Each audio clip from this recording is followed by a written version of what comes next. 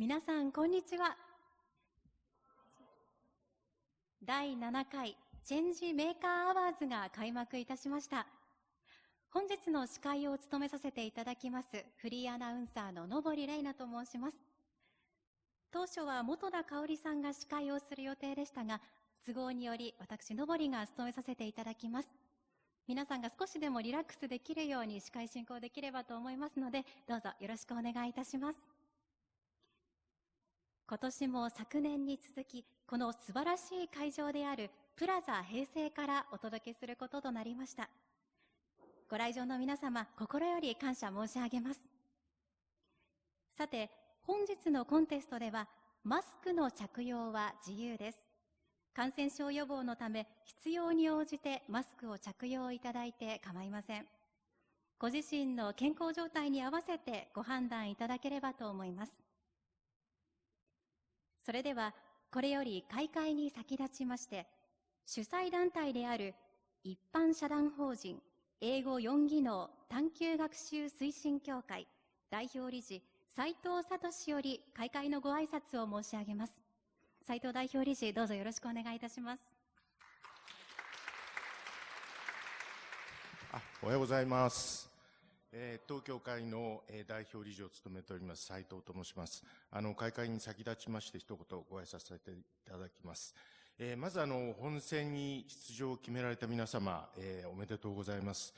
今ちょうど甲子園で高校野球やってますけれども、皆様は各ブロックを勝ち残って本選に出場された、言ってみれば甲子園の代表みたいなものですから、ぜひそのことにですね、誇りと、そして自信を持っていただきたいというふうに思います。今回第7回を迎えますチェンジメーカーウォーズですけれども、チェンジメーカーというのはもう本当に申し上げるまでもなく、変化を起こす人、変化の起点になる人ということで、今世の中見てみると世界各地で紛争が起こっていたり、格差が広がったり、あるいは自然災害が起こったりということで、あんまり多くの人にとって住みやすい場所ではないかもしれないですけれども、ぜひですね、皆様の勇気ある行動と若い英知を持ってですね、これを、より良い場所にしておいてもらいたいという、そういう願いがですね、この、チェンジメーカーアウォーズという賞には込められています。皆様これまでにですね、準備と、時間をかけてですね、本当に一生懸命やってこられたかと思うんですけれども、皆様が今日ここで発せられるメッセージはですね、必ず世界の誰かの心に届いてですね、最初は小さいかもしれないけれども、変化をもたらし、そして、明るい未来を、築いていってくれるというふうに私は信じています。皆様のですね、素晴らしいパフォーマンスを発揮し、そして将来ですね、チェンジメーカーとして活躍されることを記念しましてですね、簡単でございますが、開催の挨拶とさせていただきます。健闘を祈ってます。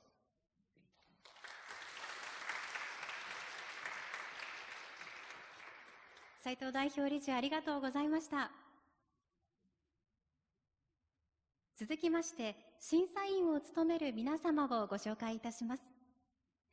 株式会社ジャーマンインターナショナル CEO、ジャーマン・ルース・マリー様。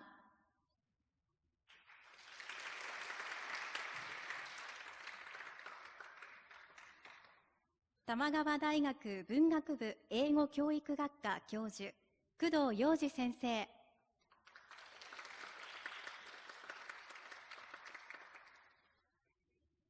上智大学短期大学部英語科教授、加納明子先生。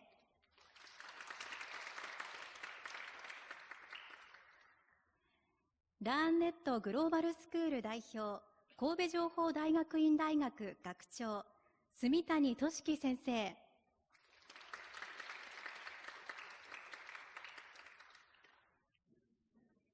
チーム部門へグローバルリンク賞をご提供いただいております株式会社 JTB 企画開発プロデュースセンターグローバルリンク日本事務局、太田花菜様。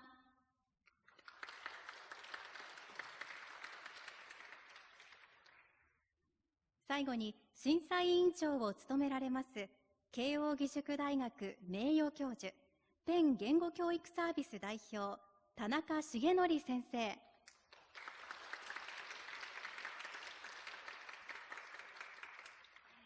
以上6名の審査員の皆様に審査をしていただきます。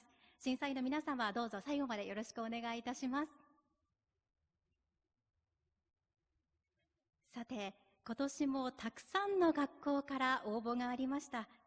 地方ブロック予選、そして地方ブロック決勝を勝ち抜いてきました本日の出場校をご紹介いたします。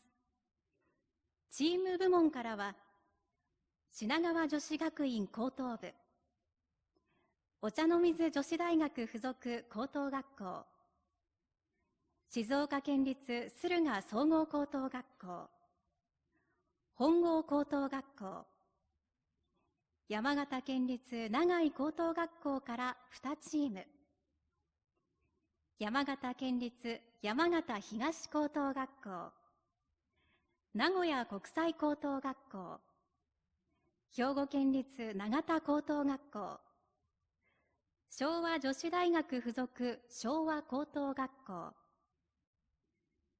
個人部門からは、兵庫県立姫路商業高等学校、さいたま市立大宮国際中等教育学校、大阪府立水都国際高等学校、白入学園高等学校、N 高等学校、広尾学園高等学校、松栄女子学院高等学校、公文国際学園高等部、東京学芸大学附属国際中等教育学校。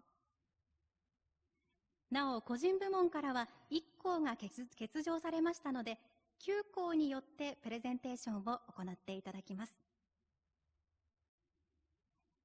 そして、審査員による厳正な審査により、チーム部門、個人部門からそれぞれ金賞1組、銀賞1組、銅賞1組が決定いたします。金賞受賞者にはお一人につき60万円の学習支援金が支給されます。また、銀賞受賞者には40万円、銅賞受賞者には30万円の学習支援金が支給されます。また、チーム部門から1組に株式会社 JTB 様ご提供のグローバルリンク賞がご用意されています。そして、個人部門からお一人に株式会社ジャパンタイムズ出版様ご提供のザ・ジャパンタイムズアルファ賞が用意されています。なお、受賞を逃した方全員に全国大会参加賞としてお一人につき10万円の学習支援金が支給されます。各賞を手にするのはどの学校の皆さんになるのでしょうか。さて、ここで出場される皆さんへお願いがあります。まず、プレゼンテーションの時間についてです。プレゼンテーションは7分を目安にお願いいたします。5分を経過した時点でベルが1回鳴ります。そして7分を経過した時点でベルが2回鳴りますので、時間の参考になさってください。なお、8分を過ぎるとベルは鳴りませんが、失格となってしまいますので、8分は過ぎないようにご注意ください。次に、立ち位置についてです。プレゼンテーションの間は動き回っていただいて構いませんが、終わったら舞台中央で質疑応答を行うようにお願いいたします。皆様どうぞよろしくお願いいたします。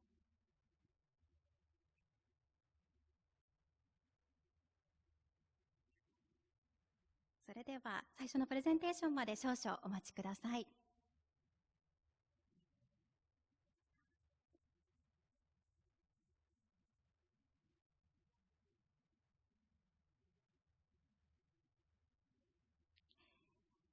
それでは皆様お待たせいたしました。チーム部門のプレゼンテーションを始めていきたいと思います。最初に発表いただくのは、品川女子学院高等部のクレアです。メンバーは森谷桃香さん、半田楓さん、小泉飛鳥さん、小川凛香さんです。クレアの皆さん、よろしくお願いいたします。どうぞステージにお願いいたします。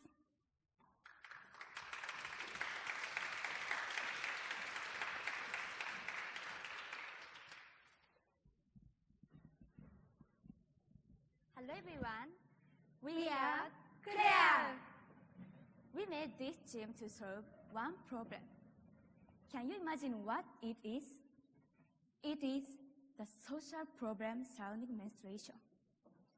What made us think about this problem is our experience and the feelings of suffering and frustration that came from that. As one example, I was told that, "Isn't it just a fake illness?"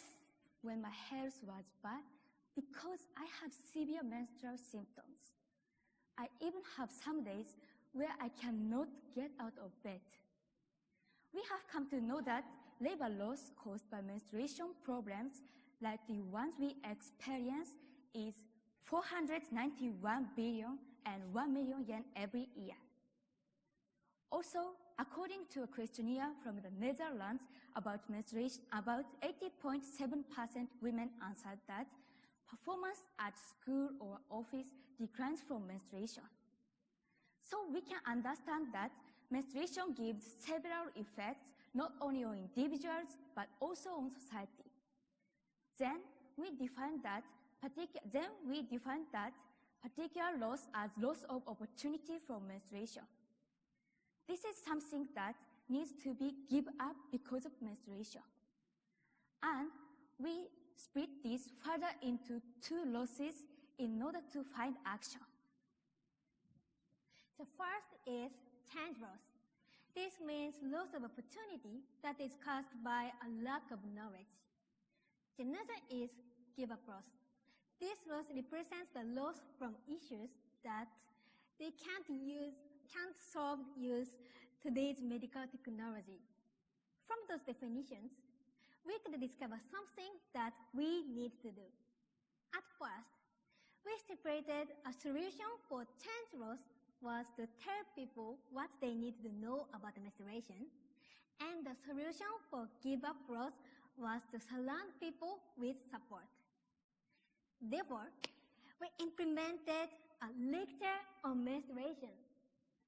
That's target for all people who make up our society, like elementary school students, high school students, adults, and more. In order to provide boys' school students with basic knowledge about menstruation, we had actually them to talk the lecture and different menstruation products and test them by pouring liquid on them and then seeing which was the most absorbent. And rather than just lecturing to students, by doing this kind of experiments, we think they will have better understanding of reality of menstruation. Also, for girls' schools, there are individual differences in menstruation symptoms and thus the appropriate solutions.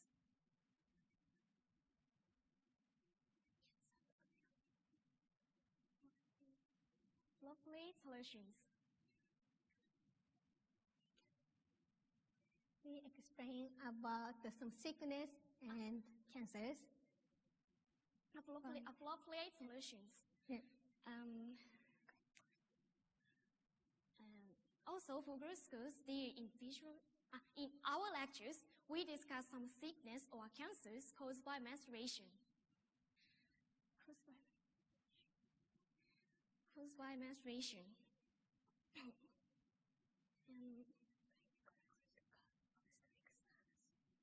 Caused by menstruation.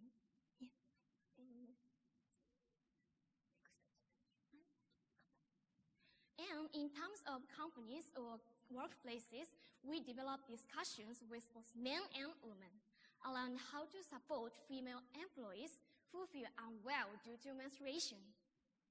Consequently, we created an opportunity where everyone could talk casually about menstruation.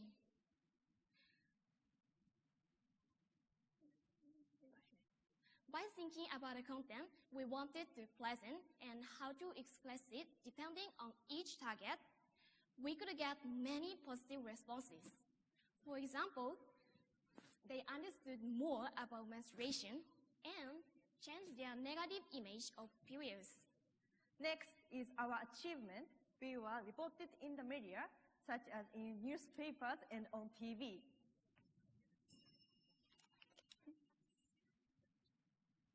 We collaborated with Gakken to publish the book that provide the same knowledge as the lectures we offered. Therefore, we could convey knowledge about menstruation and the significance of our activity to people who have never taken our lectures or who currently live too far away for us to reach directly. And we visited the mayor of Shinagawa to tell our achievements. She indicated a positive reaction of that and sympathized with our project about the menstruations. Finally, I will talk about future activities. Now we only work in the Kanto region such as in Tokyo and Kanagawa, but that will not change society as a whole. Thus, we want to widen our influence. Therefore, we are making plans to hold lectures for schools in Kenya, India, and so on. We want more people to know about our project, make connection with people around the world, and invite new members into our team to expand our activities all over the world. And that's exactly why we joined today's contest. We will expand our activities globally to create a world where everyone can understand and respect each other beyond all differences, including gender. Thank you for listening.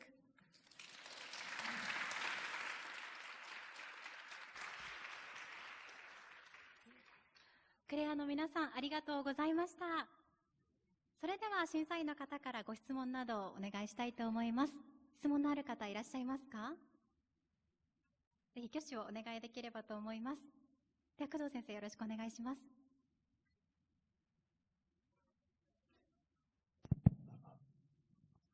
Okay, thank you. Thank you for your inspiring presentation. First of all, I like the name of your group, Claire, because just because the name of my dog is Claire. Okay.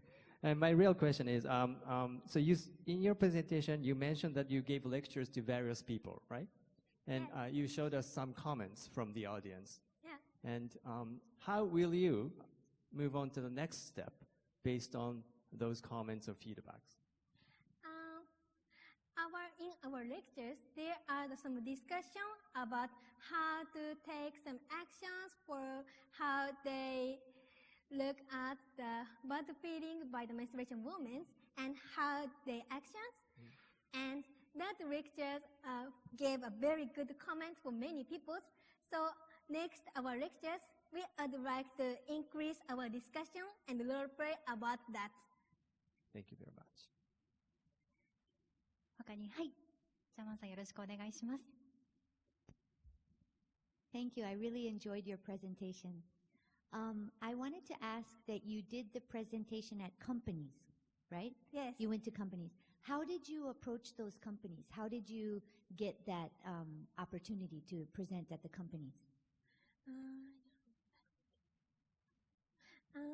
We lectured with some companies. We explained that companies' names like Asahi Bear or our school's PTA sponsors, or Detroit Thomas and more. And in their lectures, we increased the time of some discussion with men and female office workers and talking about that company's system of menstruation. 田中先生お願いします。Okay, thank you for sharing your work. You said you want to expand the scope of your activities. When you plan to expand your work to other countries like India, Yes. or Kenya, so on. Yeah. you may anticipate or you may, expect some cultural attitudes, different cultural attitudes Yeah. about period or menstruation stigma or negative images. If possible, give me just one example of different cultural attitudes you may possibly encounter. I'm asking this question because the problem of period stigma is more serious in Kenya or India than in Japan, and culture becomes a big factor dealing with this problem. So if you could give me one example. Okay, one of example in the Kenya and India, there are some thinking of the religions like blood is dirty, and this situation is bad effect for the woman can't get the menstruation product, but that is reason of the difference of the religious thinking.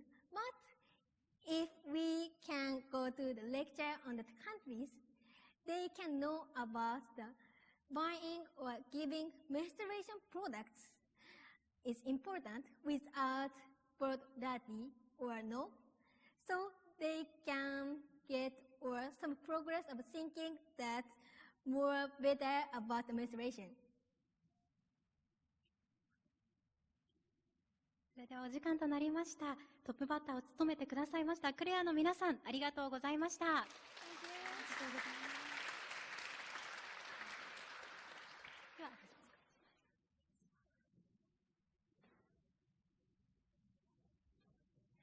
チーム部門の1校目は品川女子学院高等部のクレアの皆さんでした。ありがとうございました。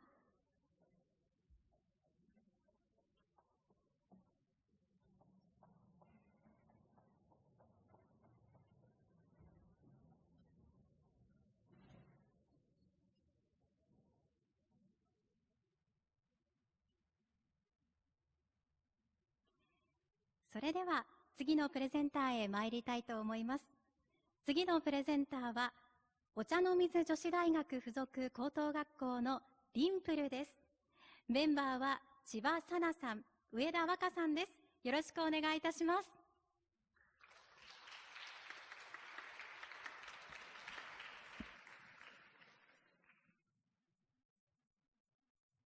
Hello, we are Team Dimple. I'm Sana. And Waka. Today, we'd like to present our research. First, please look at this number. I'm really sorry, but this wasn't supposed to be this, but actually 1.47. Can you guess what this number is? This is how much the world's average temperature has increased since the Industrial Revolution. Only 1.47 degrees? It's not such a big deal. I understand. But according to NASA, the rising speed is about 20 times faster than how it was before. Then what's the reason? To find out, let's look at these graphs. This shows the rise of temperature and carbon emissions from fossil fuels. It seems they're both rising in a really similar way. Yes, it seems that fossil fuels have a big impact on the temperature. Aren't you curious how much Japan uses fossil fuels? Let's find out. This shows Japan's energy mix. It seems Japan heavily relies on fossil fuels. Yes. Can you think of the reason? The reason is that renewable energy cannot replace them right now. And why is that? Because they're not stable. But there is something that could be a game changer. That is tidal current energy.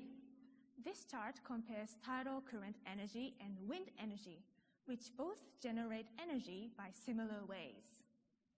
It seems that tidal current energy have more potential as an alternative energy source.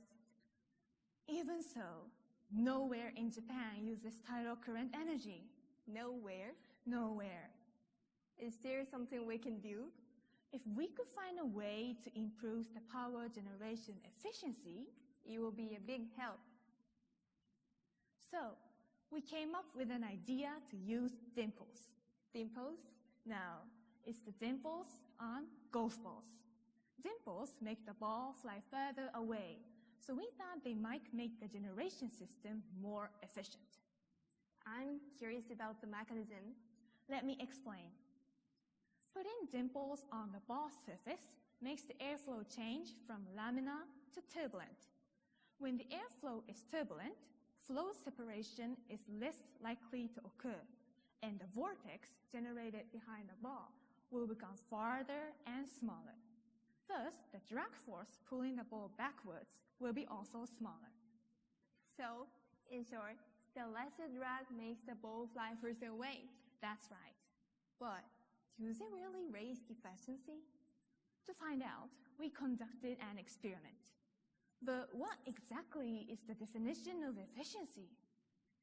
In this research, we defined efficiency as lift-to-drag ratio, which is commonly used as a measure of power generation efficiency. The larger the ratio, the higher the efficiency. So, we decided to reduce drag to raise the efficiency. But how do you carry out experiments? The power generator is too big to experiment with.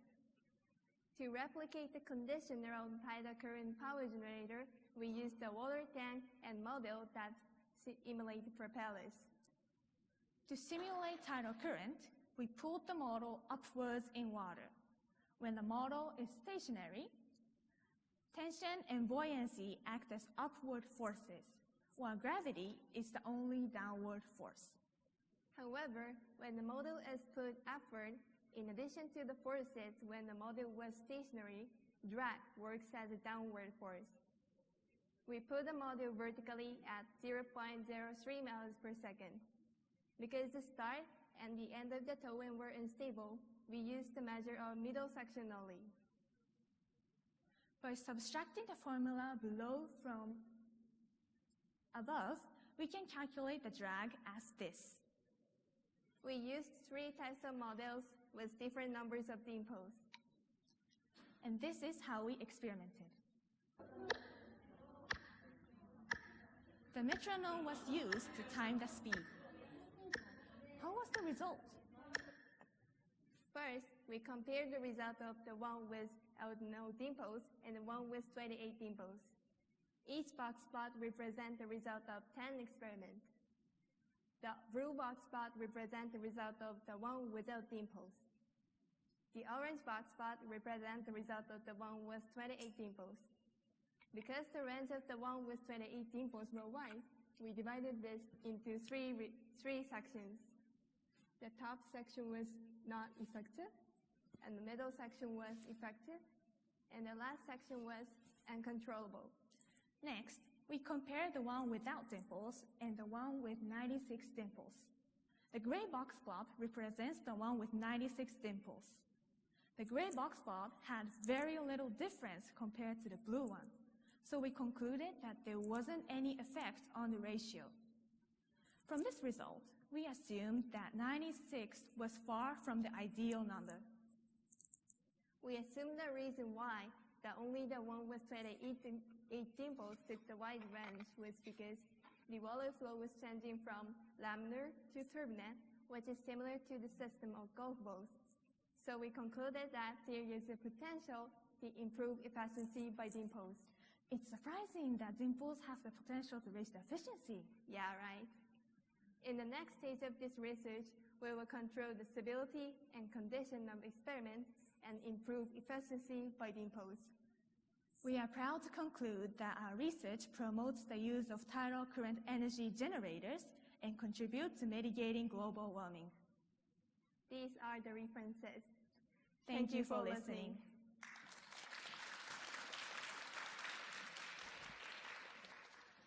ディンプルのお二人ありがとうございました。それでは審査員の皆様から質問をお願いしたいと思います。質問がある方いらっしゃいますか？では住田先生ですか？はい。Okay, yeah, thank you very much for your great presentation. A really interesting idea, I think. And could you explain, you define the efficiency, right? And so if you improve the efficiency, how can you contribute to the less CO2 generation or whatever the goal you want to achieve? There is by maximizing the efficiency, we can provide the electricity in the low prices to a lot of people. So it's crucial to maximize efficiency. Yes, and also tidal current energy is used in the ocean. So microorganisms, can attach to them. And if the efficiency was low, it takes a lot of money to change those propellers. So if we could raise the efficiency enough, we don't have to think about that. Okay. Yeah. Great. Thank you. 加納先生お願いします。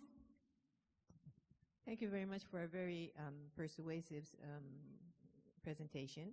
And my question is, well, if this dimple thing is going to be incorporated in the title generators, it seems to be a great idea, but what else hinders this title generators to be more common or popular?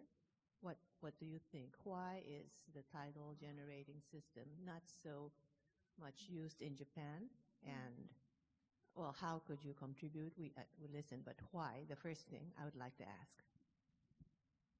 The reason is that the tidal current energy is not used in land, and we can use only in ocean. And the tidal current generator is only used in sea, that the volume flow is really fast. So the place, we have to choose the place, and the place is limited in Japan. So that is the one reason the tidal current power generator didn't prevail in previous. But we think that by promoting our research, we can identify the place that's suitable for the tidal current power generator. So we think it will promote in the future. Yes. In addition, because the tidal current generator is used in the ocean, like ships and fishermen tend to go like over those oceans. So we have to cooperate with them to start generating by this system. And that should be the problem right now. ではお時間となりました。ありがとうございました。ディンプルのお二人でした。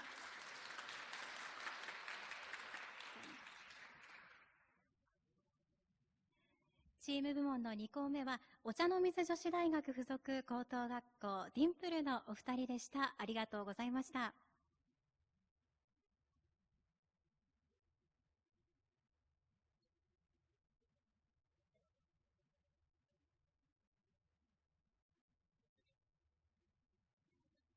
それでは次のプレゼンターへ参りたいと思います。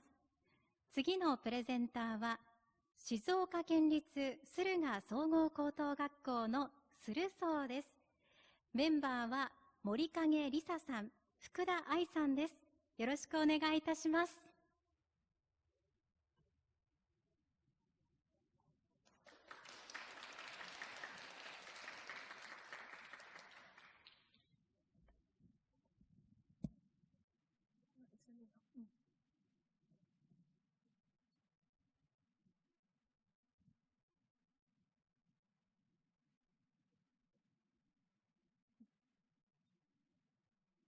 Oh no!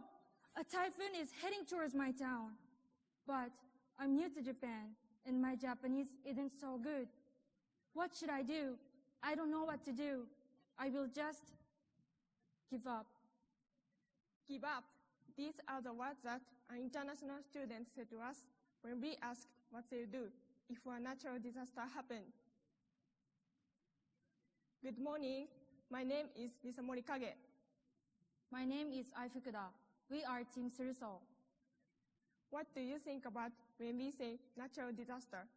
You may remember the terrible 2022 typhoon season or the 2024 Noto earthquake. Maybe you are even thinking about the future Nankai megathrust earthquake, which may lead to a high loss of life.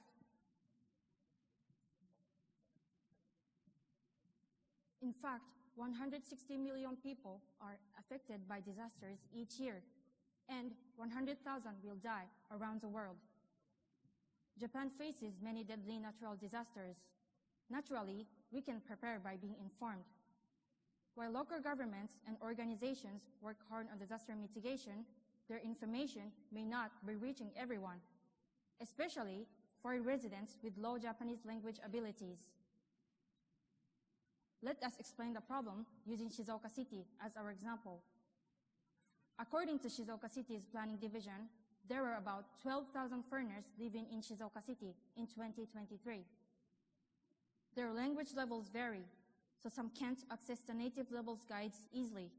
Some don't even know that guides exist. Disasters can happen without a warning, and their lives are at stake. So, informing them became our goal. We want all people, regardless of age or nationality, to be prepared properly. As a result, the scope of our project is Shizuoka City. The smaller scale allows our grassroots effort to focus on improving our community first and bring practical and effective solutions. Our project also meets many SDGs goals, like Goal 10 and 11. Here is our research process. To know the real situation, we collaborated with the Shizuoka University Organization for International Collaboration and Professor Fuji's Education Research Group for Disaster Prevention at Shizuoka University. Together, we did initial fieldwork at Shizuoka University. We interviewed foreign students about what they would do during a disaster. Over 90% of participants answered, "We don't know what we will do." Some even said they would give up. We were shocked to hear that. This experience made us think, what can we do to leave no one behind and protect everyone? Then our project started. It is called the Disaster Prevention Community Project. Next, let us explain our actions. Our first initiative was to make an English language comic about disaster safety and visited some foreign residents for feedback. They said reading comics was too slow and they needed simple expressions and clear pictures. To increase accessibility, we changed the comics into 4 posters about surviving earthquakes, typhoons, fires, and floods. We received suggestions from foreign residents and teachers several times. Using interview feedback, these were end results. As you can see, there are simple English and Japanese instructions to fix the communication gap. We put these up in places where foreign residents frequent, such as the Shizuoka University dormitory, a local language school, and a place where many foreigners work. When we asked for feedback from foreigners again, many people said the posters are easy to understand and nice to look at. We could meet our project goals. For our second initiative, we created advertisements to promote Sonakue. It is a learning application developed by Kentem, a company in Shizuoka University. This game has short videos and quizzes for its users. It is understandable for people of all ages, so we thought it would be a good resource for foreign residents with a higher language ability. While the first initiative targets all language ability levels, this one would allow foreigners with a higher ability to learn more deeply about the natural disasters. We handed this original flyer out at events and workplaces in our city. Many people didn't know Sonakue, but showed interest in trying it. Let's talk about the future of our project. Like we said about handing out posters and promoting Sonakue, this project can be spread to other places with many people. They can also be used freely on SNS. In the future, we can make these posters in other languages too. This way, people who don't speak English or Japanese can be safe too. We can also make posters for other prefectures. These simple tasks would save many lives. To conclude, by forming a team with experts, we gained a holistic view of challenges facing foreign residents. Through this, nobody will feel powerless. Through this, nobody will say, "I give up." And through this, our communities become protected. Our project focused on Shizuoka City, but these actions can easily be done by students all over Japan. We encourage everyone here to do their part in informing the public, especially those who have different levels of Japanese language ability. There are many things that even we high school students can do for our society. Let's make a world where everyone joins hands. Would you like to try together? Thank you for listening.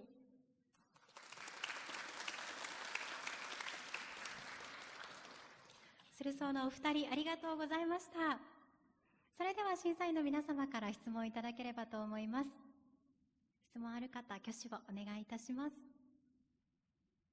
工藤先生、お願いします。Okay, thank you for your presentation.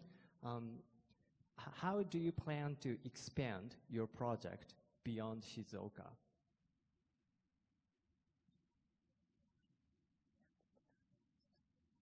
And also, what would be potential problems if you want to expand your ideas or projects throughout Japan?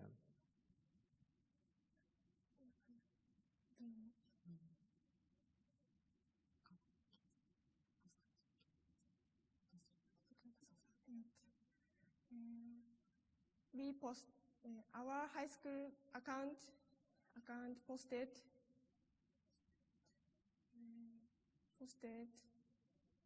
at Instagram. So many people. So I want to look at everyone. So you're going to use social media to expand your ideas or projects throughout Japan. Okay, thank you. Thank you. Thank you. 他に質問のある審査員の方いらっしゃいますでしょうか。ジャーマンさんお願いします。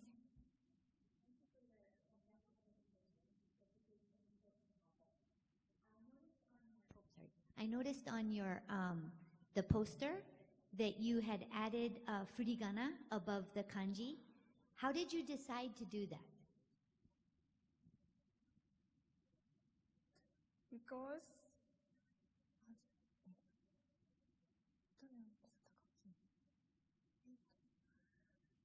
we used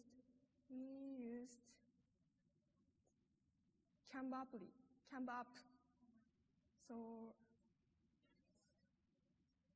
we wrote it. Okay, so maybe I used how, but why did you decide to put the furigana on there? Why?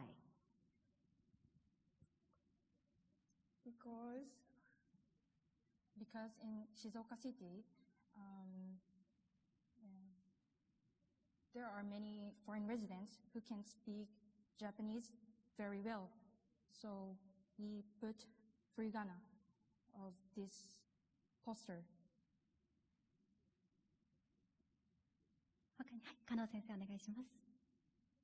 Thank you for your presentation. In your posters, you put Japanese and English.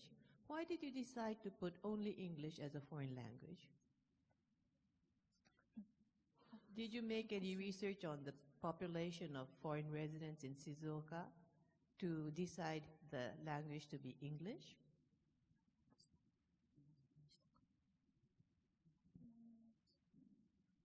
English is spoken many words. So we want to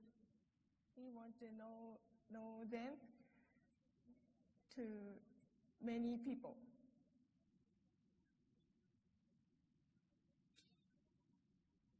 それではお時間となりました。鶴荘のお二人ありがとうございました。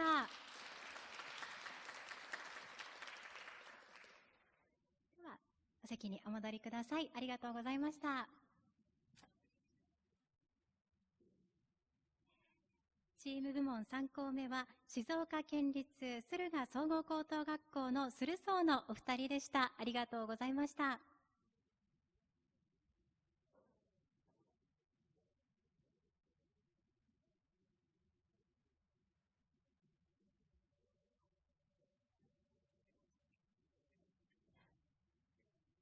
それでは次のプレゼンターへ参りたいと思います。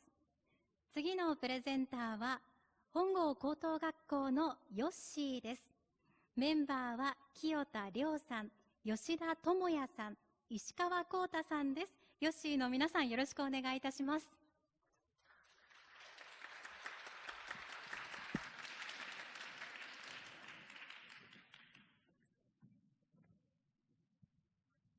Hello, everyone. Today, I would like to talk about our efforts to change Japanese youth's attitudes toward English. How do you think Japanese people's English proficiency ranks among non-English speaking countries? According to a Swiss Research Institute, in 2024, English proficiency of Japanese people ranked 92nd out of 116 non-English speaking countries surveyed, the lowest rank ever. This graph shows that a decline in English proficiency is particularly noticeable among the younger generation. It also shows that many students struggle with English, especially listening and speaking, no matter which school they go to. In today's global society, we increasingly interact with people from other countries. It is now essential to communicate not only in writing, but also face-to-face when meeting people. We therefore conducted a survey of our school students to find out what they think about English. The results show that while junior high school students prefer the 4 English skills evenly, more than half of high school students value reading the most. Junior high school students were also more likely than high school students to say that they liked or were good at English, suggesting that the current reading-intensive, grammar-focused, exam-oriented English high school education is having problem cultivating practical English skills and positive attitudes toward English. The survey also asked students whether they were exposed to English before entering junior high school. The results show that about half of the students responded that they were, and of those, 70% thought this had helped them improve their English skills. Regarding the nature of the exposure, common answers included practicing pronunciation and watching foreign films. In light of these results, it is clear that such exposure makes students more proficient in English. We therefore realized that the earlier Japanese children are exposed to English, the better their English ability will be, and decided to find opportunities to share English with children younger than ourselves. Therefore, we decided to try this at the school festival. We thought this would be a great opportunity because our school festival attracts about 20,000 visitors every year, many of whom are elementary school students. Each year, our club does English performances to attract and entertain younger children and get them interested in both in our school and in English. For several years, we have been performing Kyogen in English, but it had limited popularity. So last year, in order to attract more younger audiences, we decided to perform a play which has a character they are familiar with and a story which is easy to understand. Doing this was quite a challenge as we faced many problems, such as creating the story from scratch, adjusting the number of the characters so that the time of performing is evenly divided among the club members. Taking into consideration the overall circumstances, we decided to perform an original play centered around the famous game character. We always performed Kyogen in a classroom in which we were so close to the audiences that it didn't require many gestures or loud voices.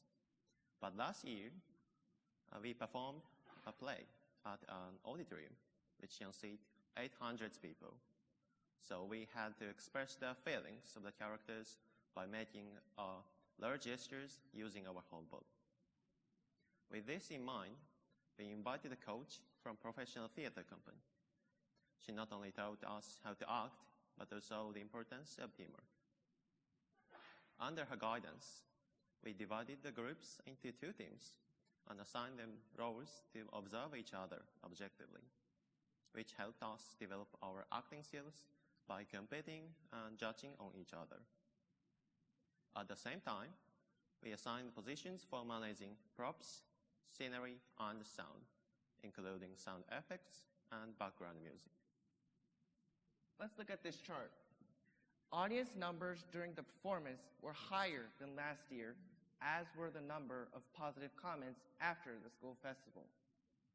Audiences have enjoyed our Kyogen plays in the past, but it seems that they liked and enjoyed and understood the play we did this year much more. In the future, we are considering holding similar presentations outside of school festivals, such as at the kindergarten within our school grounds. Observing the fact that children who didn't really understand English also enjoyed the play, we realized the importance of the element of fun in attracting a younger audience. Over the decades, the Japanese government, media, and publishing world have made continuous efforts to improve the quality and scope of materials for English education. In some respects, they have been successful, but Japan's poor results in comparison with other Asian countries show that such efforts alone are not enough. We need better strategies to attract young kids. From our experience and research, we have found that one of the best strategies is to use what contemporary kids are most interested in, namely manga, anime, and games. By harnessing their interest in popular culture and directing that excitement to English acquisition, we can realize the most cherished goal of education: getting kids to want to learn and to enjoy learning. Moreover, unlike major changes in secondary education curriculum, this approach is entirely workable, since it basically involves nothing more than adopting more familiar topics.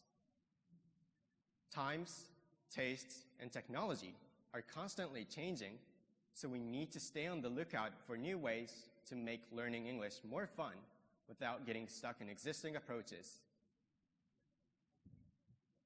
Thank you.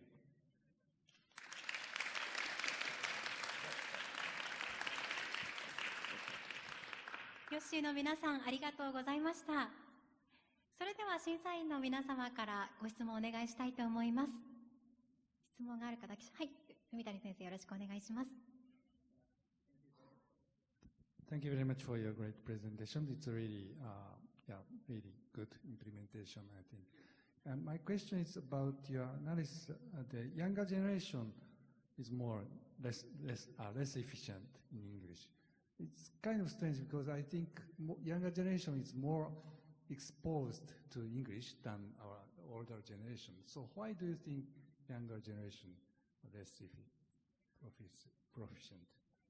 I think that because the younger generation learns English at an earlier age with grammar, those younger generations really don't like the grammar of English, and they hate English after all. So that's your understanding, and so you prefer playing like skits instead of learning grammar and those things. Yes, yes, that's correct. Great idea. Thank you. 他に質問がある審査員の方いらっしゃいますでしょうか。工藤先生お願いします。Okay, first of all, nobody would think Japanese people are not good at English after seeing your fluent English presentation, right? But my question is, so when you say Japanese people are not good at English, what do you mean by that? I mean, what is your definition of English proficiency? Could it be a score of English test? So what's your definition of English proficiency? Well, our understanding is that Japanese people are good at tests because they're doing grammar from early ages and doing it at school, but they're kind of shy when talking to people, meaning when you're talking face-to-face, they just can't speak English, which makes them look bad at English skills. Okay, thank you. 他に質問がある方いらっしゃいますか？ジャマンさんお願いします。Just quickly, that was a fantastic presentation. So you're saying 1,400 people came to see the play? Is that correct? Yes, that is correct. Did you take any kind of survey from them, like what they thought about the play, or what have you thought about that, or what did you think about that? We thought about that, but considering that there's 1,400 people coming, we couldn't really get enough papers, so we thought we could just ask them personally and get them feedback face to face. ではお時間となりました。ヨッシーの皆さん、ありがとうございました。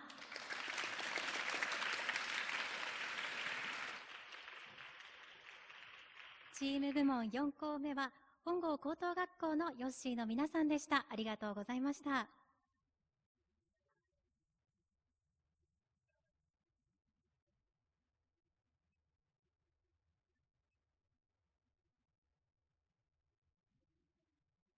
それでは次のプレゼンターへ参りたいと思います。次のプレゼンターは山形県立長井高等学校のシューティングスターです。メンバーは鈴木龍之介さん、佐藤澄怜さん、加藤花音さんです。よろしくお願いいたします。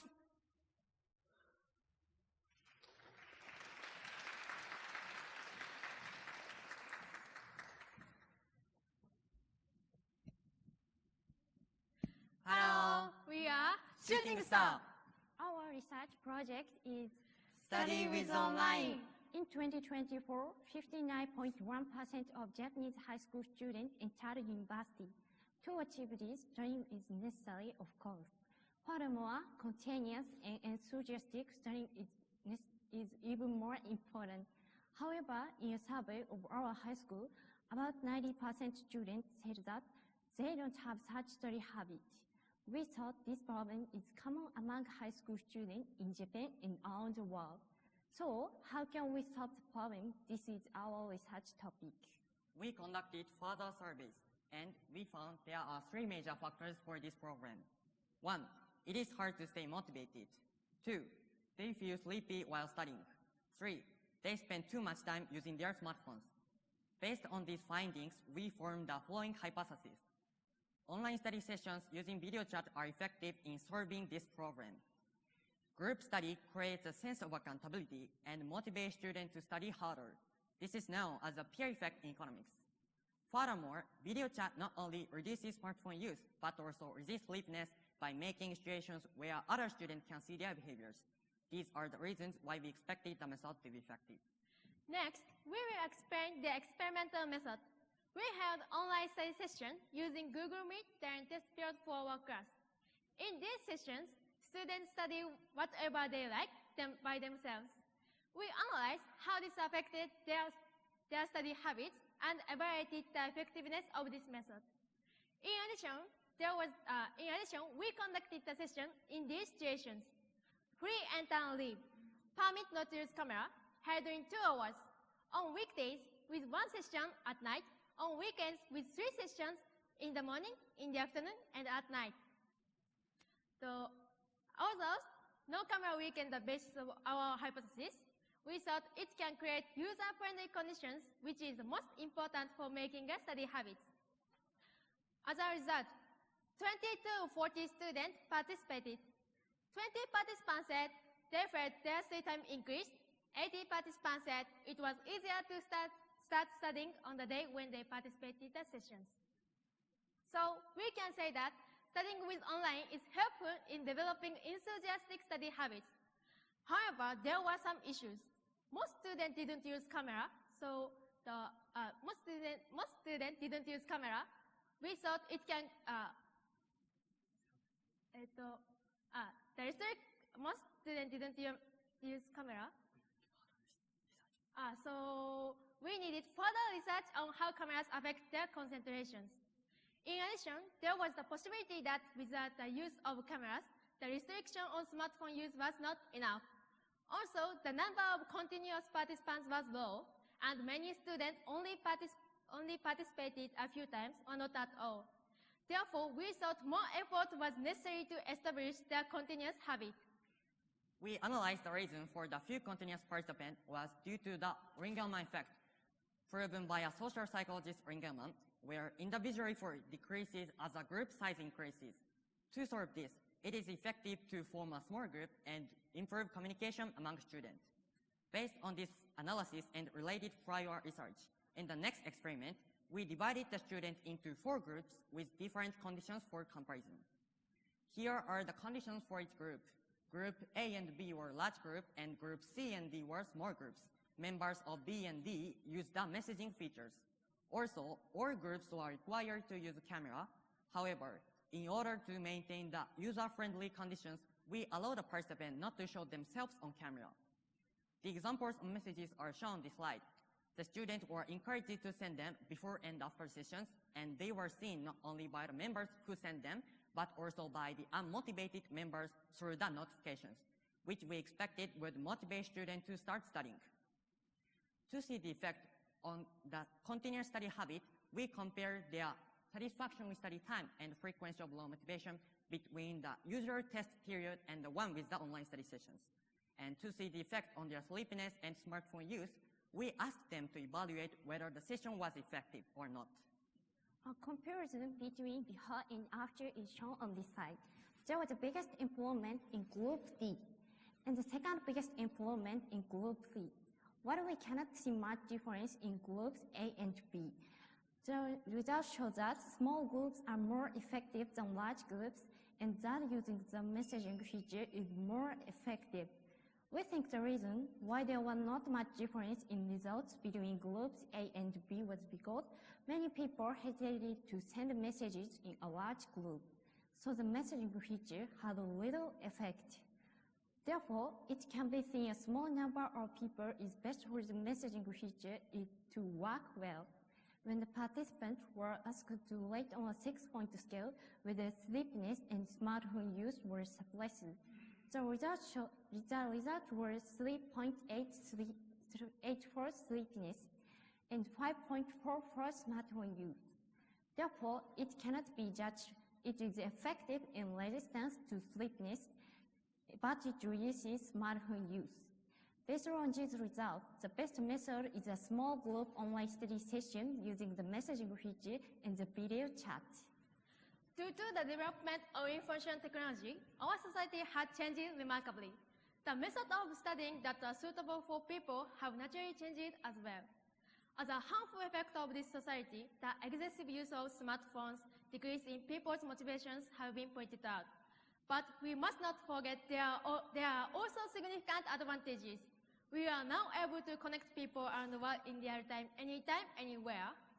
Our research results present study method that maximizes these advantages, and it will certainly make a significant contribution to the improvement of people's study habits in the world.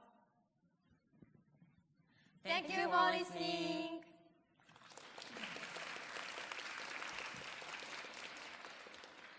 シューティングスターの皆さん、ありがとうございました。それでは審査員の皆様から質問をお願いしたいと思います。田中先生、お願いします。Thank you for your presentation. According to your study, small groups using a messaging platform plus video chat are most effective. Yeah. And your suggested method contribute to better motivation and less smartphone use. But it didn't help much with sleepiness, right? Yeah. So do you have an idea about any specific ways to help students feel more awake in the next version of online session? Do you have any idea? Yes, thank you for your question. Yes, we have. We explained, in the next experiment, we explained that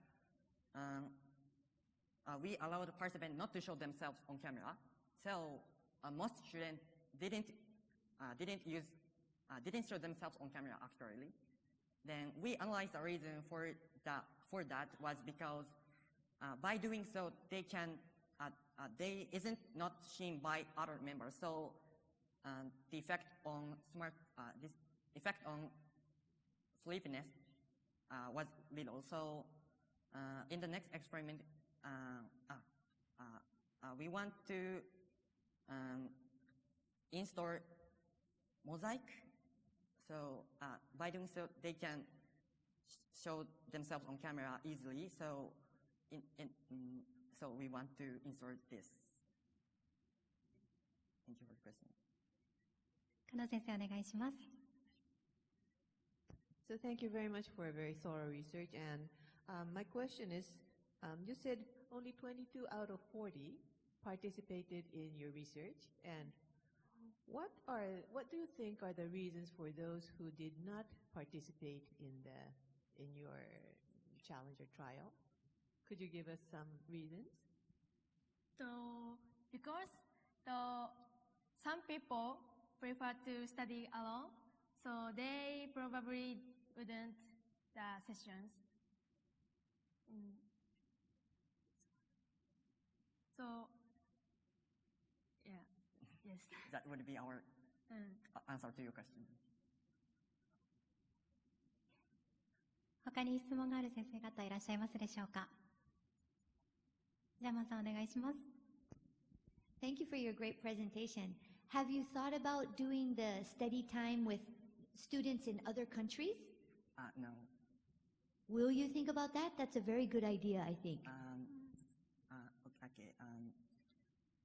There is a video content called Study With Me, where creators show themselves studying, only themselves studying.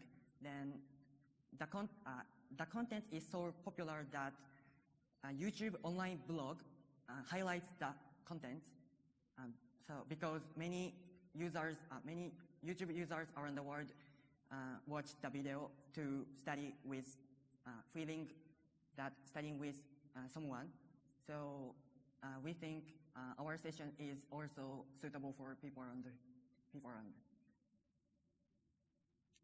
お時間となりました。シューティングスターの皆様、ありがとうございました。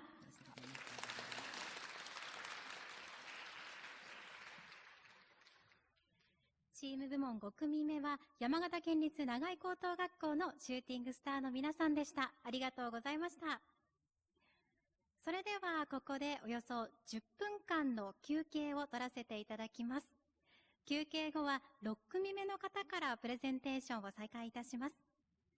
さて皆さん、会場を出たところに設置されているブースはもうご覧になりましたでしょうか。どなたでもご自由にご利用いただけますので、この休憩時間を利用してぜひお立ち寄りいただければと思います。それでは11時17分に再開いたします。11時17分に再開いたします。お時間になりましたらお席にお戻りください。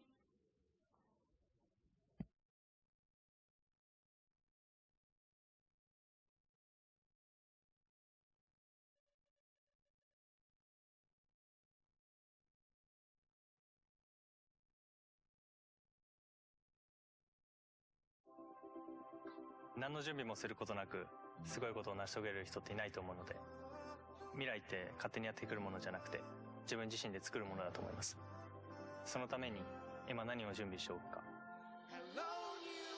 年齢とか言葉とかそういうのって壁にならないと思います。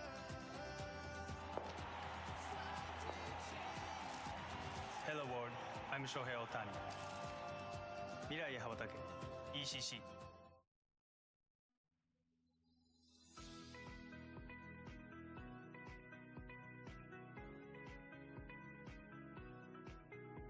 グローバルリンクはグローバルな知の交流を通じて明日の未来を作る生徒にとって唯一無二の感動と成長のフィールドを創造することを理念に、シンガポールとオーストラリアでのコンテストイベント開催やオンラインでのプログラム提供を行っています。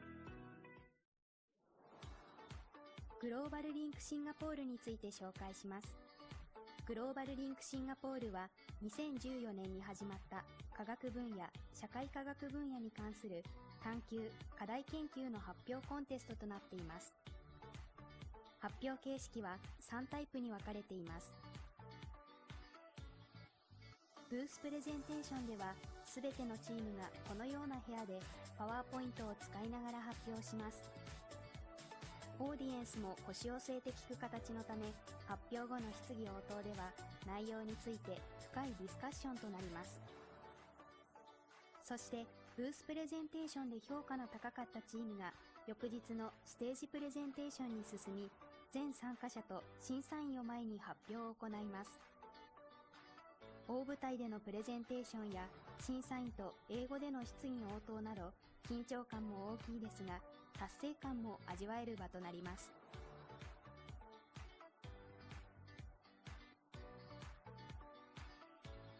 リサーチサマリーセッションでは、参加チームが自身の発表サマリーを前に参加者に対して説明やディスカッションを行います。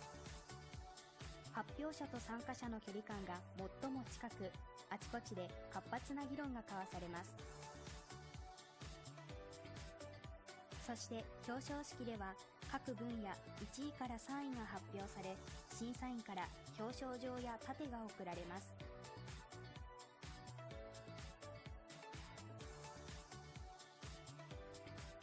グローバルリンクシンガポールでは3日間の日程を通し、コンテストの発表以外にも交流や学びの機会があります。各国の参加者と交流ができるネットワーキングディナーや有識者からの特別講演、コンテスト会場となる南洋工科大学のキャンパスツアー、現地大学生によるアクティビティ、現地大学教授による講演や研究施設の見学など、多くの学びの場が用意されています。So my project in layman's term means to explore the relationship between the environment and students' mental well-being while they're studying. So this project resonates a lot with me because I am a student. So the hardest part of our experiment is carrying out the actual testing of our solution, involving more than 150 trials, repetition. It may be repetitive, but in the end, we're gonna have that success. まずは楽しむことを第一として、その中でもそれに付属する価値を Be hardworking and be resilient. I would say just go for it. Any challenge would be a good experience for you. Never give up your nudge. 皆さんの興味関心が世界につながる扉になる。同じ志を持った世界中の仲間との出会いや、日常では触れることができない特別な学びがその扉の先には待っています。これからの人生を大きく変える、そんな一歩をグローバルリンクで踏み出しませんか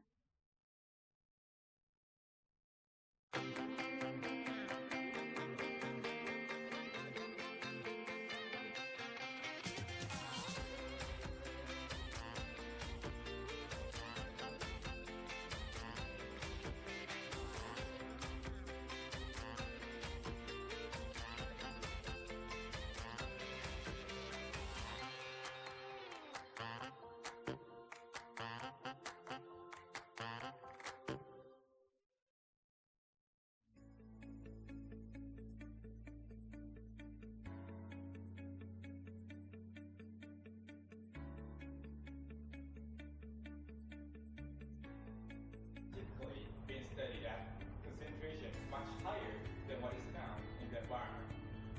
Things that harm coral. Number 1 is pollution.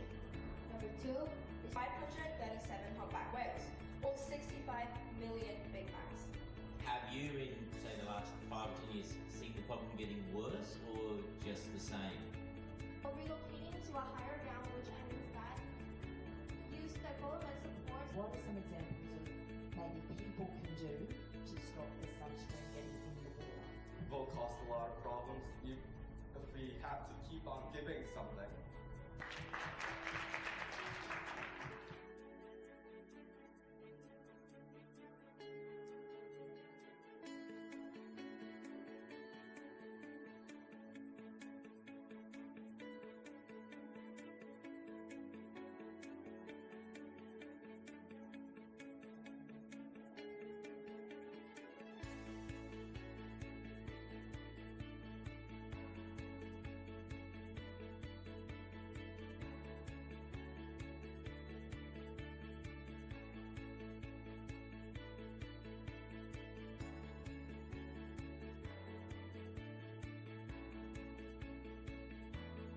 Doesn't allow us to carry oxygen.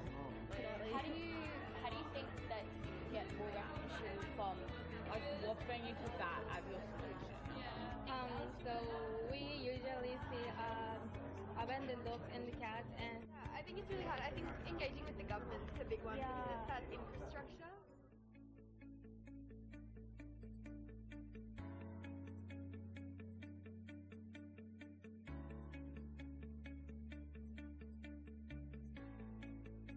Today, it kind of shows how time can heal, and so it's a bit hopeful going forward, especially when you sort of go on to list the impacts and then talk about the solutions. When we impact the environment, we impact the tourism appeal. So that's another consideration.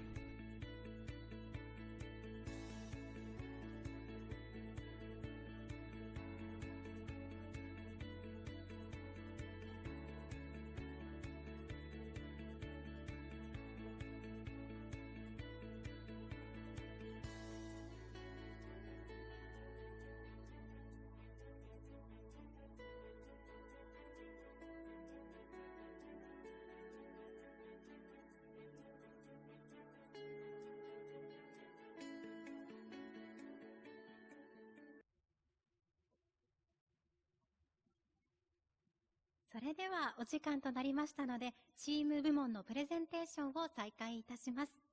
続いては6校目ですね。次のプレゼンターは山形県立山形東高等学校のフォルテチュードです。メンバーは八鍬開心さん、遠藤幸次郎さん、加藤慶さん、斉藤莉里さんです。よろしくお願いいたします。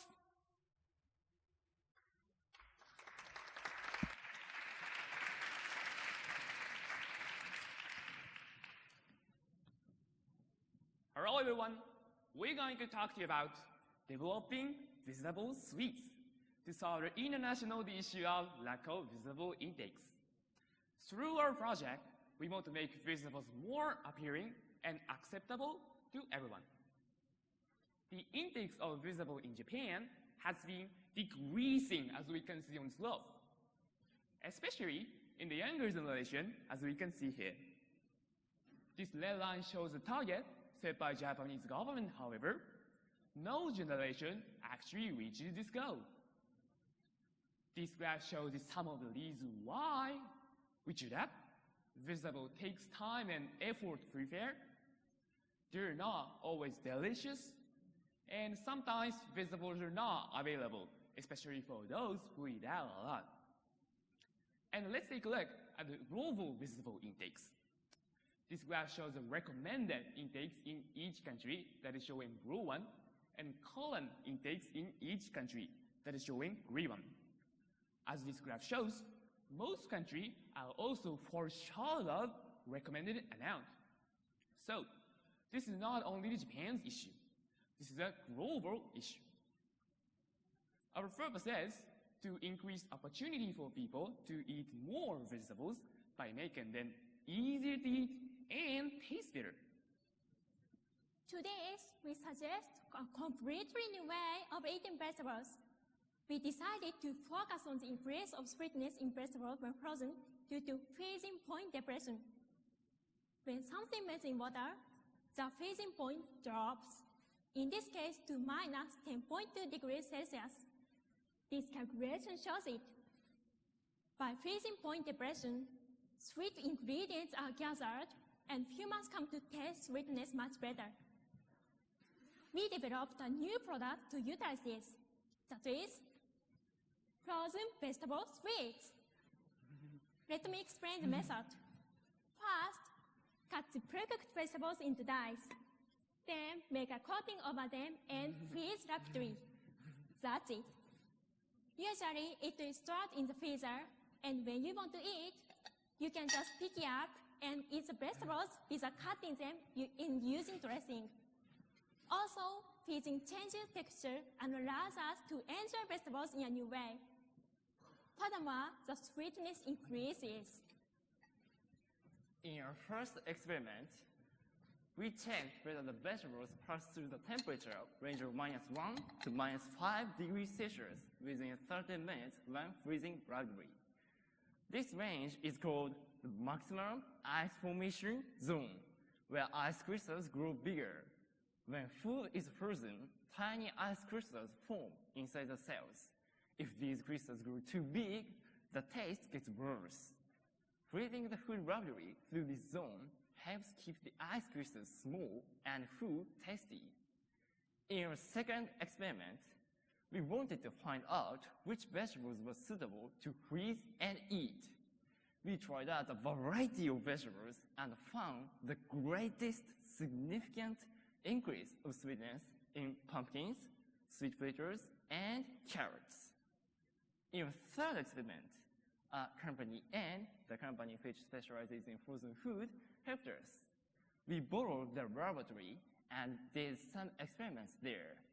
We soaked vegetables in various liquids before freezing. We thought this coating may help preserve them or improve the sweetness, and so enhance the flavor of our products throughout the freezing process. We did 4 tests. 1, the water sugar coating of 7% sugar, and 15% sugar, and apple juice coating, and no coating. We found that the texture improved with all the 3 coatings, but the taste was much better with the apple juice coating. Why did the apple juice coating improve the flavor? We suspect it has to do with the type of sugar. There are two main types of sugar, glucose and fructose. Some fruits, like watermelons, apples, and grapes are high in fructose. And fructose tastes sweeter when it's cold. So, the visible with the apple juice coating were frozen, the sweetness increases due to the effect of the fructose and also with the freezing point diffraction. This combination at two had sought have improved the flavor. Furthermore, the apple juice we use in this project is 100% pure and the coating is made from natural farm product. This makes it healthier than simply adding sugar and help keep the nutrients. So, we can say that we could achieve two things are hideable: improving taste and keeping nutrients. This is the budget projection. The left table shows the manufacturing cost, the right table shows the selling price.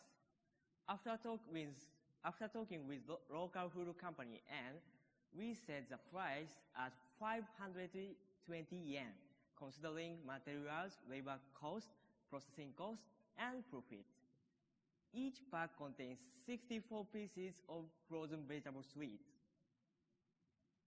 Our product will directly bring happiness to 93% of people who are aware of their dietary health and 42% of people who still feel they lack vegetable. Through our research, we have been able to reduce the effort involved in eating vegetable and improve the taste of vegetables themselves. We believe this will lead to an increase in the opportunity for people to eat more vegetable. However, there is still room for improvement, especially in taste. We hope to develop similar products in the future that will make vegetable more appealing and acceptable to everyone.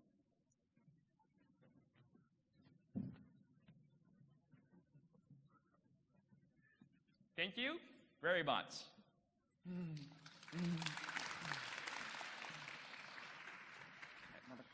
フォルテチュードの皆さん、ありがとうございました。舞台の中央に、前の方にお願いいたします。ゆっくりで大丈夫です。ありがとうございます。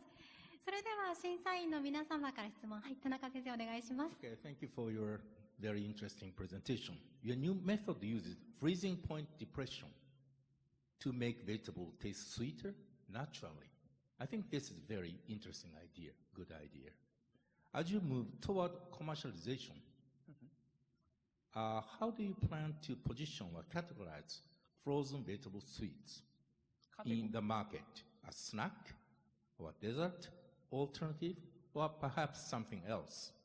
And if any, what consumer feedback have you gathered so far about people's willingness to take these treats or sweets into their regular diet? So Okay. 2 questions. Okay, and I think the name is developing visible sweets. So I think it's sweets and also as like snacks or something like that. Because like people can eat. Many people think that visible is eaten like when dinner or like breakfast. So I think we want to eat. We want many people to eat vegetable, like naturally, like anytime. So we love these products. So it will be like probably sweets. If you answer the question, it will be sweets. And then I'm sorry. Can you say that again? One more question. Feedback, consumer feedback. Yeah. Feedback, yeah. Feedback. Okay. And then when I did experiment, we tried my classmates to eat the vegetable, and then our teacher also, and then they said that some students are not good at eating vegetables, but they tried it and eat vegetables.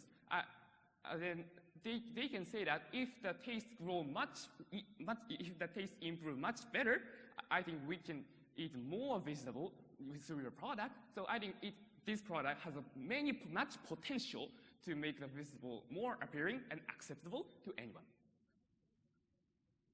他に質問がある先生方いらっしゃいますか？工藤先生、お願いします。Okay, thank you for your presentation.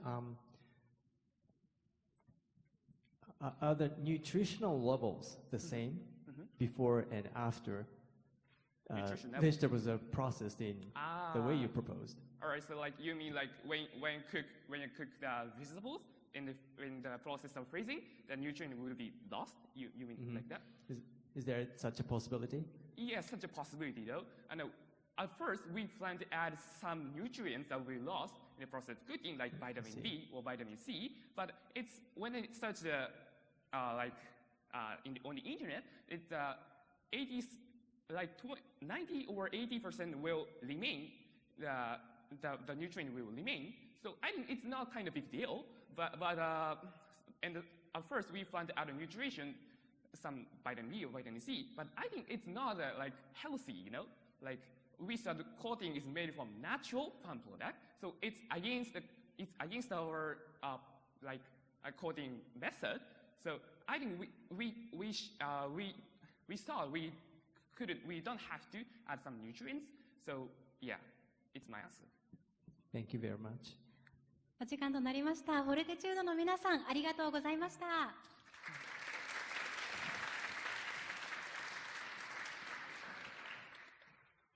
チーム部門6校目は山形県立山形東高等学校のフォルテチュードの皆さんでした。ありがとうございました。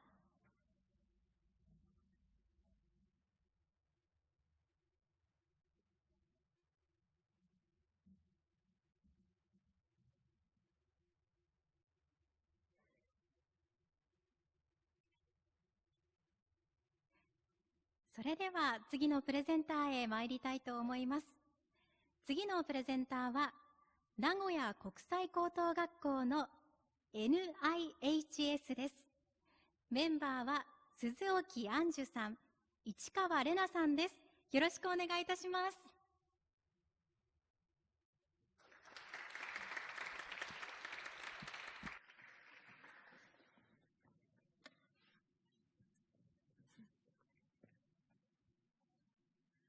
Hello everyone, we are NIHS.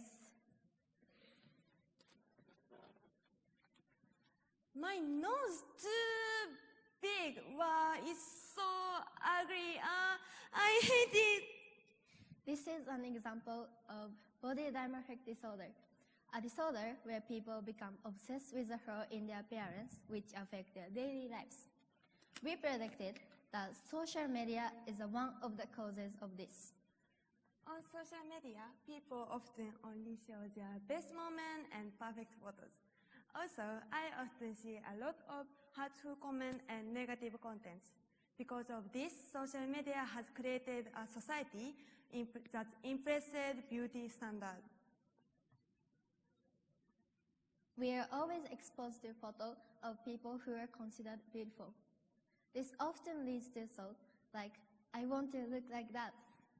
I guess this reaction is natural because it's part of human psychology. So it might be difficult to completely eliminate the impression of beauty standards. However, the problem is that in the environment, people tend to overthink things. More and more, people are becoming fixated with their appearance and being distressed. This is a situation we hope to change. To start, we can take small steps and simple action like this. The word that comes into play here is lookism. This refers to judging a person's worth based on their appearance or discriminating and slandering them because of how they look. We conducted a survey about lookism in our school. As a result, many students answered that they had experienced being told harsh things about their appearance in the past. The survey results also show that many of the students did not even know the word lookism. So we decided to spread the word to the world. By doing so, we believe that individuals and companies will pay more attention to this issue, which will lead to problem solving. We started from a few classes, then to our school, then to Japan, finally to the world. First, we held a workshop in 6 classes in our school, focusing on knowledge, thinking, and mindset. We first explained about Lookism to help students understand it. Then, on the other day, we held group activities to give everyone more time to think deeply about the topic. Through this workshop, we made a new discovery: the relationship between Japanese culture of denial and confidence. For example, in Japan, when people introduce a close family, they often use expressions like "my stupid son." This is used as a respect for the other person, but it leads people to lose their own confidence. Also, from our experiences study abroad, we realized that this culture isn't universal. In many other countries, when people are complimented, they simply say thank you and accept it without hesitation.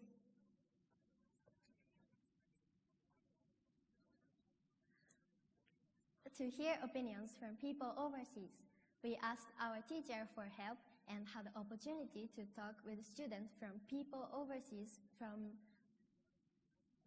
to ask our teacher for help and have opportunity to talk with students from our sister high school in France about confidence. We held a workshop with the theme, How to Gain Self-Confidence, and asked students to fill out the worksheet like this one. After that, we made a groups of Japanese students and French students for a discussion. When we compare the results from the worksheet, we found that a percentage of Japanese students who felt confidence of the Japanese students who felt confidence that much lower than that of French students. The French students were surprised and asked, "Why is your confidence so low?" The French students seems to understand their strengths and use them to build confidence. They said, "Dancing and cooking, anything can boost your confidence."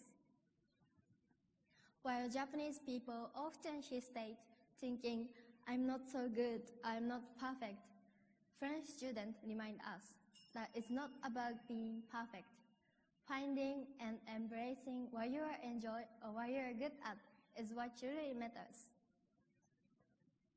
In conclusion, through study abroad, we realized that this Japanese culture is the cause of people comparing themselves to others and become trapped by beauty standards.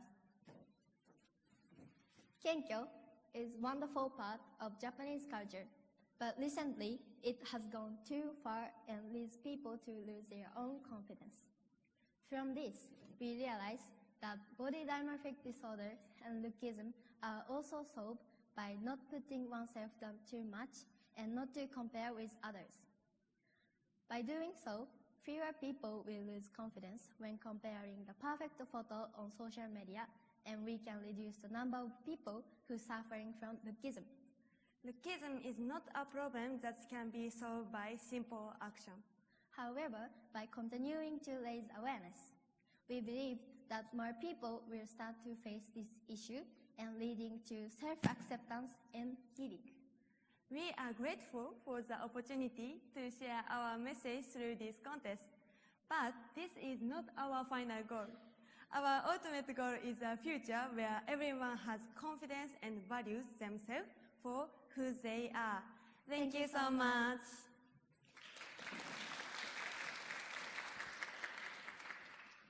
NIHS のお二人ありがとうございました。それでは審査員の皆様から質問をいただきたいと思います。住谷先生、よろしくお願いします。Yeah, thank you for your presentation. Really great observation you had. Okay, question. So you understand that Lookism is the source of less confidence, and you want to increase confidence of students, right? And yes. So what would be the sources of confidence?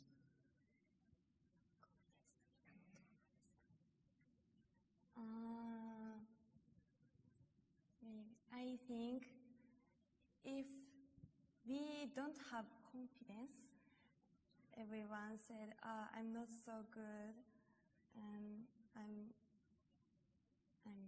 not good person. This thinking is not good. Yes. Yeah, we understand that. We understand the problem, but you want them to have confidence, right? So you need to do something to help them improve their confidence. So what do you think you can do to find confidence? Yeah. To build confidence, I think they should understand themselves, and they should understand what they are good at, or what is the good things for themselves. Okay. Yeah, that's very great. Thank you. Thank you. 他に質問がある先生方いらっしゃいますか？じゃあマンさんお願いします。Such a good presentation. Thank you very much. I have a question. When you ask Japanese people, do you have confidence? And they say, no, I don't have confidence. Is that part of Kenkyo, you think? I think it is part of Kenkyo. So they're not saying the true answer. I would like to hear your opinion. What do you think? But always, I not have confidence. I'm not.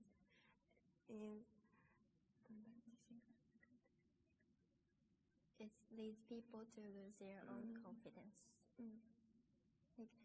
Like saying the word, like I'm not so good, I'm not perfect, it leads people to lose their own confidence. So, yes. 他に質問がある先生方いらっしゃいますか？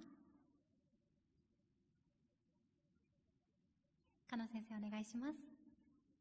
Well, thank you very much. It was really interesting. And do you think this lookism issue has difference in boys and girls at your age? Yes. I think women has more this issue. Women always make up. Yes. Make up and choose cute clothes.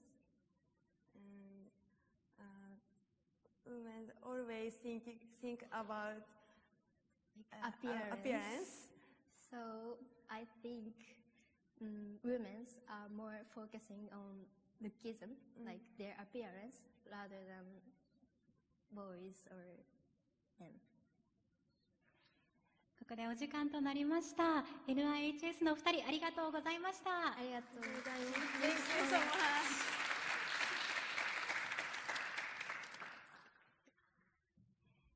チーム部門7校目は名古屋国際高等学校の NIHS のお二人でした。ありがとうございました。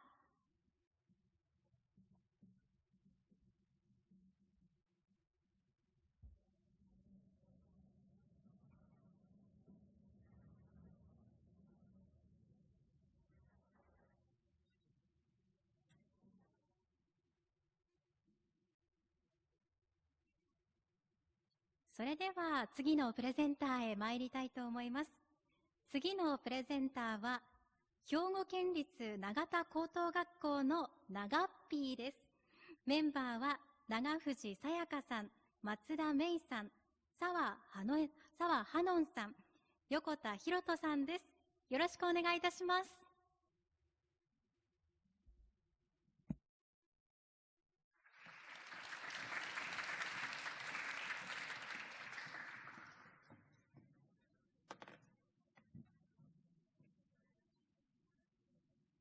Hi, we are Nagapi.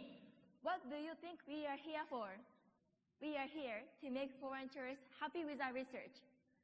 Our high school is in Hyogo Prefecture, and we are part of our English-speaking club. As you can see in this title, we compare the elements of well-being between foreign tourists and Japanese people. Then, we made use of results to improve Hyogo Prefecture's tourism industry. The reason why we started this research is because when we interviewed foreign tourists, we are so surprised to learn that many of them came to Japan to learn more about Japanese culture. In contrast, as you can see from these statistics, Japanese people often travel abroad for entertainment.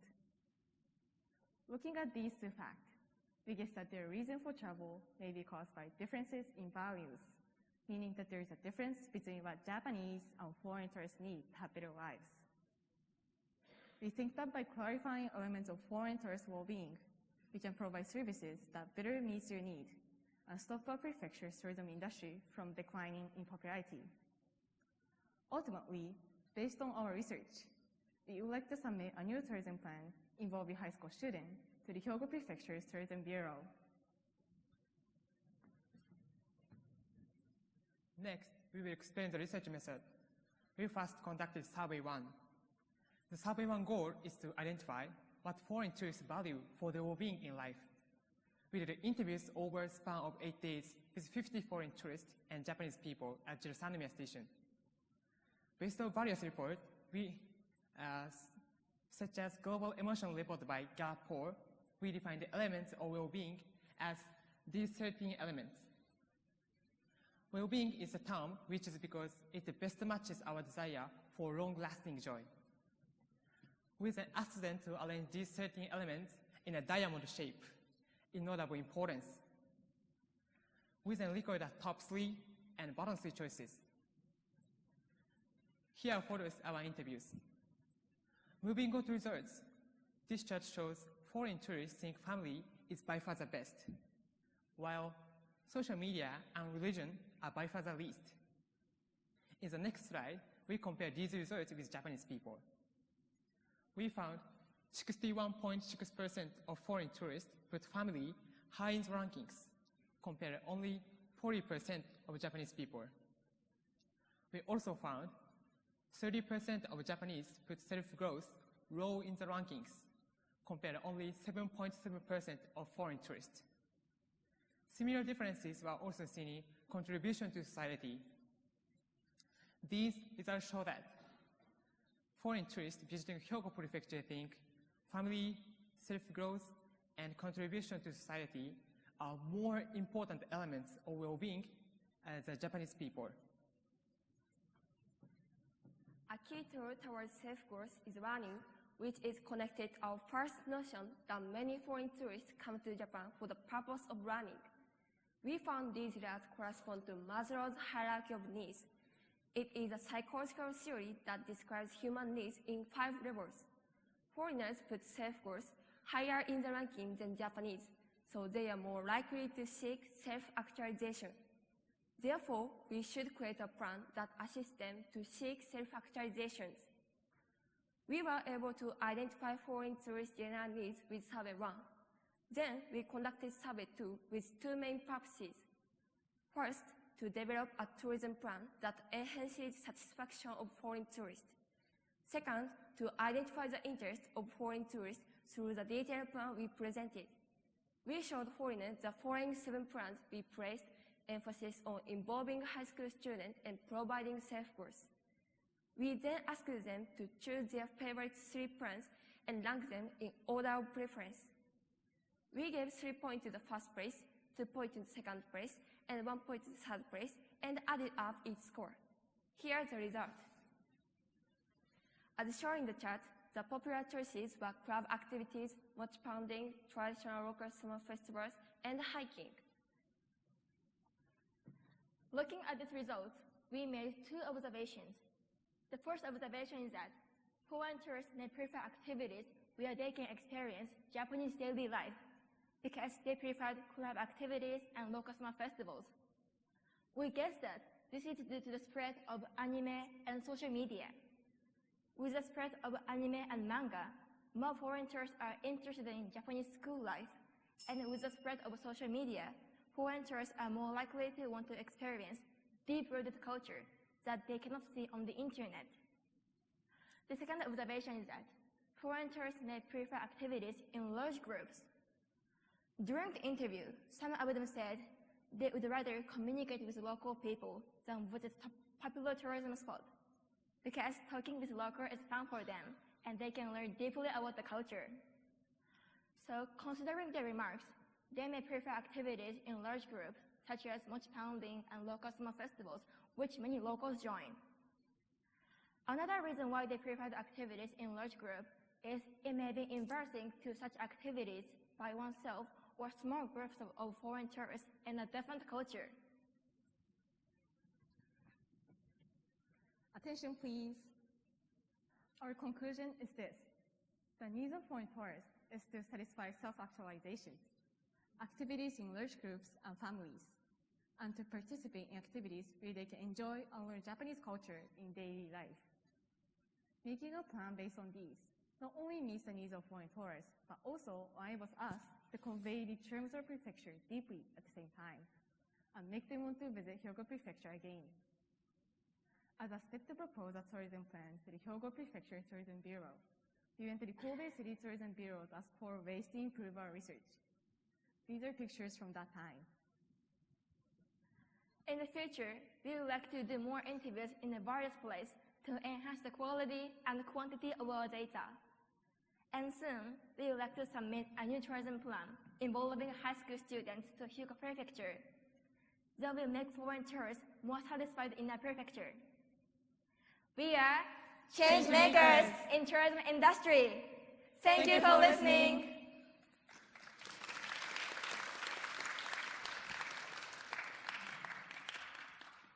長っぴーの皆さん、ありがとうございました。それでは審査員の皆様から質問をお願いしたいと思います。質問がある方いらっしゃいますでしょうか。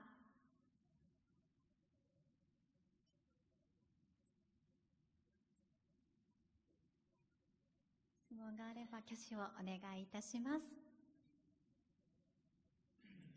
田中先生、お願いします。Okay, thank you very much. You mentioned Japanese people often travel primarily for entertainment, while foreign tourists seek cultural learning opportunities, right? Right. Okay, how much a tourism plan also appeals to domestic Japanese travelers? Do you see any potential value in changing Japanese tourist expectations about travel within their own country through these new experience-based opportunities? So how your approach applied to Japanese, changing their expectations about tourists. Question again, please? Yeah, you said the Japanese people travel primarily for entertainment, while foreign, tourists seek cultural learning opportunities. Yeah. And you made a plan, and your tourist plan appealed to domestic. I think there's a potential that your plan may appeal to domestic Japanese travelers and change their attitude. So how do you think about this, potential value of your plan when it applies to the Japanese tourists when they travel domestically? So for Japanese people, you mean? Yeah, in Japan. So first, our plan is things that involve high school students. So we are thinking to make a plan. For example, there's school festival during spring. So high school students can introduce their school to foreign tourists and tell them about their culture. So I don't think that works for Japanese because it's for foreigners to know about our culture. So it's more for foreign tourists, not for Japanese. 他に質問がある審査員の方いらっしゃいますでしょうか。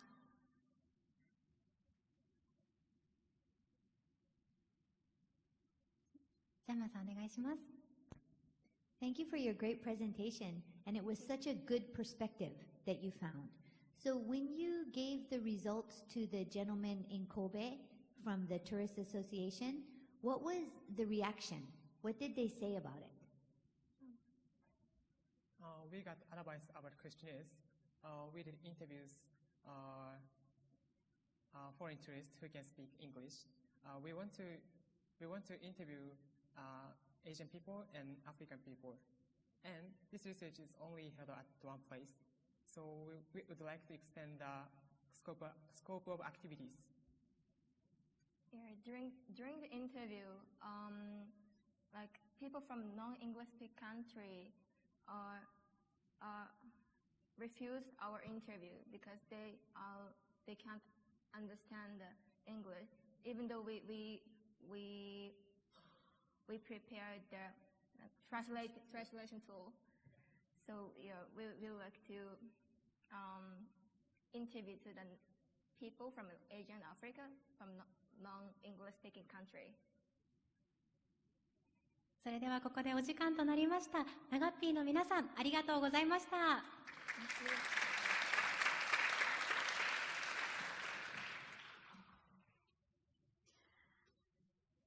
8チーム目は兵庫県立長田高等学校のながっぴーの皆さんでした。ありがとうございました。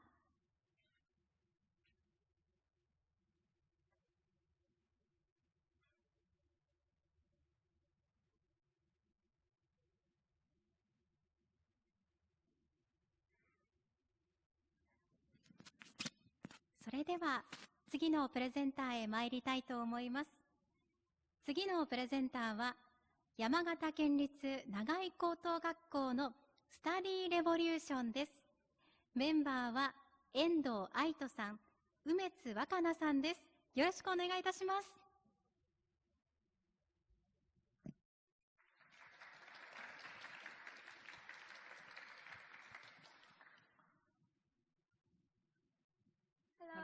We are Study Revolution. Our research team is Can our smartphones be our study companions? This is outline. We chose this theme because of the growing popularity of smartphones. Also, there are children who have smartphones but cannot attend cram school for economical or geological reasons. So their academic performance does not improve. We wanted to reduce the number of these children and further improve academic performance by encouraging them to use a smartphone correctly. By doing so, we believe that the purpose of smartphone use will change from entertainment to study. We already know that 94.5% of Japanese high school students use smartphone while studying, and about 70% of them say that smartphones are effective for learning. When we surveyed 170 students at our school, about 70% of them used smartphone while studying, often for translation or explanatory videos. Therefore, we thought that a study method that writing and watching could improve academic ability. Now, I will talk about an experimental method. This time, we conducted an experiment to see whether using videos would improve academic ability. The participants were 14 people in our class. First, we conducted Japanese, math, and English tests. Second, we created 4 groups. Group 1 used the videos we made. Group 2 used the textbooks we made. Group 3 used both. And Group 4 used neither. And then they were asked to use these videos and textbooks when studying at home. The group was selected to have an equal average. Third, we conducted a Japanese, math, and English test again. This is a video example. This is a test example. Now, I will talk about the experimental results. First, the average scores for 3 subjects were as follows, with group 1 and 3 showing the greatest improvement. Japanese and math was individually. The average scores for English, however, fell overall. We concluded this happened because the English test that participants took after the study was significantly difficult than the one before the study. However, even here, group 1 and 3 did significantly better than group 2 and 4. We came up with the following hypotheses. Firstly, according to Dr. Kabasawa, a psychiatrist, there are 2 types of brains. One is the passive brain, and the other is the active brain. the passive brain is used effectively when it comes to input and is ideal short-term memory. For example, when watching and reading, we use the passive brain. The active brain is used effectively for when it comes to output and is ideal for long-term memory. For example, when writing and speaking, we use the active brain. From this, it can be assumed that the reason Group 3 showed the greatest improvement is because the input of seeing and the output of writing were carried out simultaneously.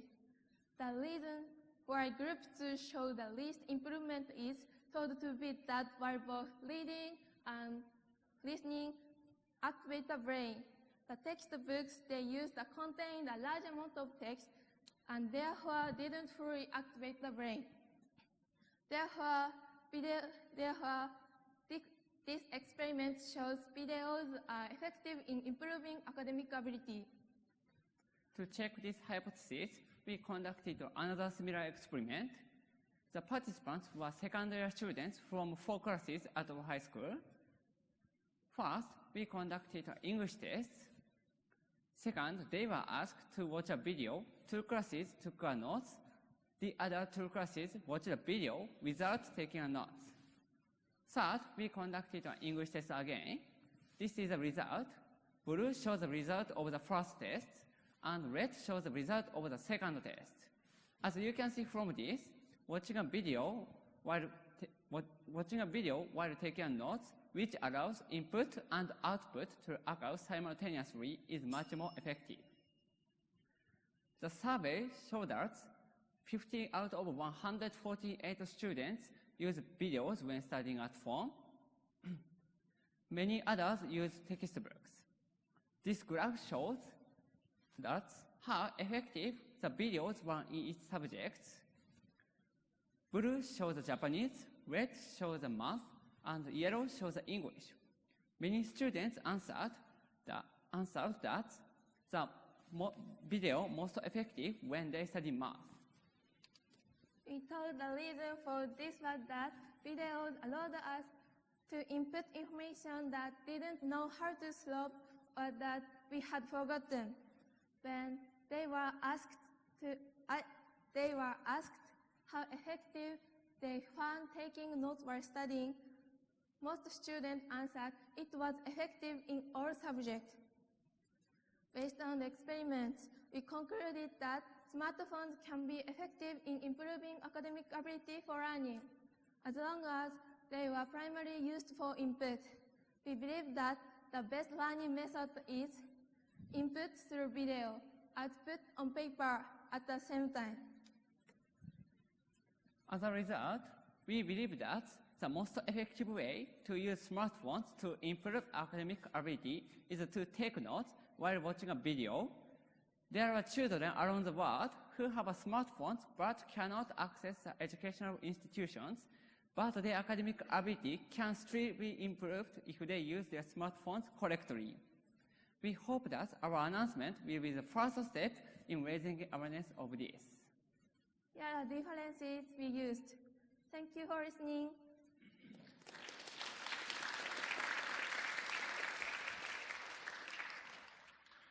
Study Revolution のお二人、ありがとうございました。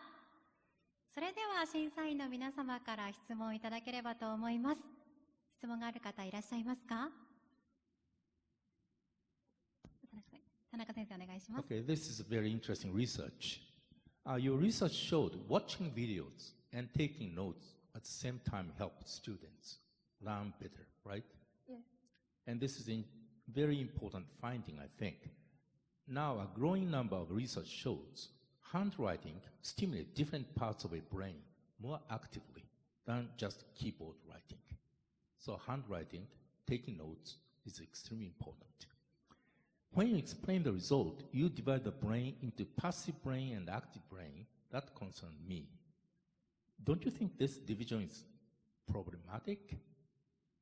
Because it's oversimplification of neural complexity. The brain consists of numerous interconnected regions and networks that do not operate in binary, passive, or active states, but rather it operates in dynamic, context-dependent patterns of activation. Sorry, using difficult words. But the point is, the brain cannot be simply divided into passive or active. How do you think?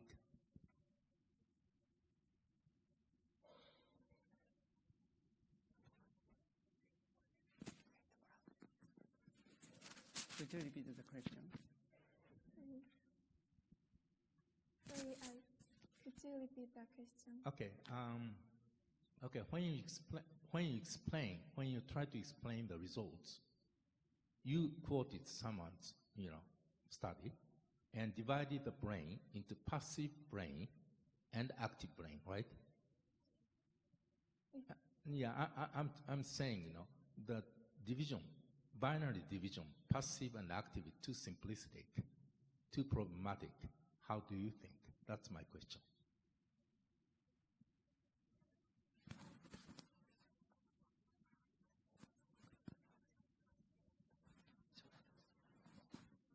I think we want this method about the brain and this study method convey around the world and how to use smartphones correctly when studying at home in the future. 工藤先生、はい、よろしくお願いいたします。Okay, thank you very much. Maybe my question is a little bit easier than Tanaka-sensei's one, okay? I've been involving making English textbooks for many years, so I learned a lot from your research. Thank you very much. And if you were asked to make an English textbook for high school students, what kind of textbook would you make based on your research? Any suggestions for textbook developers? Let me think about that.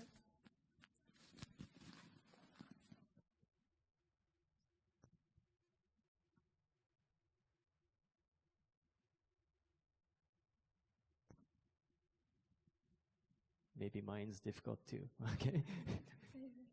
We think if they make textbooks, they should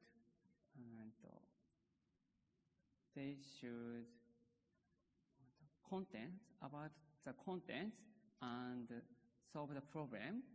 So input to output 3:7 ratio. So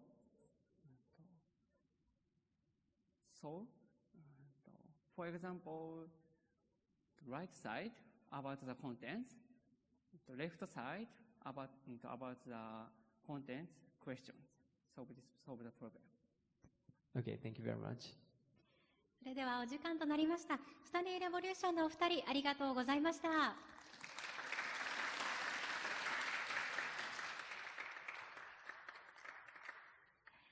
チーム部門9校目は山形県立長井高等学校のスタディレボリューションのお二人でした。ありがとうございました。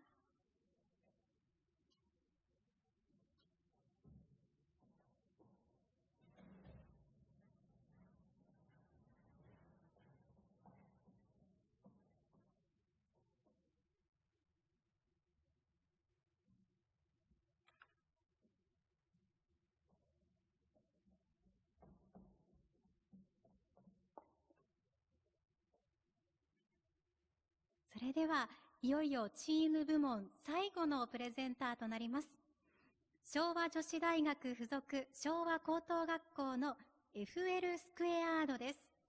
メンバーは石井満莉乃さん、重田春陽さんです。よろしくお願いいたします。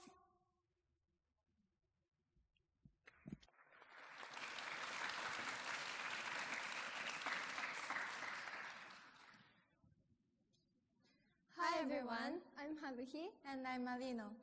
First of all, let me introduce our group name. Our group name is FL Squared. It originates from Who Lost and Who Learning. What made us decide to start this activity is our studying abroad experience. We saw many cases of food being thrown away and learn about other food cultures. Also, because my family is a farming family, I have seen many vegetables that are not sold are discarded or left to rot as they are. The current situation we are facing is that food that should be eaten is being thrown away. According to the Ministry of Agriculture, vegetable waste is the largest, and non-standard vegetables are thrown away before they are sold. Non-standard vegetables are said to have ugly shape, are damaged, or are too small or too large. These are not handled by most supermarkets or restaurants, so we focused on this topic. Our group goal is reducing food loss through early childhood education and community action.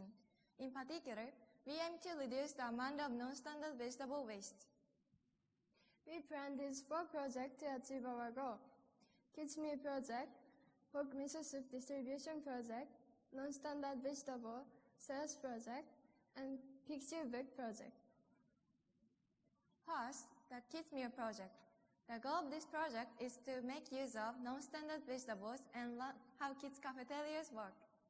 We attended the Kids Meal Project as volunteer staff and donated non-standard vegetables and had the experience of cooking and serving a meal together. The second is a non-standard vegetable sales project. We planned this project to educate people about what non-standard vegetables are and the current situation. A lot of people came to buy and got interested in our philosophy. Some people buy it once, cooked it at home, so it was delicious, and come back to buy more. Third, the Pork Miso Soup Distribution Project. We did this project to reduce people's resistance to buying non-standard vegetables and raise awareness of food loss issues. We distributed pork miso soup with non-standard vegetables and took a survey about food loss. Some people enjoyed pork miso soup we made so much that they had to have more several times. From this, we were able to tell them the taste and appearance have nothing to do with each other. This is the result of the survey. 100% of people answered that the soup tasted good even though non-standard vegetables were used. More than 95% of people answered that they don't have any resistance to buying non-standard vegetables. And we asked about the change in impressions of non-standard vegetables before and after drinking the soup. 70% said their good impression didn't change, and 20% said their negative impression was reduced. It means that our project was effective in making good impressions. Also, we asked, what action do you think are needed to reduce food loss? And these are some of the responses. Share food loss knowledge, take product from the front, sell non-standard vegetable with attractive garnishing, and buy only what you need. These actions are essential for reducing food loss, and these people who gave us their opinions are understanding our philosophy, which is really thankful. The fourth is the Picture Book Project. The goal of this project is to reduce children's resistance to eating non-standard vegetables. We made picture books in Japanese and English for kindergarten children. We went to kindergarten to read our picture book. We showed them non-standard vegetables and explained about it. They got interested in our picture book and said it is cute. The book is designed to be enjoyed and be educational for children, like a trick book. The main character's name is Agri, which is a combination of agriculture and agri shape. This is the summary of this book. Agri, a non-standard radish, is sad that she's the only one who is not bored. Then a girl comes, finds Agri cute because she looks different from the others. So she decides to buy her. Agri is delicious in the pork miso soup, and the girl realizes it tastes good even though it is shaped differently compared to others. Also, she learns non-standard radish like Agri are often thrown away. The book encourages readers to enjoy eating food, including non-standard vegetables. At the end, there is a page where they make pork miso soup together, and the page introducing the health benefits of vegetables. We interviewed nutritionists about what they do to ensure that children do not leave food uneaten. She said they're letting children experience things such as growing vegetables in the schoolyard and cooking together. We provided non-standard vegetables and asked them to do something with this for children to educate. Then they cooked it and explained the reason why those vegetables are not sold in the stores and non-standard vegetables taste the same as other vegetables by showing it in front of the children. Through this project, children have become more interested in vegetables and have now increased awareness of the importance of food. In fact, vegetable waste from school lunches has decreased. These are our next project. Build a new kids cafeteria which connects farmers and children. Distribute meal made with non-standard vegetables. Sell non-standard vegetables with attractive garnishing and read our picture book in other kindergartens. Let me tell you about our next project more specifically. We are planning to sell non-standard vegetables with attractive packages like this, and we believe that we can add more value by making use of non-standard vegetables' unique shapes. Finally, how can we change the world? We are achieving the goals of each of our projects, reducing amount of non-standard vegetables, revealing them to the world, and reducing global food loss.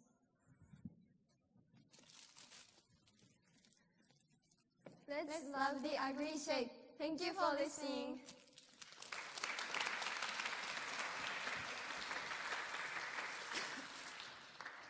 FL スクエアードのお二人、ありがとうございました。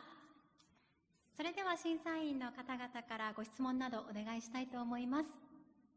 質問がある方いらっしゃいますか？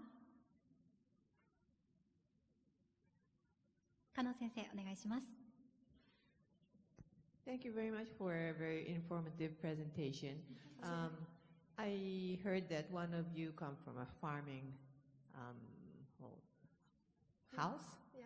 And did that change your view toward these vegetables being discarded? And I think without that kind of background, it might be difficult for people to understand why they really have to use such vegetables. Did you find any difficulty in preceding the project to make people understand what you wanted to convey as a message? So, for me, I was grown by farming family, so I was already know that those vegetables would taste the same, but in Japan, like many people doesn't know that those vegetables those vegetables are growing up, and in Japan there's a standard set by supermarket, and like in supermarket cannot sell those vegetables because of those standards.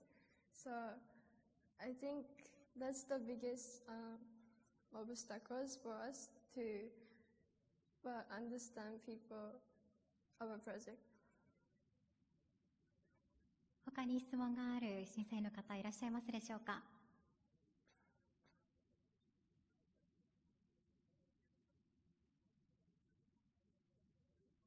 工藤先生、お願いします。You said you went to the kindergarten and explained what non-standards are.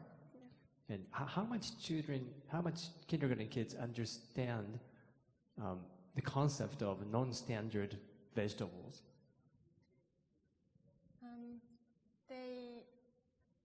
They are so young, so I think they didn't understand well, but they understand that these vegetables taste differently, but it tastes the same. But yeah, I hope we could understand them to non-standard vegetables' importance. Also, after we showed our picture book in the kindergarten, the teachers were really supportive, and they did a class about those vegetables in front of the children. So I guess they are understanding after we did show them our picture book. Thank you. それではお時間となりました。FL スクエアハードのお二人、ありがとうございました。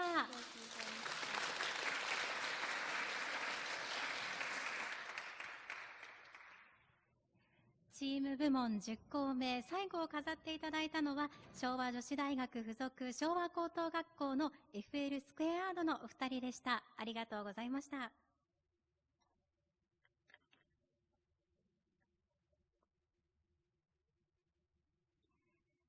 それでは以上でチーム部門10校の発表が終了いたしました。皆さん素晴らしいプレゼンテーションありがとうございました。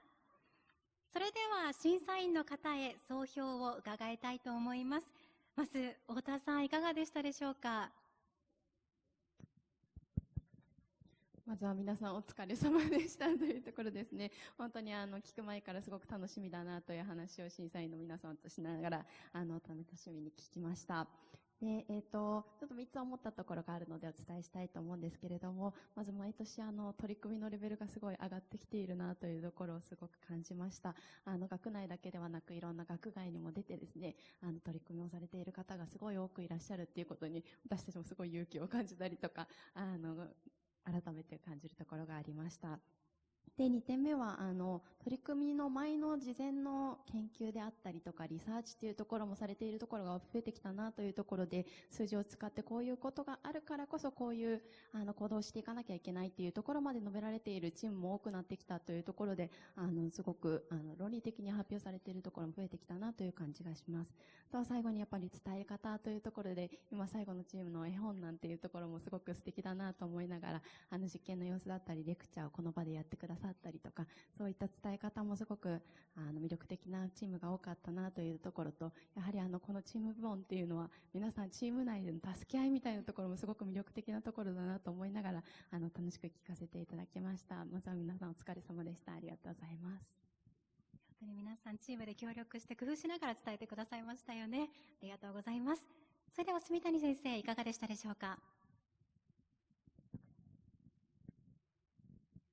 はい、本当にありがとうございました。そうですね、すごい素晴らしいなと思ったところは、一つはその課題解決に対する思いというかね、それを解決したいなということで、本当に心を込めていろんなアクションを皆さん起こされているところがすごいし、それでやったことで、それを分析して、次につなげていこうというところも、本当にまさにチェンジメーカーという言葉にふさわしいなと思いました。それから、そうですね、太田さんもおっしゃったように、結構データとかを取って分析したり、実験して分析したりとか、そういったところもしっかりやられているところが多かったなと思います。それからあとは英語のね、プレゼンとか、ジェスチャーの工夫とか、そういったのも、はい、見てて楽しかったです。ありがとうございました。ありがとうございます。それでは、加納先生お願いします。はい。皆さんの力のこもった、熱のこもったプレゼン、非常に楽しく拝見させていただきました。内容の密度が素晴らしく、ありふれた表現ですが、英語はツールであるということを改めて感じました。つまり、道具としての英語を使いこなせればもちろんそれは強みになるけれど、あくまでも道具であって、それを支えるコンテンツがしっかりしていることが力になっていくなということ、それを改めて実感したプレゼンでした。ありがとうございます。ありがとうございます。それでは工藤先生お願いします。はい、3年連続でちょっと審査やらせていただいて、毎年思うことで、今回も本当に思ったんですけれども、今日のプレゼンすごい大事だということで一生懸命準備してやってきてくれてるんだと思うんですけど、このプレゼンがあるからリサーチしてるわけじゃなくて、やっぱ何か自分の中で本当に興味関心とか変えたいものがあって、それに取り組んでいて、今日を迎えていて、で、最後に皆さん、これからの、課題というか、フューチャーリサーチを語ってくれてるけど、本当にやるんだろうなっていう、このプレゼンのためにそれをちょこっとつけたんじゃなくて、本当にやるんだろうなっていうのが、多分、すごい、感覚として、わかるっていうところがあるので、ぜひ、どんどんそういうことをやっていただいて発信していってもらえればいいなと、今回も改めて思いました。お疲れ様でした。だからこそ思いが伝わりますよね。それではジャーマンさんお願いします。皆さんお疲れ様でした。おそらく昨日の夜から相当皆さん緊張されていらしたんじゃないかなと思いまして、緊張っていうのはあんまり伝わってこなくて、全員は本当に楽しく、豊かなハートで、大切なことをコミュニケーションしようとしているのがすごく伝わりました。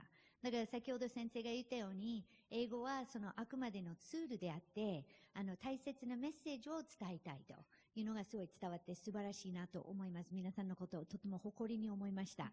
で、最後なんですけれども、ちょっと質問に、弱いかなってちょっと思いまして、今後、ぜひその突っ込まれることに対して、臨機応変に自分で考えて、とにかく何かを喋るみたいな練習が、これから世界に出ていく、皆さんですので、その練習が大事かなと思いました。本当にお疲れ様でございました。ありがとうございました。はい、なかなか臨機応変大変ですけど、皆さん頑張ってください。では田中先生お願いします。はい、皆さんありがとう。僕はこの大会に最初から関わってて、今日初めて審査委員をしてるんですね。なんかすごくびっくりしたというか、皆さんの凄さに驚かされました。いろんなところあるんですけども、なんかやっぱり問題を、社会課題をしっかり解決したいという思いっていうんですかね。これはすごいなと。僕の好きな研究者にジョン・デューイという人がいるんですね。で、このジョン・デューイという人は、education is not a preparation for life. It's life itself ということを言ってるんです。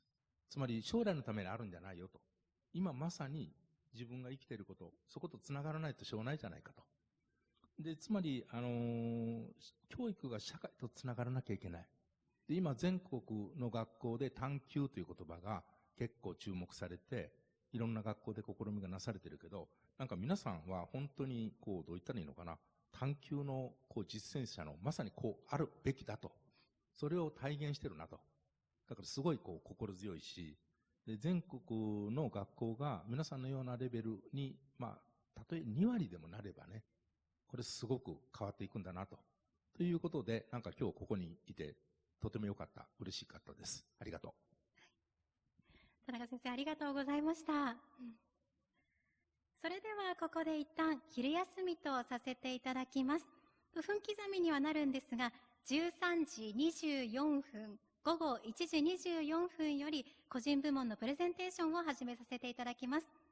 改めてになりますが、会場を出たところにいくつかブースが設置されておりますので、まだご覧になっていないという方は、この機会に一度お立ち寄りください。それでは、1時間後にまたお会いしましょう。お昼の時間ごゆっくりお過ごしください。ありがとうございました。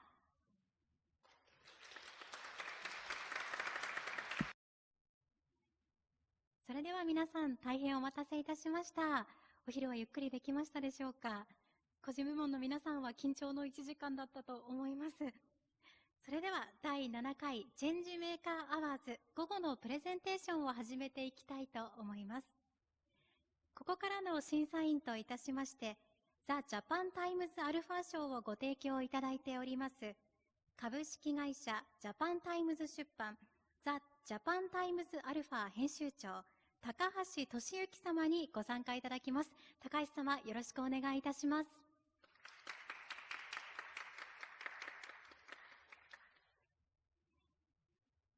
ここからは個人部門の9校の皆さんが登場いたします。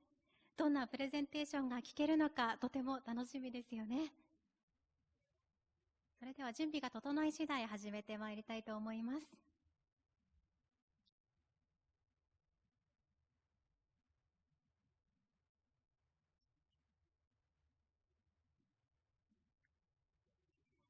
では早速1人目のプレゼンターにご登場いただきましょう。兵庫県立姫路商業高等学校の田中まりやさんです。田中さん、よろしくお願いいたします。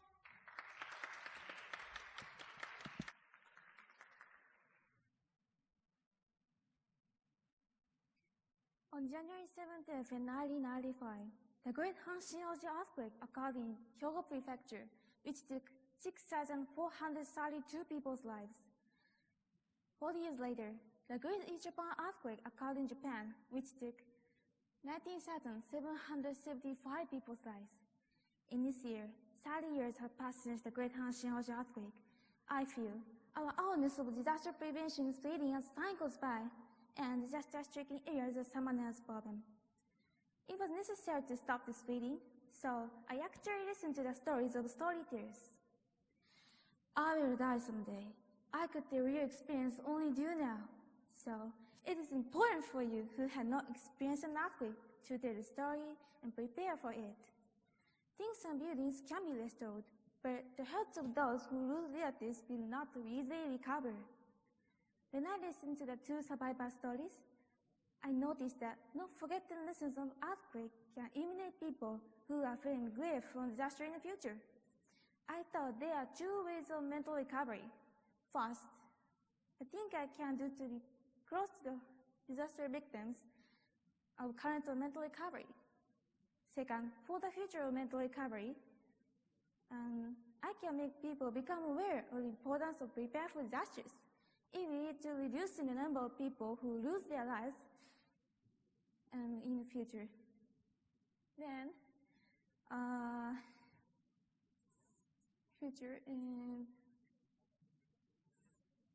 in order to ensure that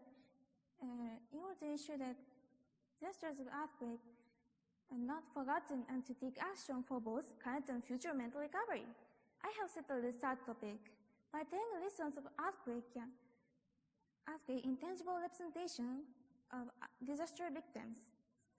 And disaster victims.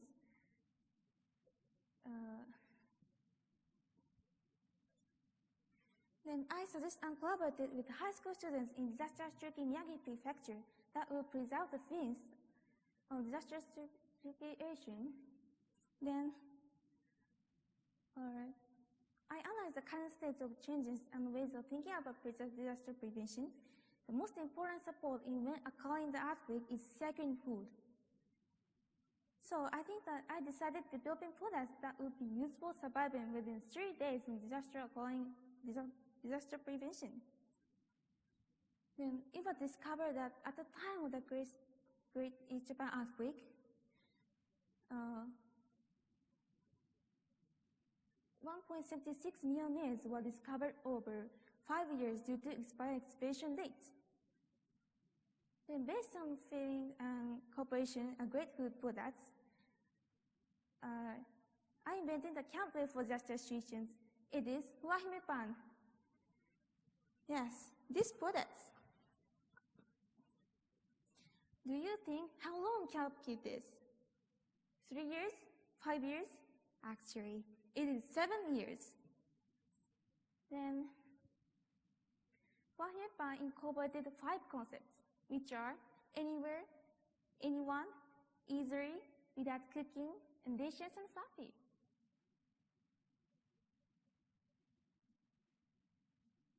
Yes, then I use surveys from Hyogo Prefecture and surveys from Miyagi Prefecture, which are in dietary fiber that is often short, support disaster prevention. I use farmer strawberries that suffered from tsunami during the Great East Japan earthquake. And I adopt a face-to-face sales method to directly experience your customers. Then, as a result, sales of Wahime Pan exceeded 2,500 pieces in a year and a half. At the commercial high school food Grand Prix, I made a presentation in Japanese, English, and sign language. I won 2 prizes at the Next Young Scientist Prize and Presentation Award. And as part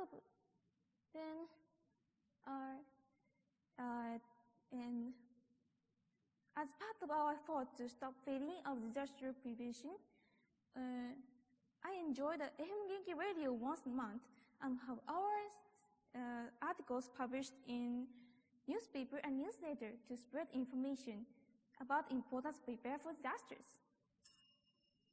Then as part of our effort to stop feeling of disaster victims, I visited Noto Peninsula in Ishikawa Prefecture, and which was hit by Noto Peninsula in July last year. Then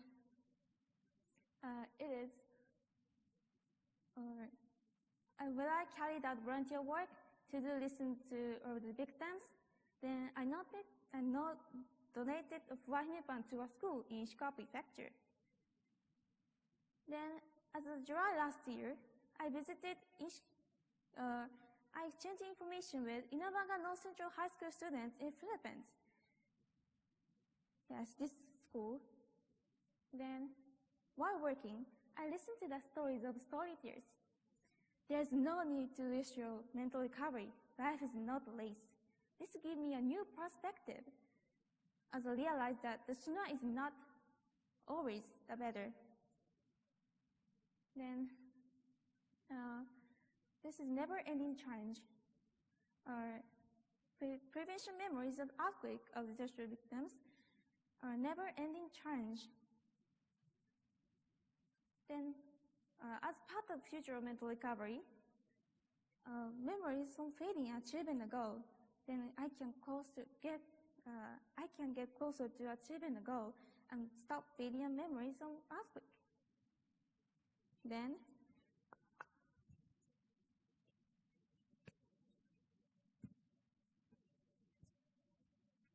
it is when we will realize a global society where no one will be left behind. With this feeling in mind, I would like to take over to the future 100 years from now. Thank you for listening.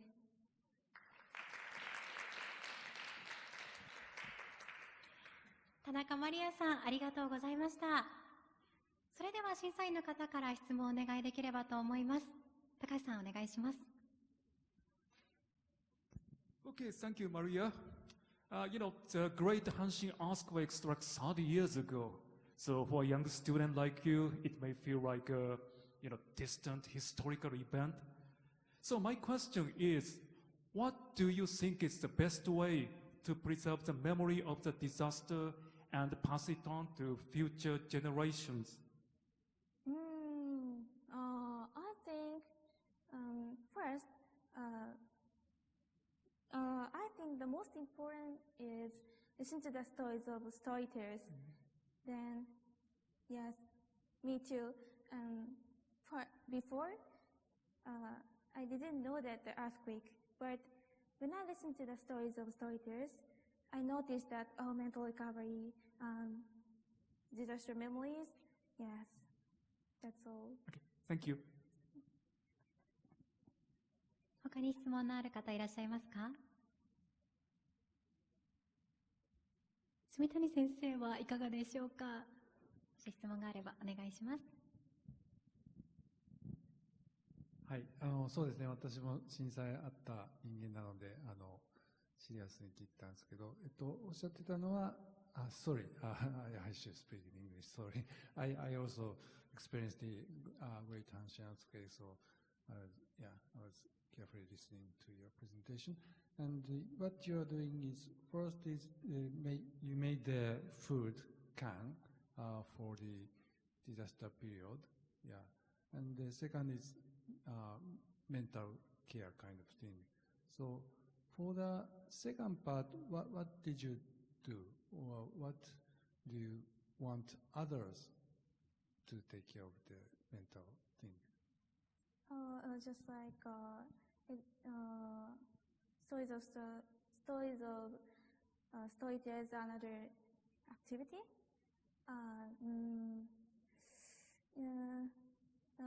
Mental recovery is difficult to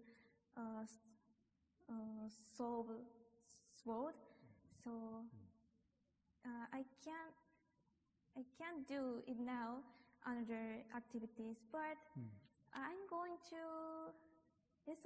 listen up storytellers for another country and another prefecture. Yes, okay. I think. Yeah, thank you. それではお時間となりました。田中まりやさん、ありがとうございました。個人部門お一人目は、兵庫県立姫路商業高等学校の田中まりやさんでした。ありがとうございました。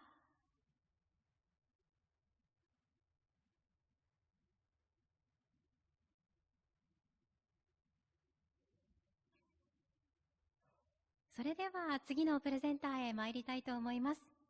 次のプレゼンターは、埼玉市立大宮国際中等教育学校の土井桃子さんです。土井さん、よろしくお願いいたします。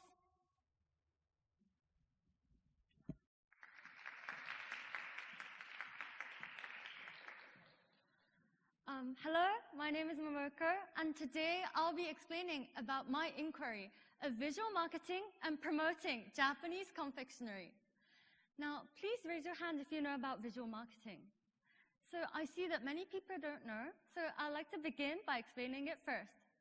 Visual marketing is a type of marketing that contains visual content like videos, photographs, and infographics.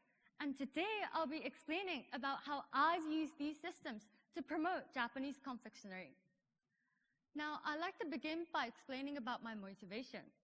So, on Christmas Day, our family decided to celebrate by eating Japanese confectionery, and this was my first ever time to try it. And when I tried it, I was astonished by its taste, its designs, and the fact that they were all handmade. And I shared this experience to my friends and asked them for some recommendations of Japanese confectionery. But surprisingly, many responded that they vaguely knew about Japanese confectionery but didn't know about the specific types, or some even preferred Western sweets. And I was shocked by this experience. And this made me want to spread the charm of Japanese confectionery to more people.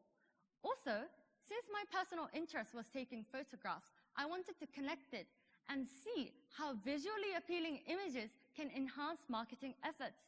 That's why I decided to connect visual marketing and Japanese confectionery together. And then, after deciding my theme, I decided to do some research. And as you can see from the current situation, the decline of recognition of Japanese confectionery amongst young people is dramatic.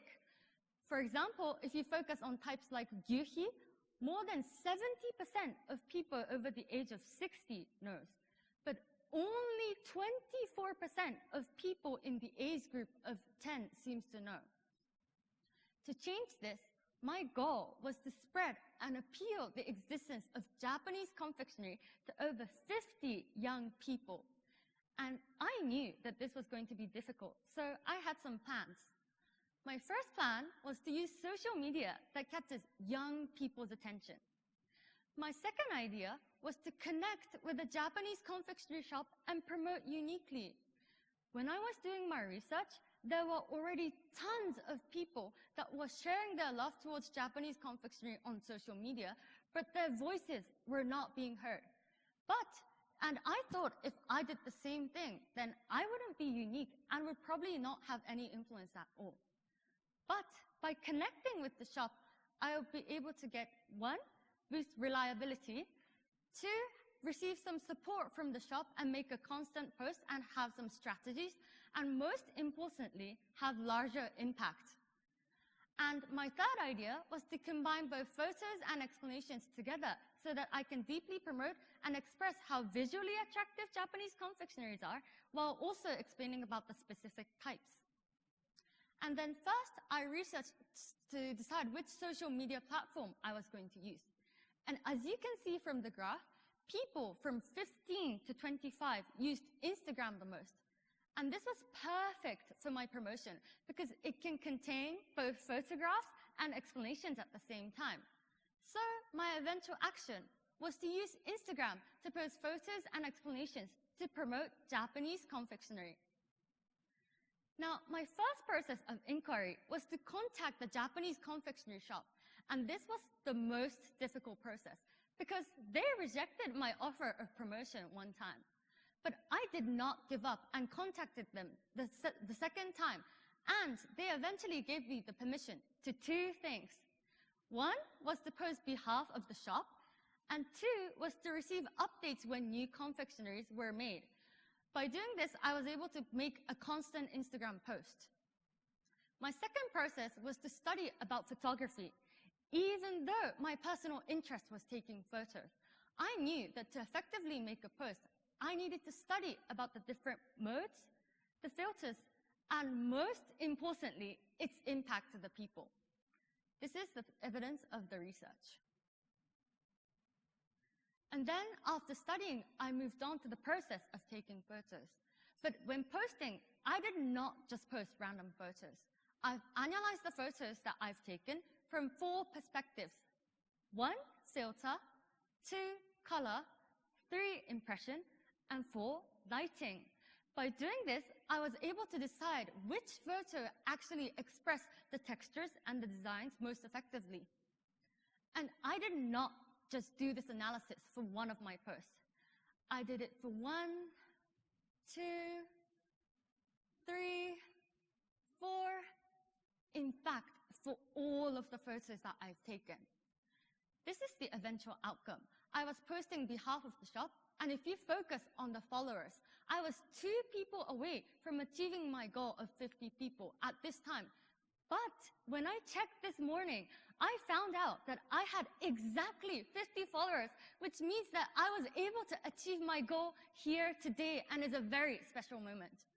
You can also see that my photographs have significantly improved if you compare the picture on the right, which is the recent photos. The recent photos seems to express and have more contrast and express the designs and the details properly. And in the explanation part, I've explained about the texture, the designs, and also what's inside the confectionery. For example, whether it's red bean paste or white bean paste. Also, additionally, I've taken a survey to my viewers and found out that more than 70% of the people who are viewing my content were people aged 10 to 20, which means that my outcome was actually effective to approach to my target. Moreover, the views have significantly improved. The views on the right is the views of 1 year ago, and the views on the left is the recent views. It's around 3.9 times more, and I would say that my strategies were effective. Also, I've taken a survey to the confectionery shop itself, and they said that 3 to 4 young customers came actually because of my post. This means that I was able to take a step to bring a change to the current situation, which is the decline of recognition of Japanese confectionery. And I would like to continue and expand this action to make sure that our wonderful culture remains. This is the end of my presentation. Thank you.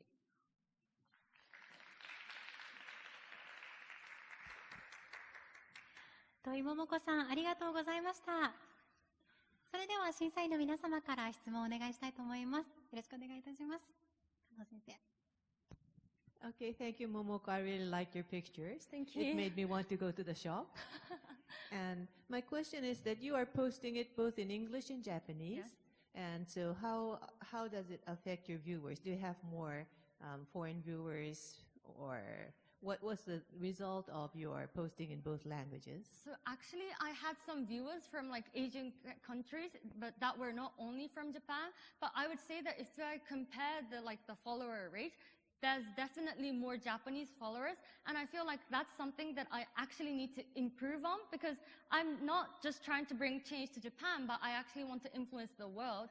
So I feel like that, there was a little effect, but I would say that that's still something that needs to be improved on. Thank you. 工藤先生、お願いします。Okay, thank you for your wonderful presentation. You said that the most difficult part of your project was to get permission from a confectionery shop. And did you target only one shop, or did you ask many shops for collaboration? Actually, I only asked this shop, and the reason was because the shop did not really have like an active account yet, and that's why I wanted to promote that shop specifically. So I've changed my way of explanation a little bit when calling them. The first time I've explained only about the fact that I wanted to promote, but then the second time I've explained specifically about how I'm going to promote it and my strategies, and I feel like that was effective, and yes, that was effective. So are you going to collaborate with another shop in the future?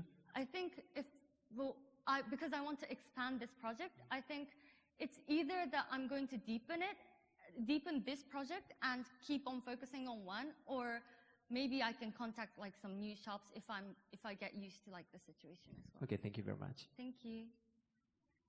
まだ少しお時間がありますので、他に質問があればお願いします。ジャマさん、お願いします。That was a fantastic presentation. Thank you so much. Why do you think the shop said no the first time?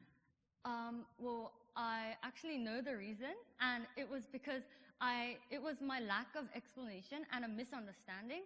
So they thought that the shop has to make products for me to promote. so it would affect like the shop's rhythm, but that's not what I wanted. What I wanted was for me to become because I was originally the customer of that shop, I just said that I want to buy your product and then like promote it. So I think the reason that they said no the first time was due to like a lack of understanding and a miscommunication. ここでお時間となりました。土井桃子さん、ありがとうございました。個人部門お二人目は、埼玉市立大宮国際中等教育学校の土井桃子さんでした。ありがとうございました。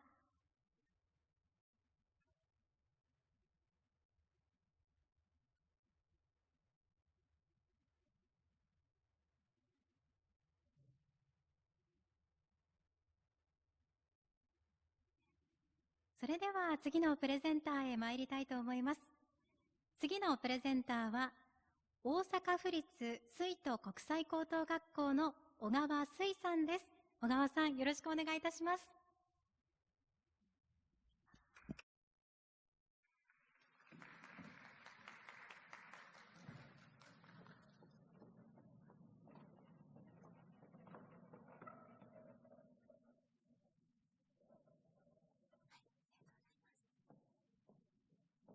Hello everyone. Thank you for having me such a wonderful opportunity to present my research on innovating lunar agriculture, exploring efficient and sustainable food production system for space mission. So let's get started. Imagine this. You are on a long-term space mission, millions of kilometers away from Earth. Every meal you eat has to be packed before departure. Did you know that carrying just 1 kilogram of space food costs about 1 million yen? So for example, when 5 astronauts going on a space mission with 1 year duration, and each of them is 2 kilograms of space food and drink, the total weight for that mission, will be about 3.5 tons, and this costs about 3.5 billion yen to bring it to space. But what if there is a way to produce food in space, reducing this amount of food and costs? Look at the current situation. In every space mission, all resources must be carried from Earth. My goal is to create a sustainable food production system, which is a future model that ensures the sustainable mission in space. Growing plants in space faces two main challenges. First, limited space. Unlike Earth, we don't have vast fields in space. Second, limited payload. Carrying tons of food from Earth is both impractical and inefficient. So, how do we get food for astronauts in long-duration mission? One promising candidate is duckweed, a plant identified by NASA as a potential space food for its rapid growth rate and high nutritional value. I'm challenging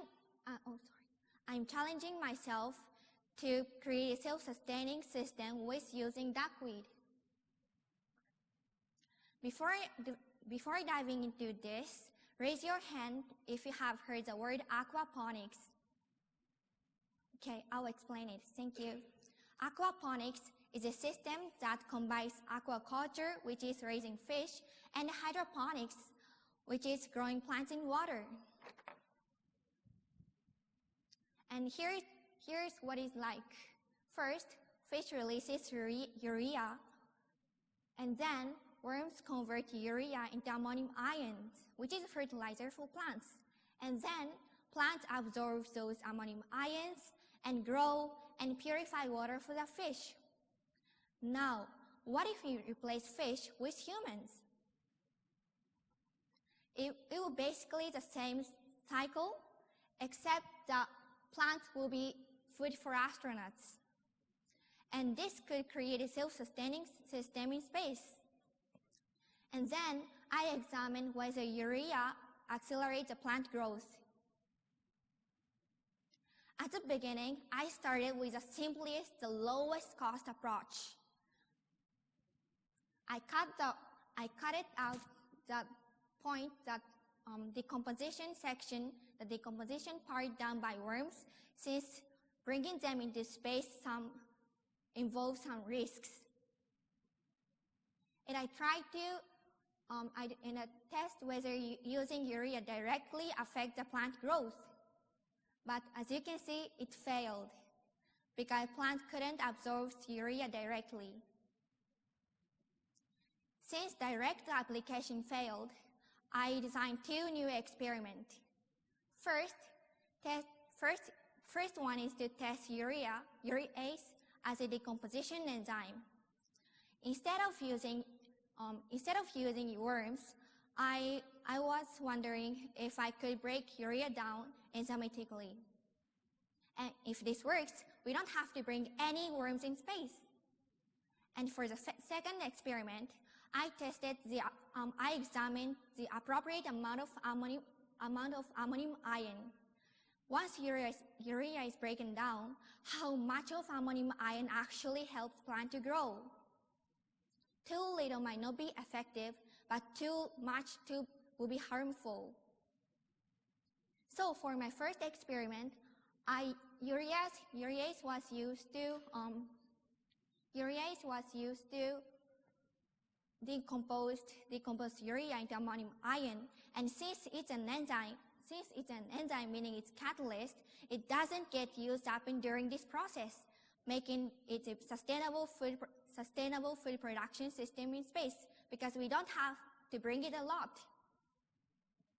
And for the result, I conducted this experiment with several different concentrations of urease solution, and as you can see, at 10 milliliters per liter, the duckweed growth were peaked, and after that, it decreased. And this indicates that urea can be used as fertilizer when it decomposed by urease, appropriate amount of urease. And since urease can decompose urea, the next question is how much amount of ammonium ion actually help plant to grow. To find this, I have to isolate the effect of ammonium ion without urease interface. So I use ammonium sulfate instead, which directly releases ammonium ion when it dissolves in water. And here's a result. As you can see, about 386 parts per million is the optimal amount of urease. And so for the whole experiment, my research is all about space agriculture, focusing on creating a sustainable food production system in space. And for the further study, I would like to combine those two those two results, 2 and 3, to see what if it when mixed, there might be synergenic effect from this. And also I would like to conduct my experiment under the microgravity facilities in the future. Thank you for watching. I hope you enjoyed it.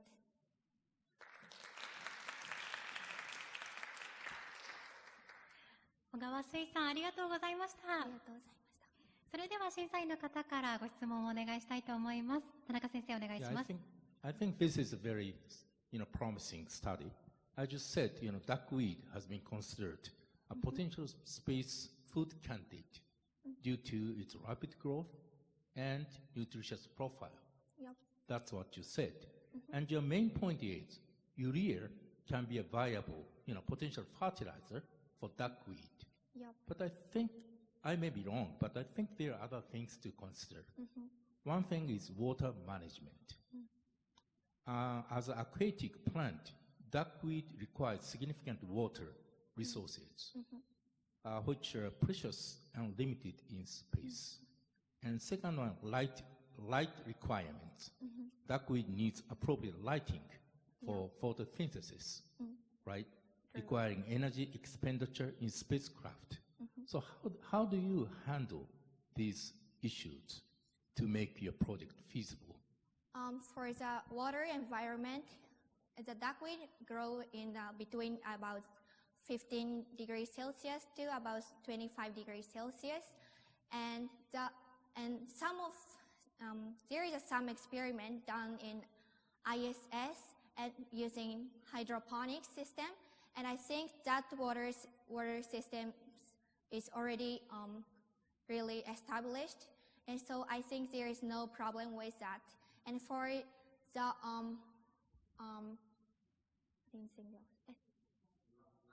light. Oh, thank you.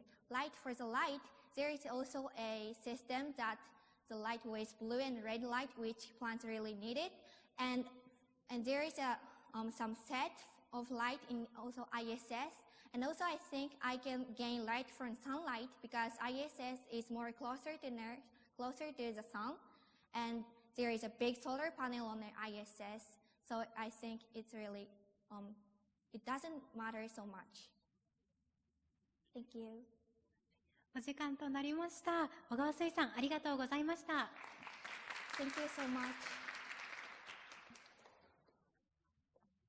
個人部門の3人目のプレゼンターは、大阪府立水都国際高等学校の小川水さんでした。ありがとうございました。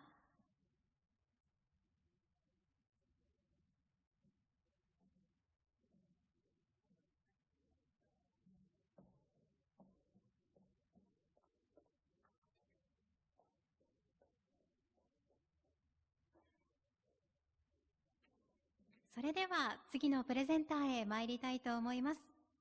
次のプレゼンターは白百合学園高等学校の加藤由音さんです。よろしくお願いいたします。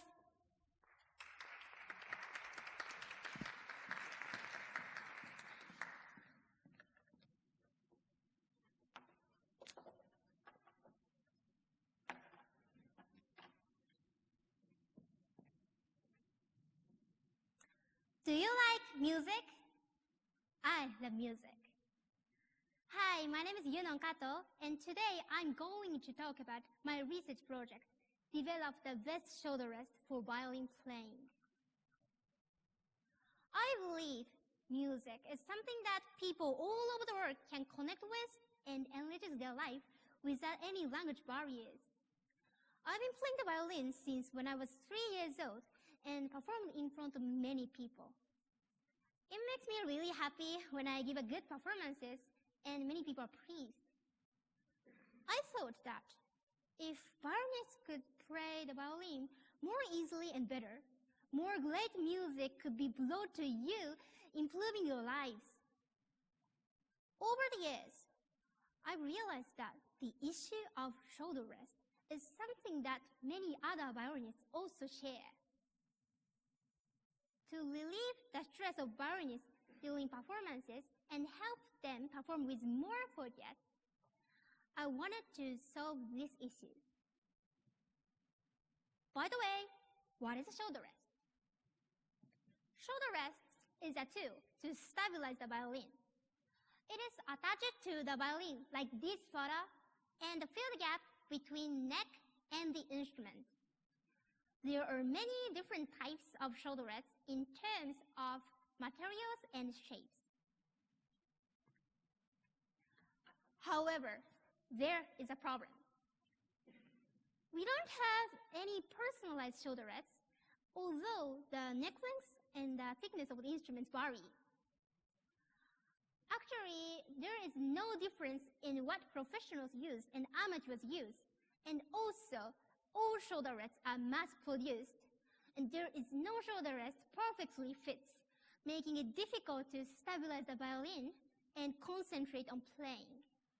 So I started to thinking about developing a shoulder rest that can better stabilize the violin, allowing performer to focus more on their performance and give better performances.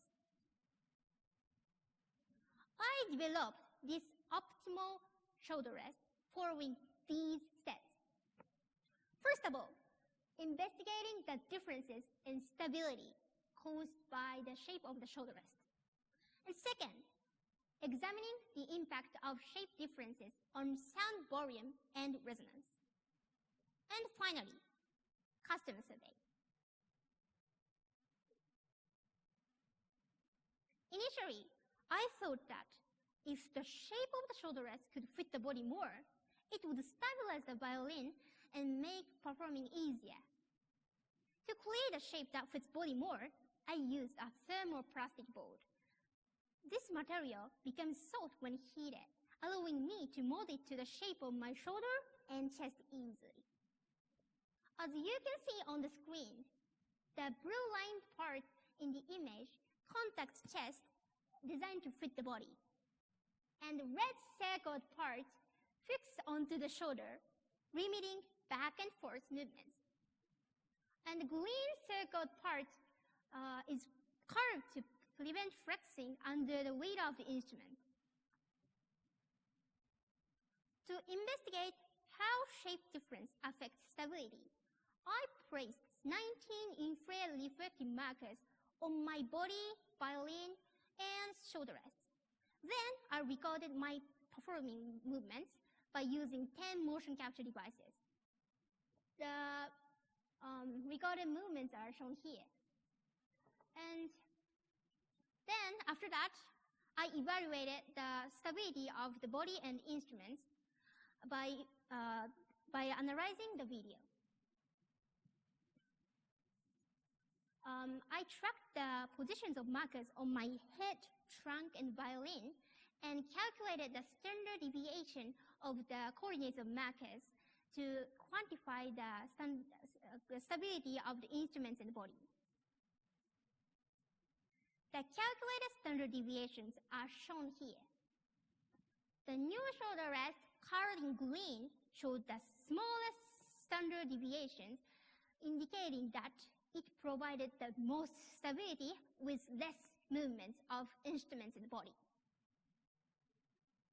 Next, I tested how shape differences affect sound volume and resonance, because even if the violin becomes more stable, it would be counterproductive if the sound quality was negatively affected by this new shoulder rest.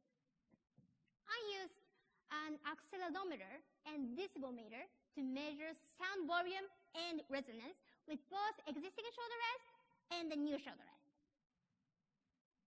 As you can see on the right side, the result showed no significant differences in both sound volume and resonance, meaning that the shape difference do not affect sound quality.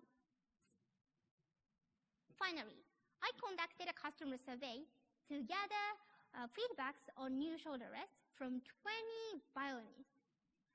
Each participant played the violin for 5 minutes with both existing shoulder rest and new shoulder rest.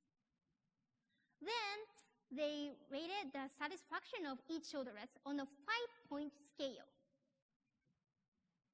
As you can see on this graph, only 3 participants were satisfied with the existing shoulder rests, while 18 participants were satisfied with this new shoulder rest.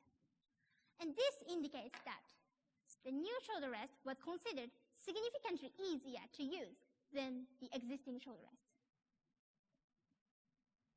In conclusion, I believe that the new shoulder rest improve violin performance by enhancing stability and comfort. Moving forward, I will continue to refine designs and work towards commercialization, as summarized on this page, like better portability, durability, and marketing strategies. Finally, I'd like to express my gratitude to University of Tokyo, who selected my research as one of the Global Science Campus projects. Thank you for listening.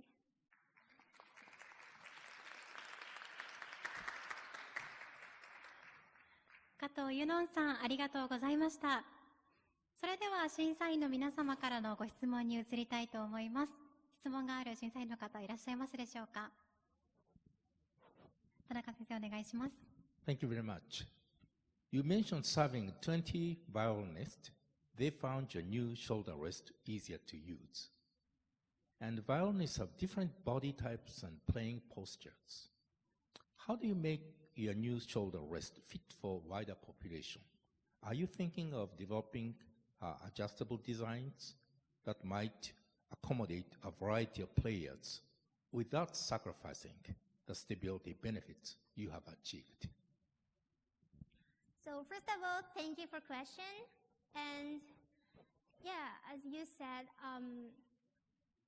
I think to make satisfy all variety of all age of people, maybe I can make a kind of DIY kit, and like which offers a plastic board to each violinist, and they can make their personalized shoulder rest at their home or these things. Thank you. 他に質問がある先生いらっしゃいますか？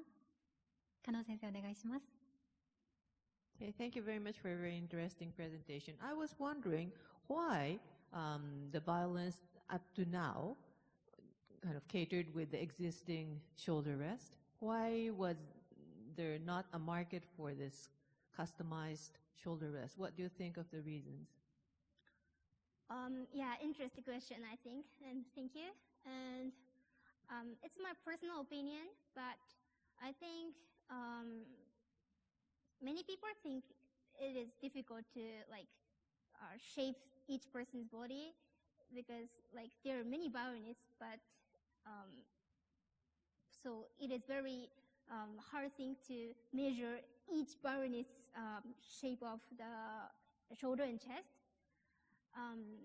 So that was a challenge, but I solved this problem by finding the material, thermoplastic board. So maybe for the future, I would prevail this my new invention, and then maybe more people would choose the personalized shoulder rest, I think. Thank you.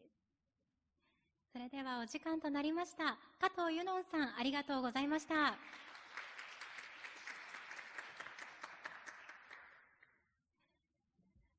個人部門4人目のプレゼンターは白入学園高等学校の加藤ゆのんさんでした。ありがとうございました。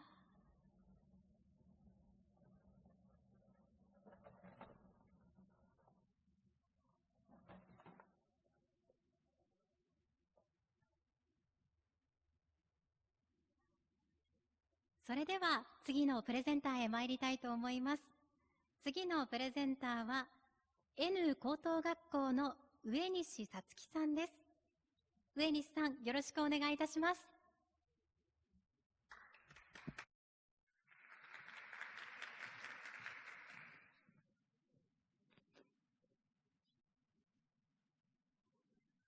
Do you know the term butterfly effect? This refers to the idea that even something small, such as the flap of a butterfly's wings, can result in a massive impact, like a tornado. Let me show you the butterfly effect you have caused. Picture this. You're at the convenience store and pick up a chocolate bar, but behind that innocent piece of chocolate, there are millions of children suffering from starvation. Almost 1.56 million children in Ghana and Cote d'Ivoire are victims of child labor in cocoa production. These children can't even attend school. Without education, children struggle to find jobs, trapping their families in poverty. This cycle continues. As long as we don't act, these families remain poor and hungry. This is just one example. There are many causes of starvation. The main ones are economic inequality, climate change, and food loss. These are caused by our daily activities. It's clear that our daily habits, such as consuming more food than we need, or leaving TVs or lights on, escalate starvation, much like the butterfly effect. So can we just let it happen? Are we going to continue living a life of luxury based on the sacrifices of millions of children? The answer is no. If there is a negative butterfly effect worsening the situation, there must also be a positive butterfly effect which can make the world of difference. Nothing I can do. I can't change the situation. I used to think this way, and I know many young people feel the same.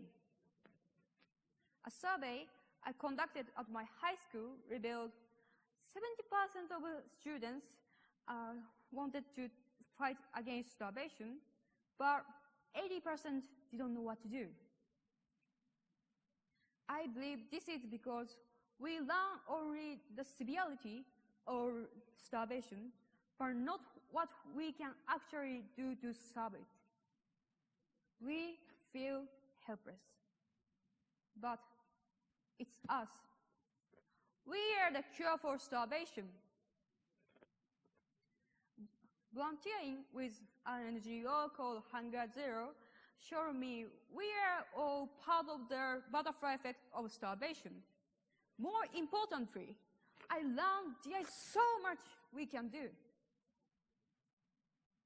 This ignited my ambition to eliminate the sense of helplessness among young people and to create a movement as powerful as tornado. I felt we needed educational materials that will fill our hearts with the belief we can make a difference. This is why I collaborated with other volunteer members and created a game called The Adventure of Pandachi. There is no better way to make learning fun and engaging than by using video games. As multiple studies indicate, the video games as educational materials can significantly boost our motivation and engagement. This game has two innovative features. The first is its system. This game is like an RPG, and the hero, Pandachi, defeats monsters not with weapons, but with choices in his daily life. And this effectively teaches specific actions they can take in their daily life. The second is its story. Throughout the game, Pandachi is plagued by the question, what can I do? This allows players to empathize with Pandachi and shift their mindset alongside him. These innovative elements help people think about their daily connection to starvation and encourage them to take action. I showcased this game at two events where numerous people, including students and children, had the opportunity to play it.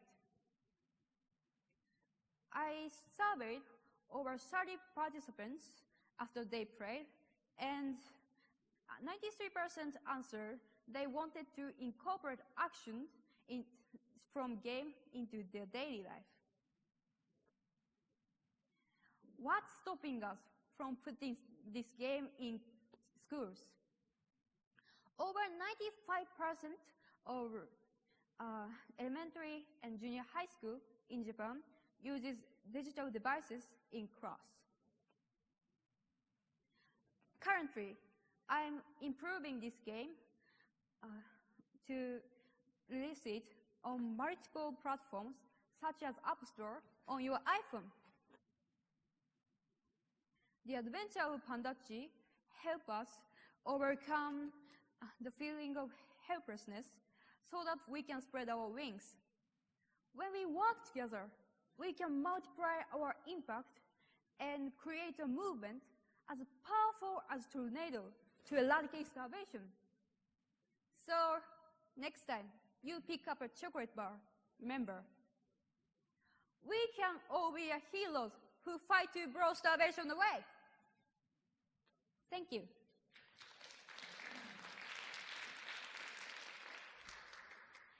上西さつきさん、ありがとうございました。それでは審査員の皆様からご質問いただければと思います。質問がある方いらっしゃいますか？高橋さん、お願いします。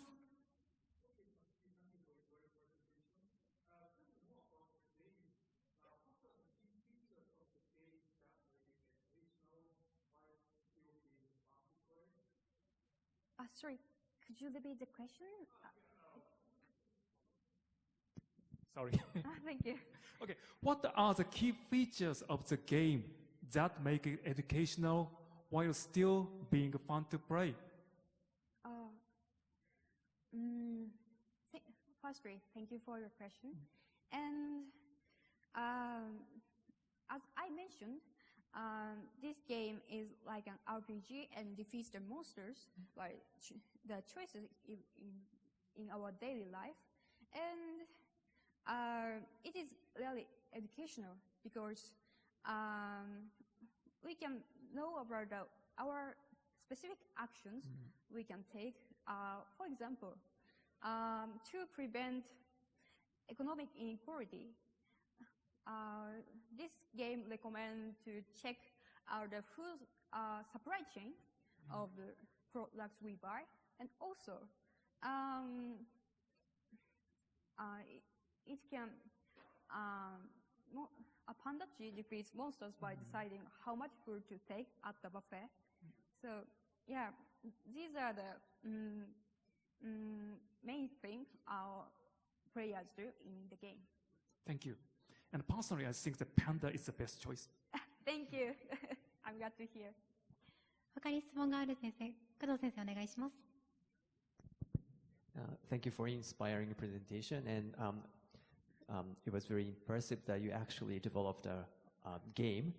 And this might be a little critical opinion toward your approach, but I want to hear your opinion. So some people think that there's a big gap between the game, the world of game and the real life.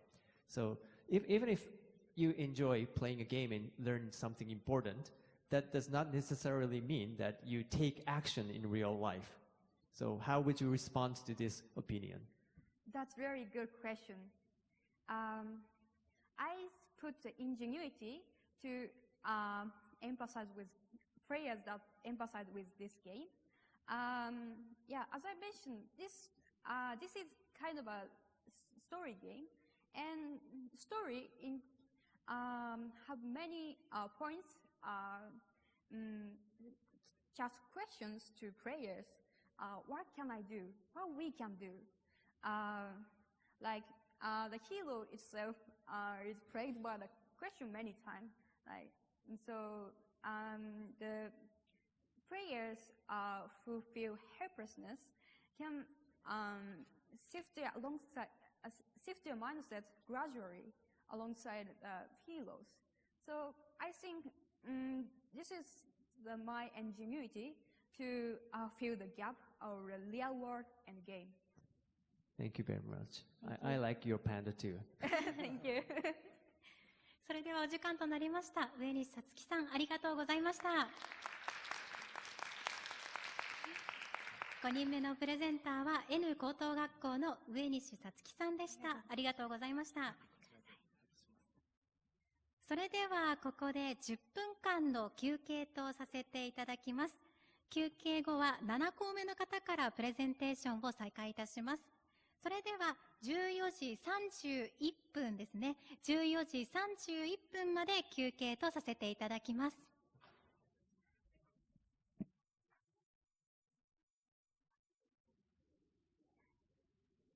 それでは個人部門のプレゼンテーションを再開いたします。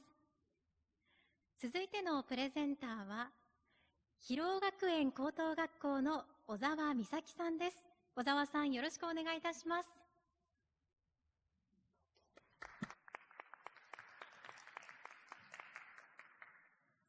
So I'm assuming that a lot of you are wondering what this thing is I'm holding over here. Well, actually, it's a brain organoid, something that's transforming neuroscience research today. Hi, I'm Misaki Ozawa, and I'm a high schooler exploring the brain. So first of all, neuroscience, what is it? I want to ask, how many of you knew that 1 in 3 people suffer with a neurological disease today?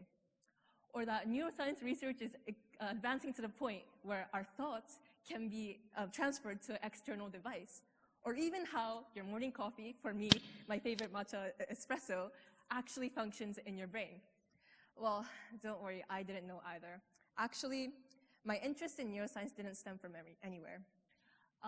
Ever since I was little, I've always wanted to be a doctor.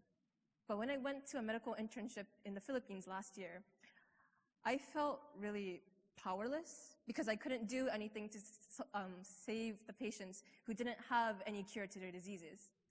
Amidst the frustration, I found something that I did like, though, the hospital lab. That was when I first fell in love with research. And I realized that instead of treating patients, I want to unravel the mysteries surrounding diseases and help find cures and treatments for diseases. So when I came back to Japan, I started to go to a local university and start researching on Minamata disease and how it affects the sensory nervous system. That was the first time I came into contact with neuroscience, and as I learned much, much more, I started to become much more passionate for neuroscience, and eventually I became like this. I became to walk with my neuroscience doll, and I just love the brain so much. But the thing is, I did not have any friends that I could share my passion of neuroscience with. And that was when I first realized the big gap between neuroscience research and public literacy. And it made me really insecure, wondering, is my research actually being translated into society? And I needed a place to belong, and that is why I asked one of my friends, who was also interested in neuroscience, hey, do you want to do a neuroscience community with me? And luckily, he said yes. So afterwards, I posted on Instagram and X asking if anyone wants to form this neuroscience community with me. And luckily, 3 people said they were interested. And after that, I officially launched this organization called IYNA Japan with a mission to being a gateway to neuroscience. As I reflected, I realized that the big gap between neuroscience research and public literacy was because of 4 core issues. One being that there is a lack of opportunities for students to engage in neuroscience. 2 being that there's a lack of infrastructure to help that as well. Also, there's a lot of misunderstandings about neurodegenerative diseases, such as Alzheimer's or Parkinson's disease. And also, misinformation about the brain has been spreading, especially through social media. So what IYNA Japan is determined to do is to educate people, making neuroscience more accessible and reliable to the next generation. So some of the actions we take are seminars, offline events, lab visits, meetups, reading circles, and illustrations and goods. To further elaborate, on social media platforms like Instagram, we post bit-sized neuroscience facts, such as this one, which explains how caffeine works in the brain. We post 3 times a week, and currently we have over 38 posts and are still continuing to grow. We also post articles on a platform called Note around 2 to 3 times a month, and we post about neuroscience articles, as well as we interview neuroscience researchers, and maybe even our member introductions and why we got interested in neuroscience as well. Also, we publish illustrations online, and we sell goods such as line stickers and stickers. That is actually one of the stickers on my computer. I just love it so much because I could express my love for the brain to people around me. And obviously, the heart of our initiative is our online and offline community, where 53 middle and high schoolers interact with each other about our passion in neuroscience, as well as 7 advisors comprising of undergraduate, graduate, and postgraduate students, helping us discuss more and further deepening our interest into neuroscience. We always make sure we constantly take surveys of our potential members to see what their interests lie in fields related to neuroscience, so that we could tailor our events based on those interests, whether that be AI, unconsciousness, or neurological diseases. And right now, what we're hosting is a reading circle about an introductory book to neuroscience, Brain Facts. We ask potential members to read 1 chapter of the book and present it to the entire community. And so far, we have had 12 presenters and 60 participants in our reading circle. And this is the pictures we have of that. And the thing is, these are some of the feedback we have got. It's a lot. So one of the things I want to say is I only touched on it briefly before, but learning more about the brain deepened my interest even more. And I felt that my nervous system is amazing, because me too. And I think that this really shows that IONA Japan making neuroscience more accessible has helped spark curiosity as well as interest in the field of neuroscience. So aside from our platform, though, we do make sure we reach out to more audiences. And that is why I usually pitch at Shibuya Q's in front of many people so that our project can be heard, as well as featuring in online websites, and also doing science posters at science conferences as well. And some of our achievements so far is that we have received a $2,100 grant from a student VC, and we will use this to fund our further events. And we have been also accepted to the Shibuya Q's Challenge 22, and we will use that to hold our events. And we have established a partnership with a neuroscience research community called BrainTech Consortium. And obviously, we have influenced a lot of people, and we're currently working with professors from Tokyo University and Keio University to see how we can engage more people into neuroscience. And obviously, in the future, we actually have a few events coming up real quick. One thing I want to mention, we're going to have a small neuroscience booth at Shibuya Scramble Square on the 7th floor on April 4th to April 5th. So if any of you are interested, please come. But in the long run, though, I do want to make sure IONA Japan stays a community where neuroscience enthusiasts like me and other people can interact and feel like we belong, but also raise the literacy of neuroscience research and obviously bridge the border between neuroscience research and the public. Thank you.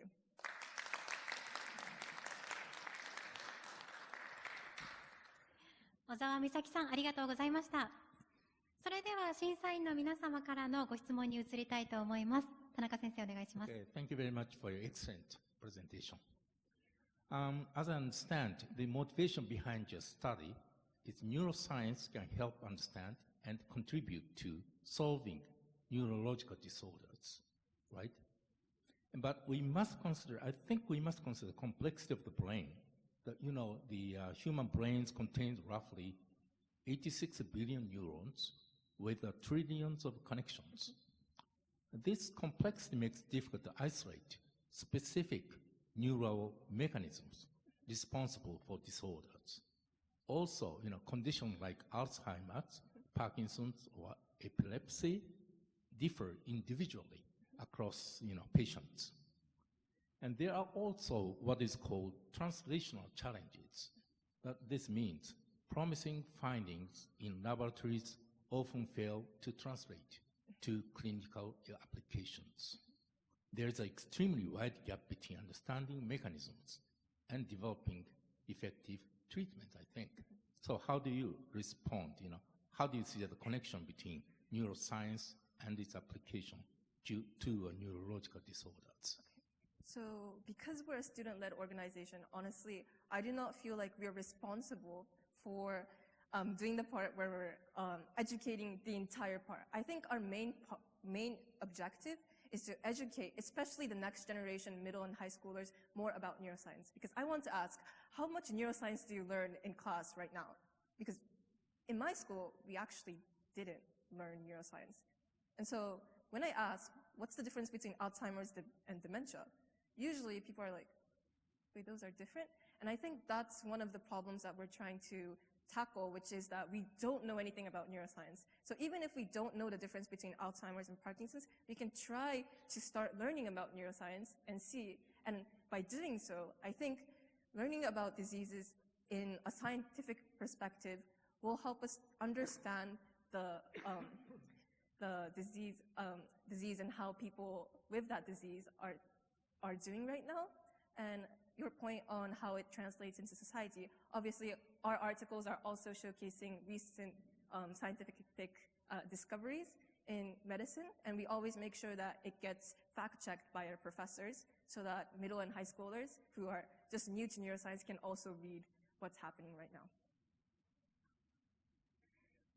それでは少しお時間がありますので、もう一問何かあればお願いします。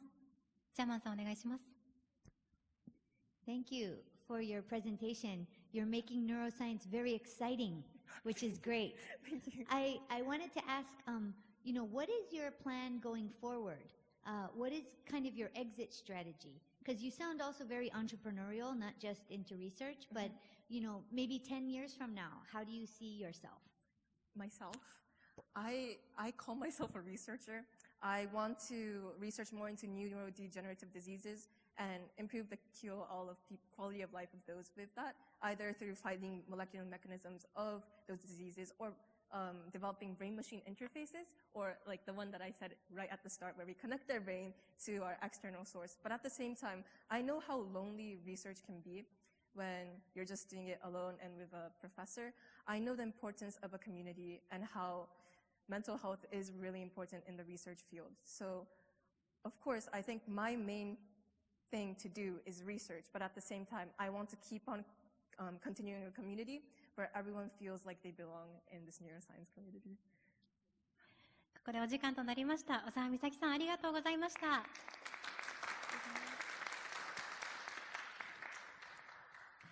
個人部門7人目のプレゼンターは、広尾学園高等学校の小沢美咲さんでした。ありがとうございました。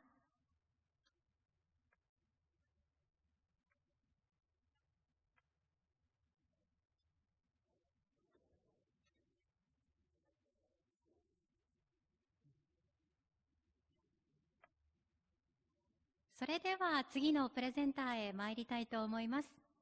次のプレゼンターは、昭栄女子学院高等学校の楊チャイさんです。楊さん、よろしくお願いいたします。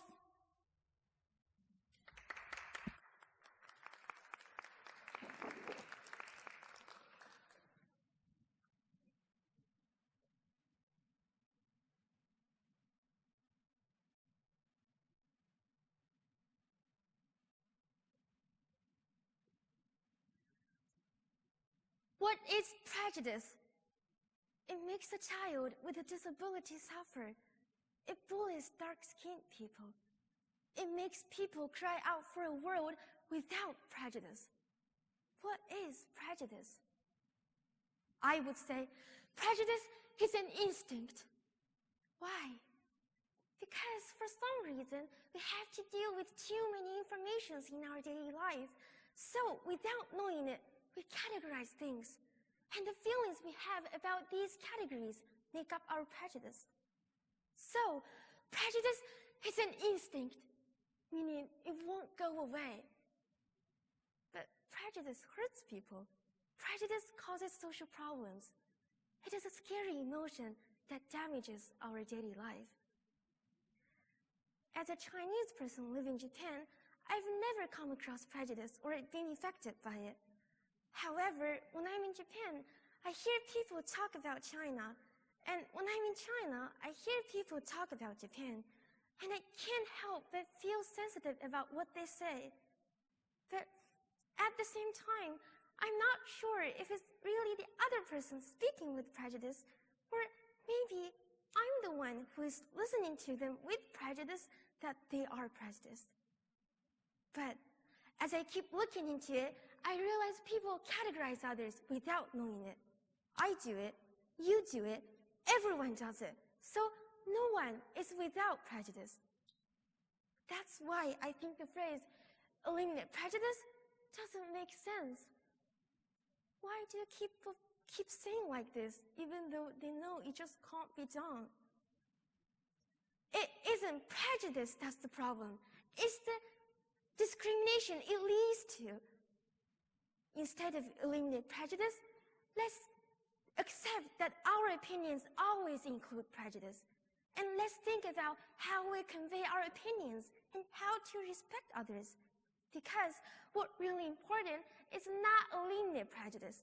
It is how we communicate. So, here's my hypothesis.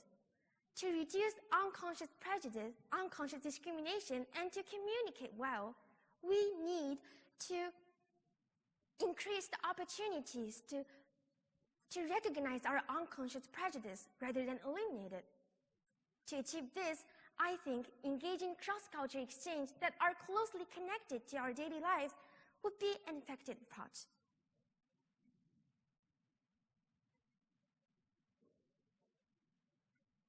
So, to make it happen, I've created a system of my own. That is what I call Sister Family Program.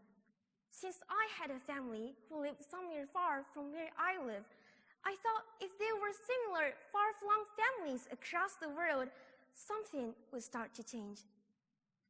This is the expanding version of Sister City Program, where the municipalities from different countries collaborate for the cross-culture exchange. Let me tell you how I designed it. First, I searched various kinds of cross-culture exchange, such as homestay, study abroad, international volunteer work, pen pal system, and so on. But I realized none of them are closely connected to our daily life. So I started to think about creating a new one. After coming up with this idea, Sister Family Program, I studied the system of Sister City Program. I studied a part of social psychology to learn what kind of methods can alleviate prejudice. So let me tell you more about this program. First, families who are willing to participate in this initiative apply to their city halls. Both city halls match the families who have children with a similar age to create sister families. This is aimed at families with children because it's known that childhood experience greatly influence personality and developing attitudes. To support the exchange, there will be a special app. And this is what the actual app looks like. First, there's an authentication function to protect privacy through accounts creation and login function. Second, before interaction, there's an interaction video and photo sharing function that users see friendship between groups. Since unexpected online meetings might cause anxiety and possible prejudice, this can let the prejudice inhibited. Third, video communication function. This lets two sides interact freely anywhere at any time they both choose. Fourth, automatic voice translation function. This is done by converting speech to text, translating it, and reading it out loud. It can be switched on or off and help stop language barrier getting in the way of interaction. Fifth, topic suggestion function. Although the exchange can be about anything, topic can be selected to provide conversation tips. Topics can suggest using by APIs, such as foreign news or a universal topic like cooking, ethnic dress, education, travel, and so on. To test my hypothesis, I asked 20 of my school friends to take the IET test. The result shows that 10 students who have roots overseas or had lived overseas were less prejudiced. This suggests strong possibility that cross-cultural exchange connected to daily life from young age can help alleviate prejudice. In other words, my hypothesis appears to be correct. With the warmth and the strength of the word family, I will continue to explore the possibilities of this project. Because we're not many nations, we're one human family. And one human family can change the world. Thank you.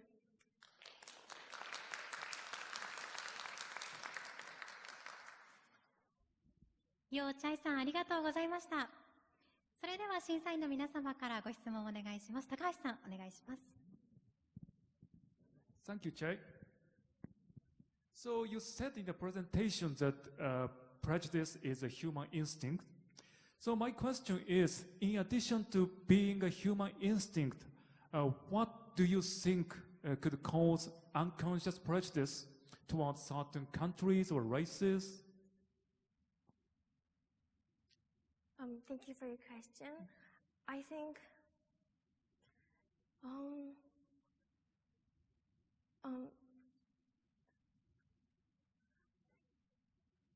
when people categorize others, I think it depends on the history, the history or countries or the economic things, or because we all have prejudice. So yeah, it's not like what makes prejudice is how we deal with this information. It's not, yeah.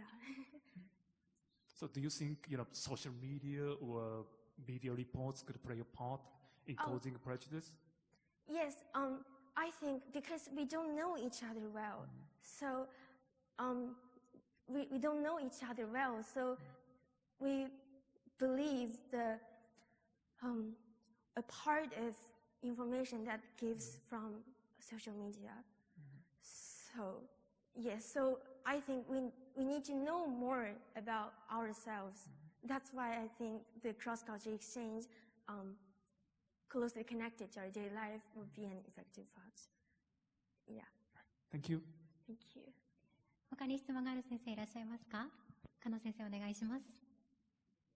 Okay, thank you very much for a nice presentation. For the sister family exchange, the cross-cultural exchange program, I think there would be some actual difficulties when you proceed in the program. Can you give us some examples that you may predict or that actually happened? Yes, I know this program will have a lot of problems because it's just an idea still. It's just an idea, but I really wanna do it in real because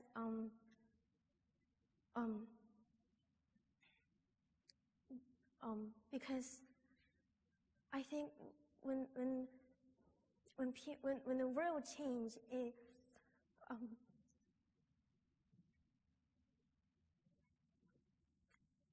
sorry, can you see the question again? What difficulties can you predict if you haven't really done it yet? You mean what kind of problem? When we actually do the sister family exchange, it could be a source of different prejudice sometimes, I wonder.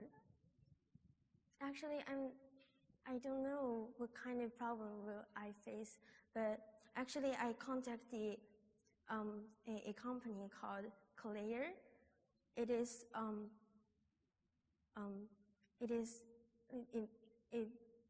helps the Sister City program, where the company helps Sister City program.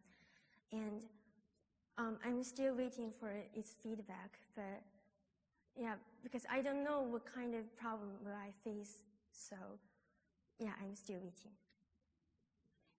それではお時間となりました。ようちゃいさんありがとうございました。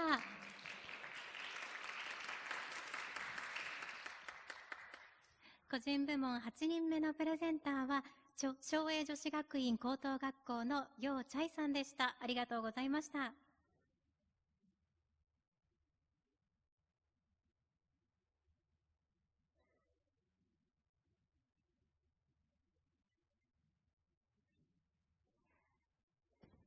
それでは次のプレゼンターへ参りたいと思います。次のプレゼンターは公文国際学園高等部の岡島カレンさんです。岡島さん、よろしくお願いいたします。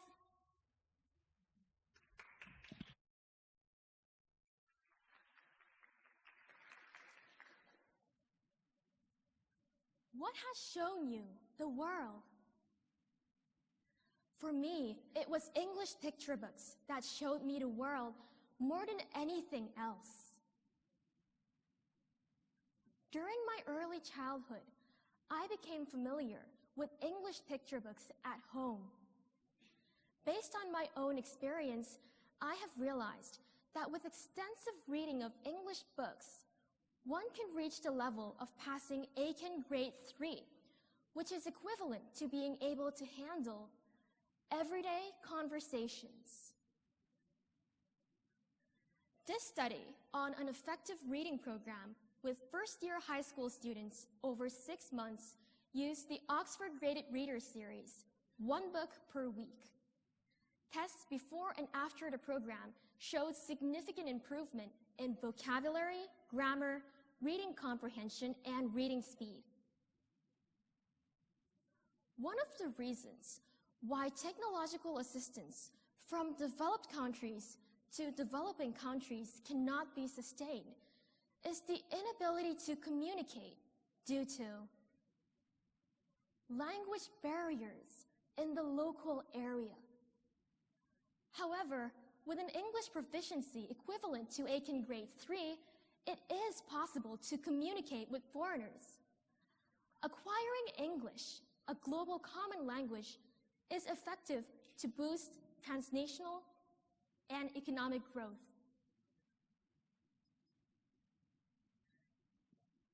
In August 2023, I collected 100 books at my school and delivered them to an elementary school in Cambodia to bridge the education gap.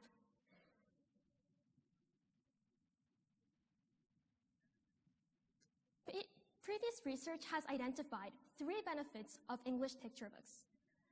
First, they foster imagination. Colorful English picture books stimulate the brain, cultivate richer imagination, and improve concentration and vocabulary. Second, picture books allow children to learn about the world. From an early age, exposure to various values and different cultures through English enables children to develop a global mindset. Third, picture books allow children to develop English skills.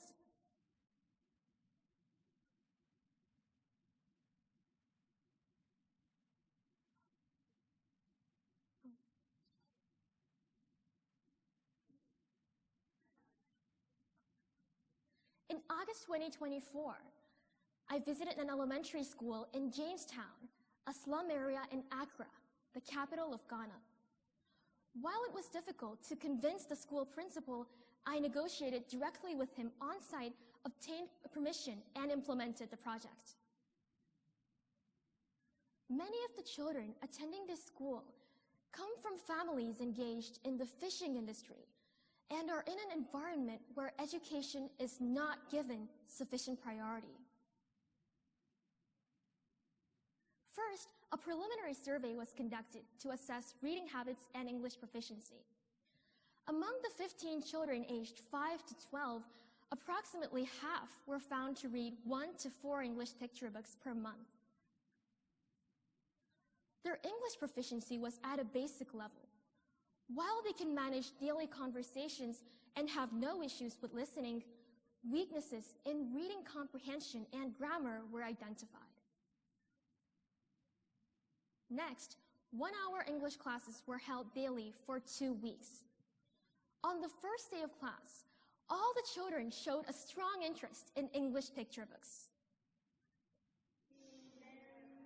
This video shows the classroom activities over the 2 weeks. The 100 English picture books used covered a wide range of themes, all selected to match the vocabulary level suitable for lower elementary school students. The classes combined pointing and reading aloud with extensive reading to encourage active participation from the children.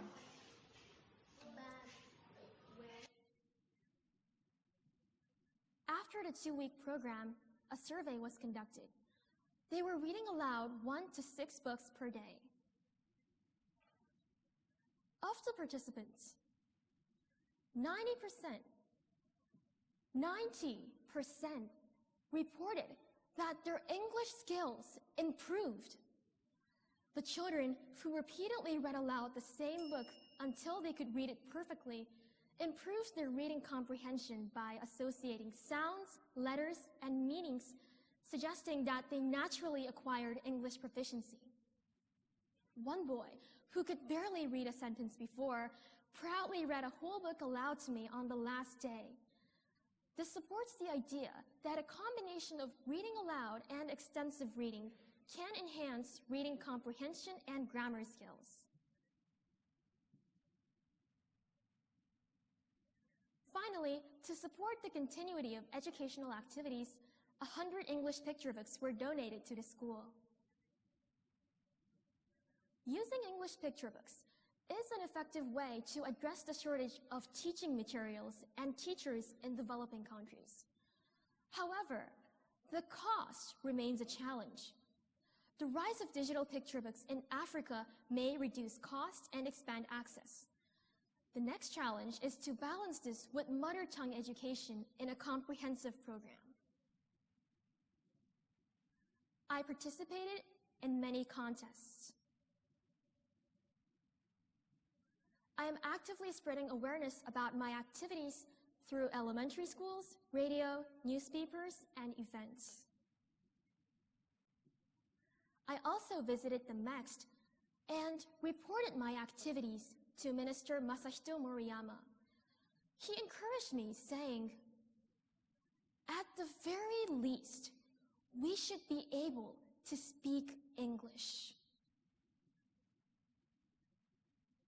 After exchanging views with Ms. Izumi Nakamitsu, the UN Under-Secretary General, she spoke about the importance of having English proficiency to engage with the world. Based on the results of this project, I will continue challenging international education disparities. Dreams and opportunities for all children. Thank you.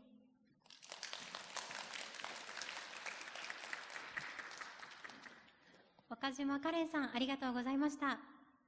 それでは審査員の皆様から質問いただければと思います。工藤先生、お願いします。Okay, you said you collected 100 English picture books and distributed them to children in Cambodia and Ghana, right? That was a very impressive action. Okay. Thank you. My question is, so among those 100 books, what kind of books were more effective in improving children's English skills? If you haven't analyzed the books in this way, I'd like to hear your opinion about what good English picture books are. Okay, thank you. Well, in my personal opinion, I think that leveled picture books, books that are suitable for the vocabulary and comprehension levels of lower students, are effective. And so that's why I asked the students at my school to collect the books that are easier and books that have themes that are more understandable and that the children can personally connect, emotionally connect. So among the books that I collected, there were some books like The Times and some articles, but I thought that the more easier books were more effective for the children in developing countries. Okay, thank you very much. Thank you. 他に質問がある審査員の方々いらっしゃいますか？ジャーマンさんお願いします。Thank you for your wonderful presentation, and please do keep up the great work. Thank you. I was wondering, when you were either in Cambodia or in Ghana, were you able to meet any of the families of the kids? Like, I think that sometimes the parents will have influence on whether they want to read or not. Did you notice anything about families? Well, I didn't have the opportunity to see the families, but what I saw was a situation of the children's families working in front of the school. So, well, even though I wanted to talk to them and ask them their thoughts about education or how they want their children to go to school, I couldn't have the opportunity. So in the near future, I wish that I can communicate with a lot of people, a lot of local people. Thank you. ここでお時間となりました。岡島カレンさん、ありがとうございました。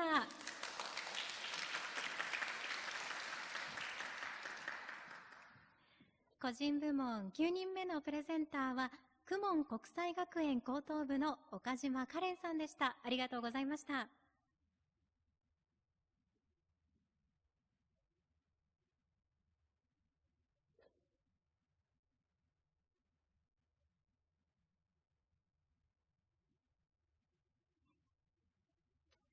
それでは、いよいよ個人部門最後のプレゼンターとなります。東京学芸大学附属国際中等教育学校の中川慎之介さんです。中川さん、よろしくお願いいたします。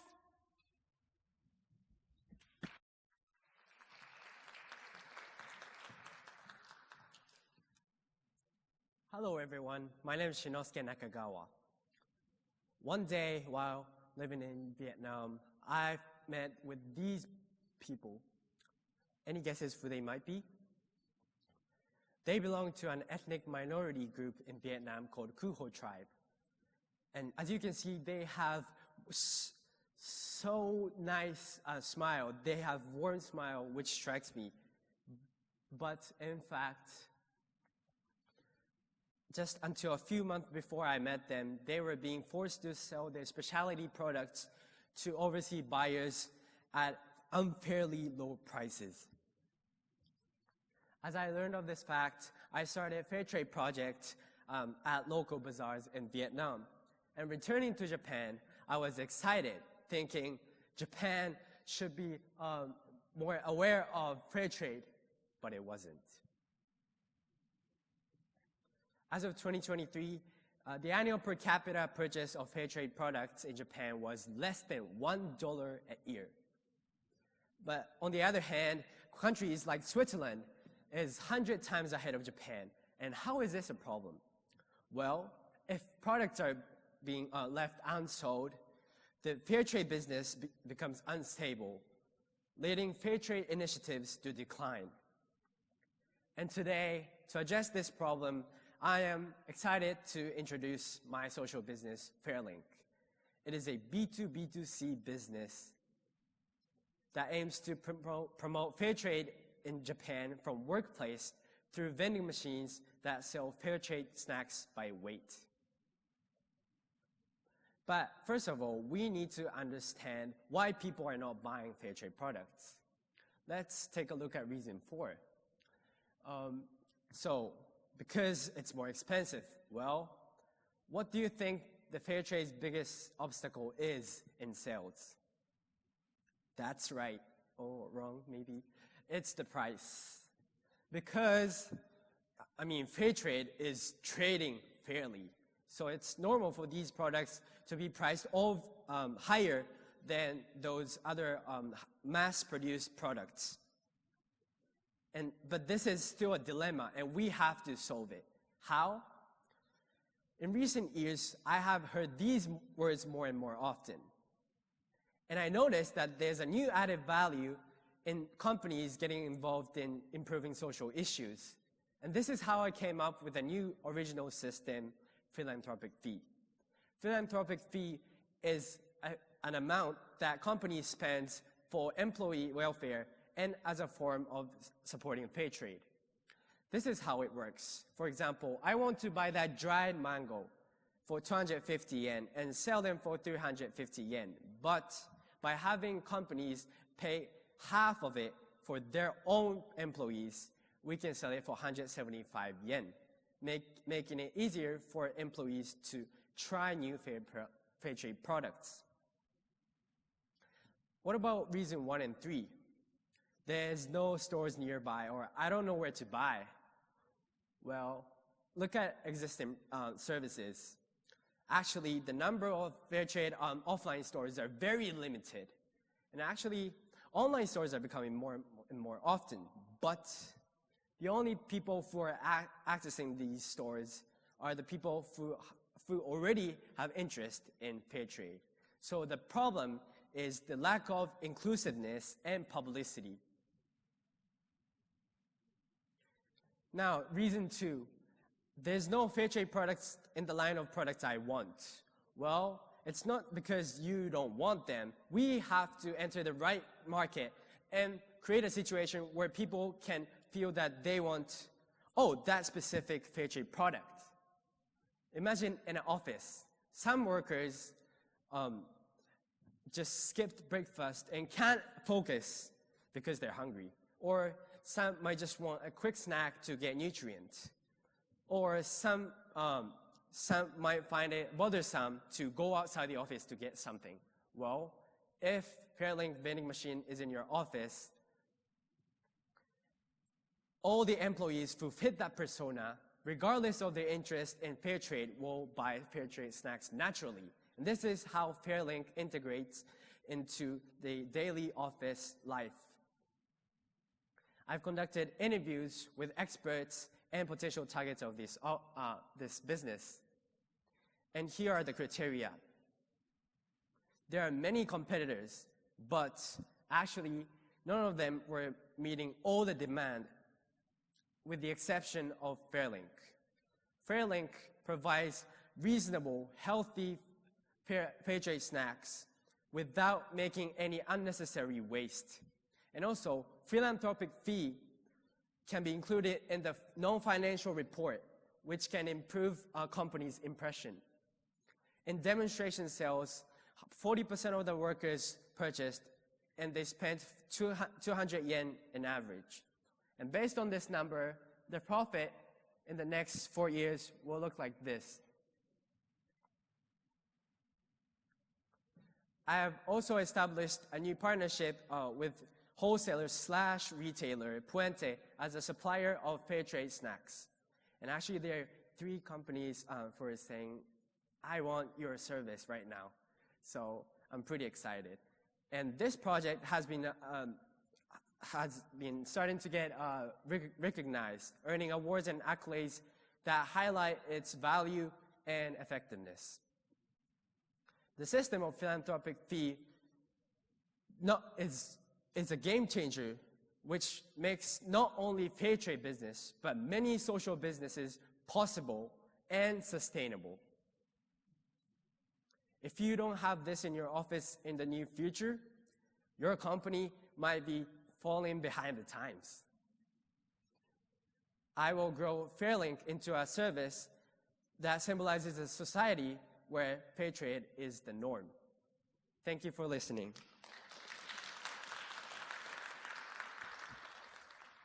中川慎之介さん、ありがとうございました。それでは審査員の皆様から質問をお願いしたいと思います。質問がある方いらっしゃいますでしょうか。田中先生、お願いします。Okay, thank you very much. Yeah, it is true your philanthropic fee model helps solve the price problem by having companies pay part of the costs. But how do you make sure this approach creates real customer commitment to fair trade principles instead of just relying on company support? For example, do employees buy these products outside of work without the reduced prices?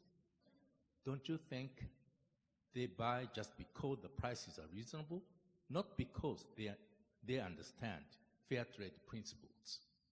That's my question. Okay. Thank you for the question. And I have 2 choices now. One is to just let it go, and then people won't try fair trade products.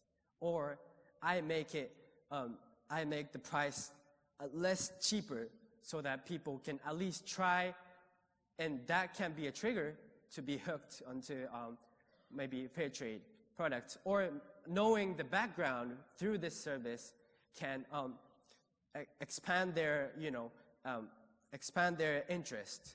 So it is really, fair trade is a hard problem as a social issue, but this is what I can do right now. 他に質問がある審査員の方々いらっしゃいますか。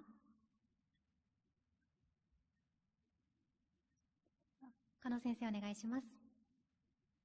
Thank you very much for a powerful presentation. You mentioned some fair trade products, but can you name some other fair trade products besides chocolate that we kind of do not realize that it could be a possible product that we could find for fair trade? Oh, so there are many ingredients for cooking can be fair trade. And as I mentioned in the slide, I have a partnership with Puente, and they also sell nuts and spices that are very fair trade. And the people who have their kids in cooking, their mother are very interested in spices as well. So it really depends on what kind of people are interested, but there are surely other fair trade products other than snacks. But snacks is the best option in introducing this service in the office. That's my answer. それではお時間となりました。最後のプレゼンターを務めていただきました中川慎之介さん、ありがとうございました。あ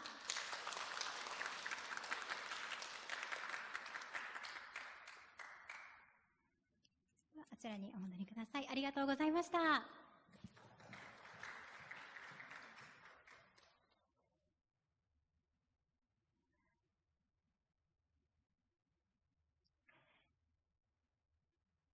以上で個人部門9校の発表が終了いたしました。いや、皆さんほっとされてるんじゃないかなと思います。それでは審査員の方々へ総評をお伺いしていきたいと思います。まず高橋さん、個人部門のプレゼンはいかがでしたでしょうか。本当にですね、皆様のプレゼンテーションもちろんなんですけれども、探究の内容が素晴らしくてですね、本当にいろんなことにやっぱり目を配っていらっしゃるんだなということで、大変私も、楽しくね、聞かせていただきました。ありがとうございました。なかなか気づけない視点ばかりでしたよね。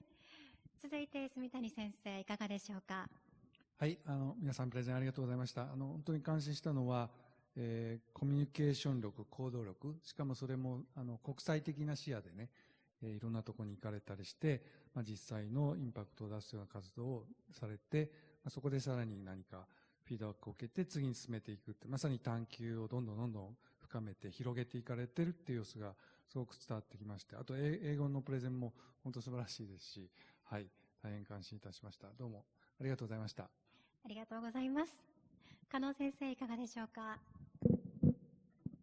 はい、皆さん本当に伝えたいこの思いを分かっていただきたいということがプレゼンテーションから伝わってきました。そして今回個人部門でそれぞれお一人の思いとともに、どれをその内容をどうやって届けるか、どうやって人に伝えるかということの、ある部分、伝え方の部分もより鮮明に見えてきたんではないかなと思います。そういった部分もこれからますます皆さんが伸ばしていかれるところになるのかなと思いながら、素晴らしい発表を聞かせていただきました。ありがとうございます。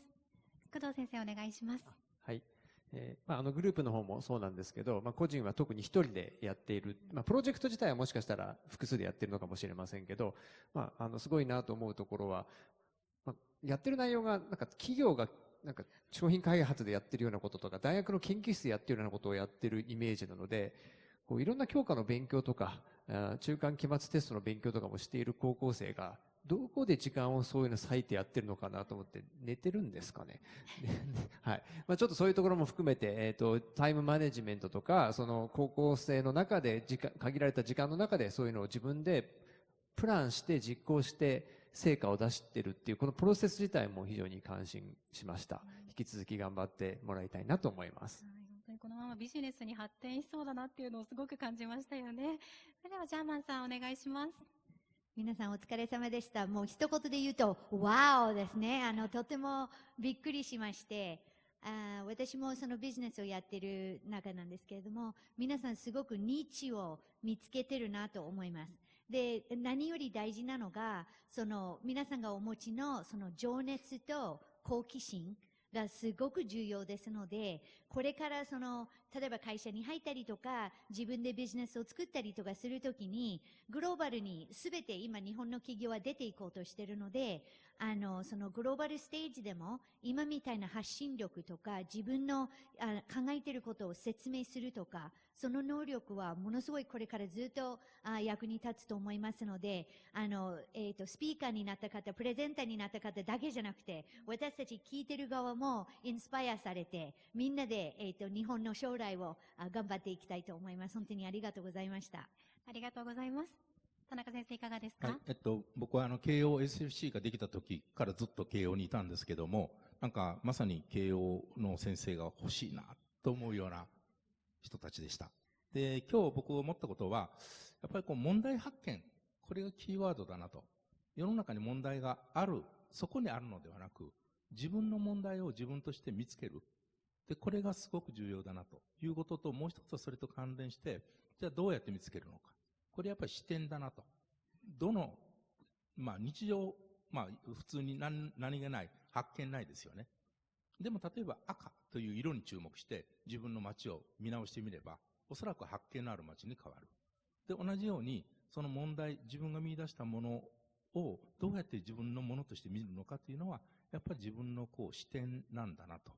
で、視点が変われば見える世界が変わってくるということを今日はつくづく感じました。で、皆さんのたくさんの視点、それからたくさんの問題発見、これがなんか非常に豊かな多様なプレゼンテーション、トピック、これをラインナップとしてね、提供してくれたんだなと思います。以上です。田中先生、ありがとうございました。では、これより審査員の方々による審査を行います。16時18分頃より、午後4時18分頃より結果を発表いたします。ドキドキすると思うんですが、リラックスしてお待ちください。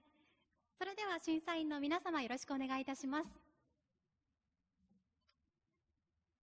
皆様、大変お待たせいたしました。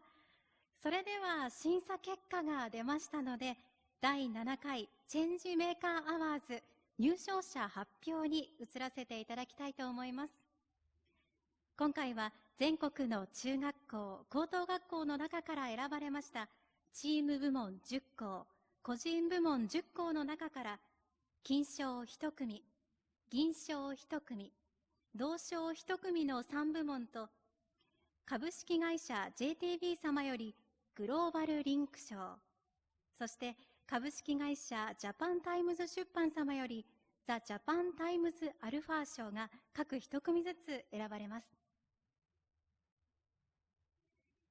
それではいよいよ発表に移りたいと思います。まずは銅賞の発表です。銅賞はチーム部門から1組、個人部門からお一人が選ばれます。そして受賞者には30万円分の学習支援金が支給されます。チーム部門の方にはお一人ずつ30万円が支給されます。それでは発表いたします。銅賞受賞校はチーム部門山形県立長井高等学校シューティングスターの皆さん、そして個人部門白入学園高等学校加藤由音さん、おめでとうございます。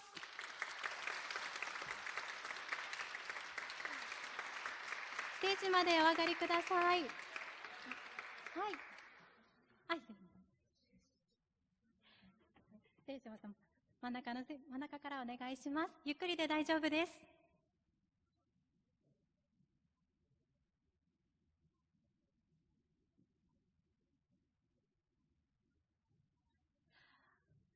皆様おめでとうございます。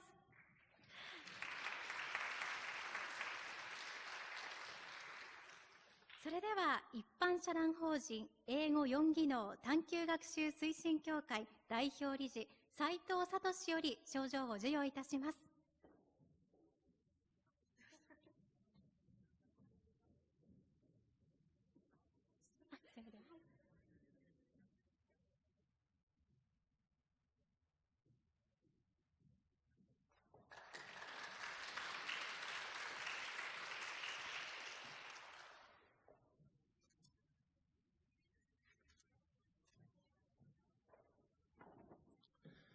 表彰状、チーム部門銅賞、山形県立長井高等学校シューティングスター、鈴木龍之介殿、佐藤すみれ殿、はい、それから加藤花音殿、あなた方ですね、第7回チェンジメーカーアワーズにおいて、その深い探求心と英語表現力で、当初の優秀な成績を収めました。この活躍はあなたが世界を変えていくチェンジメーカーとなることを確信するものであります。輝かしい栄誉と未来をたたえ、ここに表彰いたします。2025年3月23日、一般社団法人英語4技能探究学習協会代表理事斉藤聡、おめでとうございます。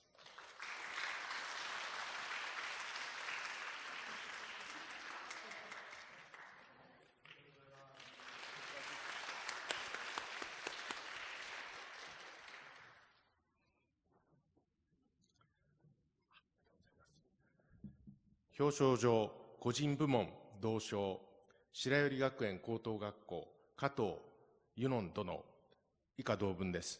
おめでとうございます。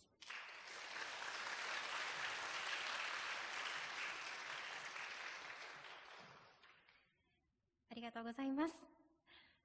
それでは受賞者の方々へインタビューを行いたいと思います。まずはチーム部門のシューティングスターの皆さん、受賞おめでとうございます。代表者お一人にお伺いできればと思うのですがどなたが行かれますか？はい、じゃあ今のお気持ち教えてください。まさかこんな銅賞なんて素晴らしい賞をいただけるなんて思ってなかったので、審査員の皆様の心シューティングできたんじゃないかなと思っております。うまいですねおめでとうございます。ありがとうございます。続いて個人部門の加藤由音さん、受賞おめでとうございます。今のお気持ち教えてください。まずはすごい賞をいただけてとても嬉しいです。で私はこういう大勢の前で英語でプレゼンテーションをした経験がなかったので、すごい準備を通じてすごい成長することもできたと思いますし、これからも自分の好きなことに取り組んでいきたいと思います。ありがとうございます。皆さんおめでとうございました。銅賞を受賞されたチーム部門のシューティングスターの皆さん、個人部門の加藤由音さんにもう一度温かい拍手をお願いいたします。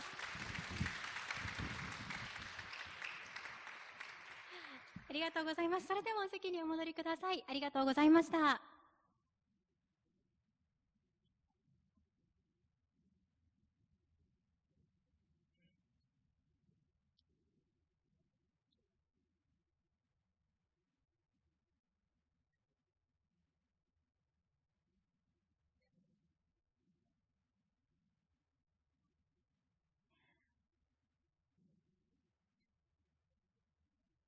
続いて銀賞の発表です。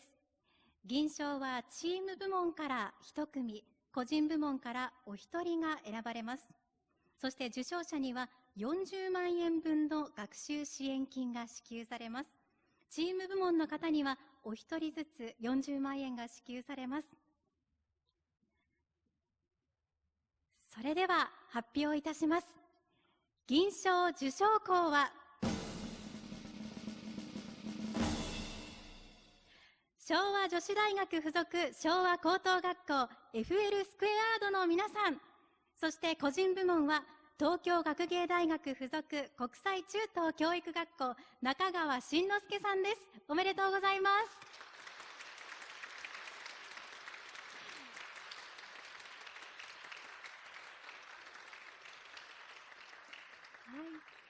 ステージまでお願いいたします。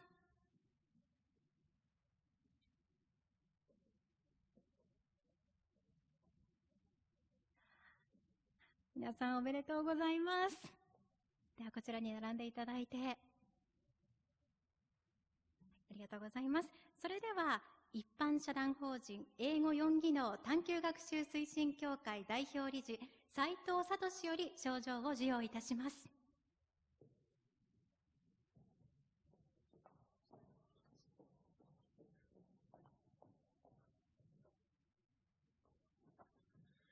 表彰状チーム部門銀賞昭和女子大学附属昭和高等学校なんだっけこれ FL スクエア失礼しました、石井満莉乃殿、重田春陽殿、あなた方は第7回チェンジメーカーアウォーズにおいてその深い探求心と英語表現力で当初の優秀な成績を収めました。この活躍はあなたが世界を変えていくチェンジメーカーとなることを確信されるものであります。輝かしい栄誉と未来をたたえ、ここに表彰いたします。2025年3月23日、一般社団法人英語4技能探究学習推進協会代表理事斉藤聡、おめでとうございます。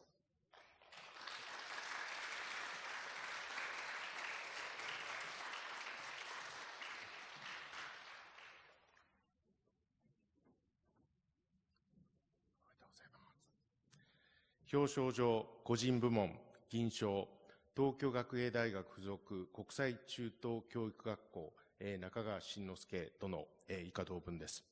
おめでとうございます。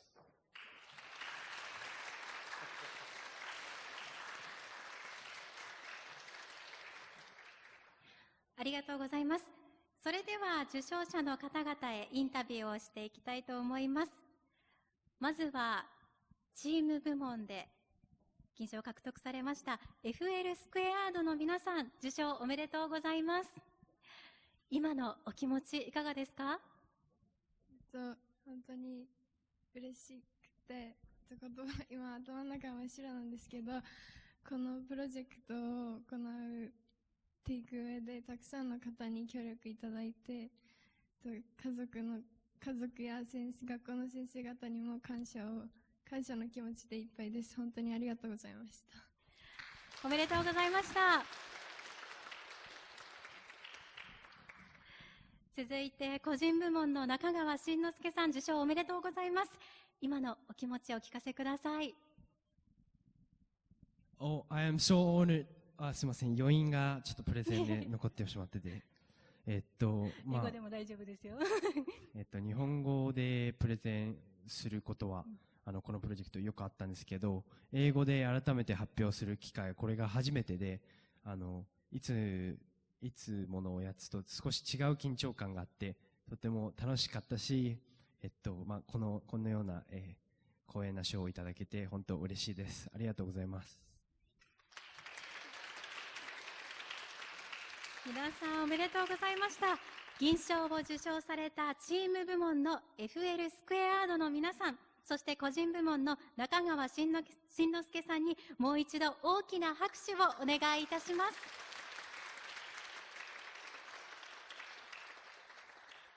ありがとうございました。それではお席にお戻りください。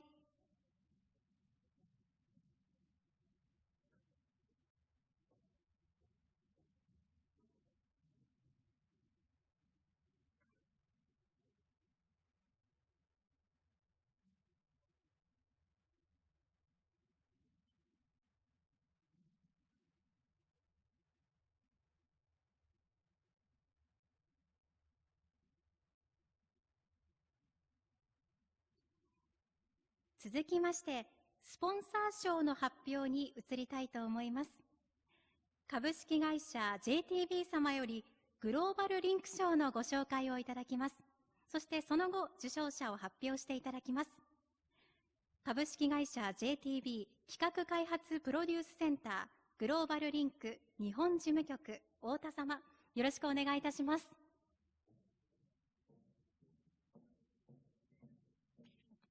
皆様こんにちは。グローバルリンク事務局の太田と申します。グローバルリンク賞の発表の前にですね、少しグローバルリンクについてご紹介させてください。グローバルリンクはシンガポールとオーストラリアで毎年夏に開催されている中高生向けの探究と課題研究の発表コンテスト、イベントとなっております。こちらにご覧の通りですね、2014年からシンガポールに関しては開催しておりまして、日本人だけではなくですね、海外の生徒も含め参加されていて、すべて英語で行われるコンテストイベントとなっております。で、少し様子をご覧いただきたいと思いますので、動画を流させていただきます。グローバルリンクシンガポールについて紹介します。グローバルリンクシンガポールは2014年に始まった科学分野、社会科学分野に関する探究・課題研究の発表コンテストとなっています。発表形式は3タイプに分かれています。ブースプレゼンテーションでは、すべてのチームがこのような部屋でパワーポイントを使いながら発表します。オーディエンスも腰を据えて聞く形のため、発表後の質疑応答では内容について深いディスカッションとなります。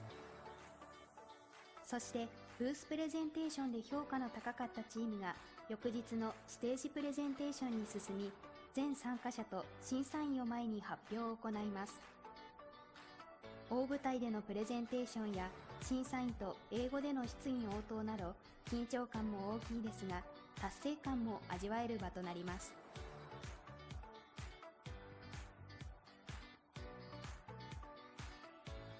リサーチサマリーセッションでは、参加チームが自身の発表サマリーを前に参加者に対して説明やディスカッションを行います。発表者と参加者の距離感が最も近く、あちこちで活発な議論が交わされます。そして表彰式では各分野1位から3位が発表され、審査員から表彰状や盾が贈られます。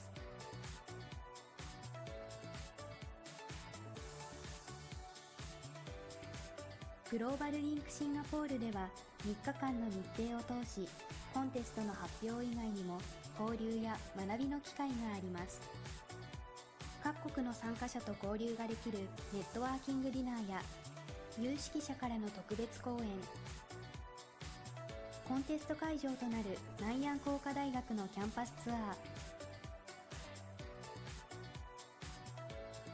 ー、現地大学生によるアクティビティ、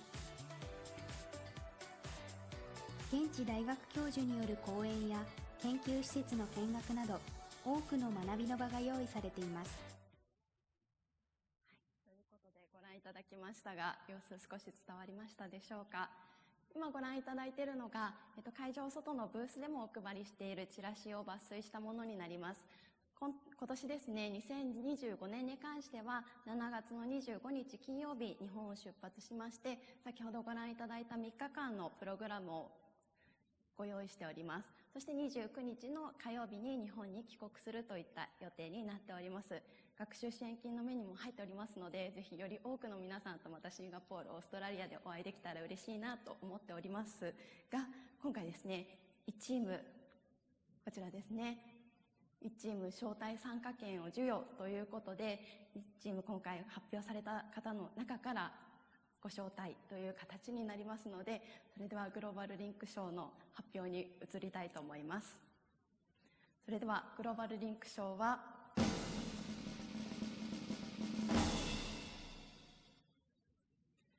お茶と水女子大学附属高等学校ディンプルの皆さんに送らせていただきます。皆さん上がってきていただければと思います。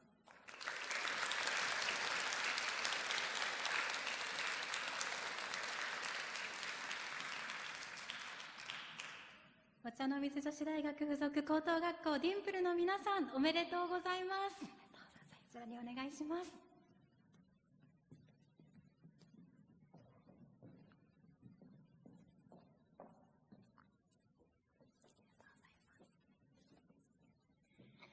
表彰状グローバルリンク賞お茶の水女子大学附属高等学校ディンプル千葉佐那殿上田若殿、あなたは第7回チェンジメーカーアワーズにおいてその深い探求心と英語表現力で当初の優秀な成績を収めました。よってここにグローバルリンク賞を贈り表彰いたします。グローバルリンクシンガポールでのさらなるご活躍期待しております。2025年3月23日株式会社 JTB グローバルリンク日本事務局太田花菜、おめでとうございます。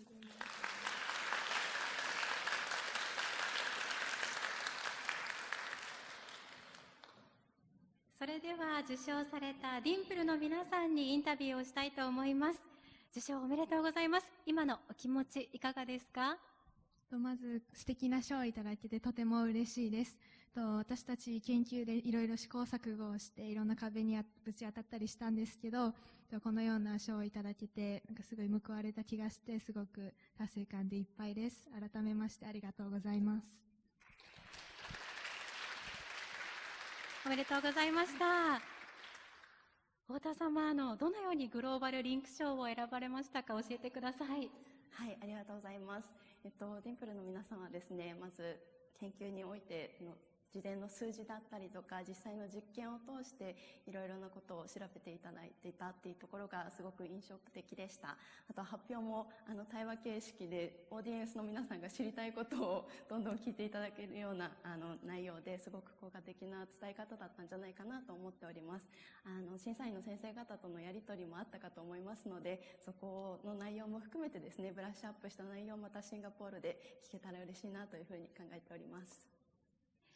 太田様、ありがとうございました。グローバルリンク賞を受賞されたチームディンプルの皆さんにもう一度大きな拍手をお願いいたします。ありがとうございました。それではお席にお戻りください。おめでとうございます。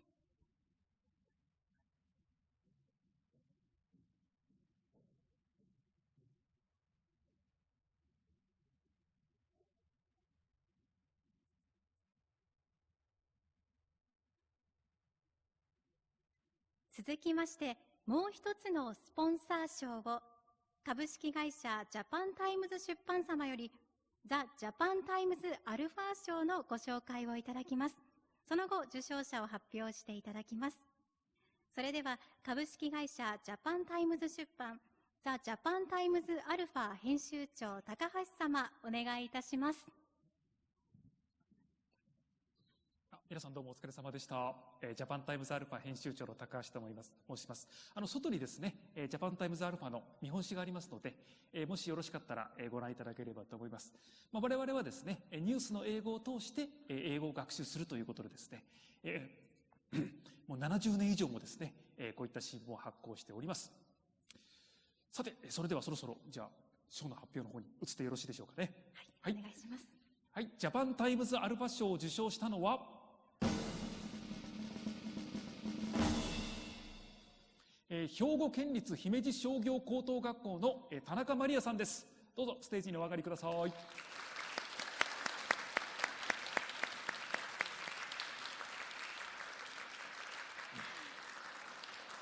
兵庫県立姫路商業高等学校田中まりやさん、おめでとうございます。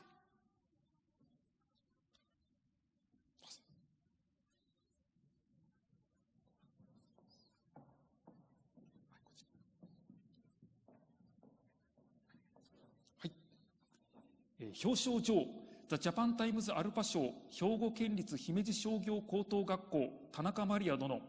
あなたは第7回チェンジメーカーアワーズにおいて、その深い探求心と英語表現力で当初の優秀な成績を収めました。よってここにザ・ジャパンタイムズアルファ新聞の1年間無料購読、および所属学校単位で利用できるデジタルビューアーの ID とパスワード1年分をお送りいたします。ジャパンタイムズアルファ編集長、高橋俊之。おめでとうございます。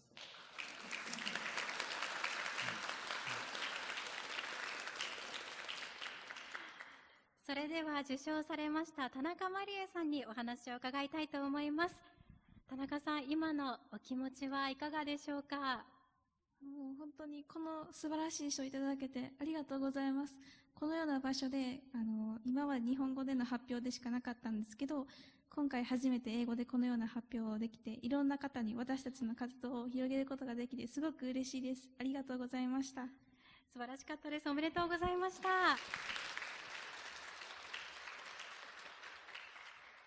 高橋さんはいかがでしたでしょうか？そうですね、我々は新聞を発行する会社からやってきましたので、特にですね、皆様はこの社会課題に対してどういった視点を持ってこの探究活動をされているかと、そういった点からですね、選ばせていただきました。で、田中さんの素晴らしかった点はですね、心の復興ってところまで踏み込んでいたんですよね。例えばどうしても政治の文脈だったりとかメディア報道っていうのは、そろそろ復興したよねということでどっかで線を引かざるを得ないんですけど、それって結局外部からの視点なんですよね。で、内部の実際の被災者の皆さんからしたら心の復興ってのはなかなか簡単じゃないし、そういった内部からの視点を持って探究活動をされてたというのがね、大変素晴らしくてですね、トップバッターでものすごい緊張されているのが我々にもすごく伝わってきたのでね、大丈夫かなと思ってたんですけれども、そのあたりが素晴らしかったので賞を贈らせていただきました。高橋さんありがとうございました。そしてザ・ジャパンタイムズアルファ賞を受賞されました田中まりやさんにもう一度温かい拍手をお願いいたします。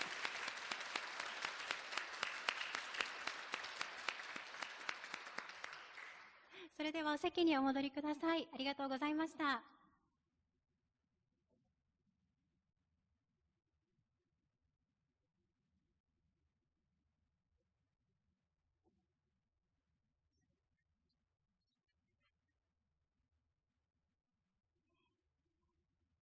それではいよいよ金賞の発表です。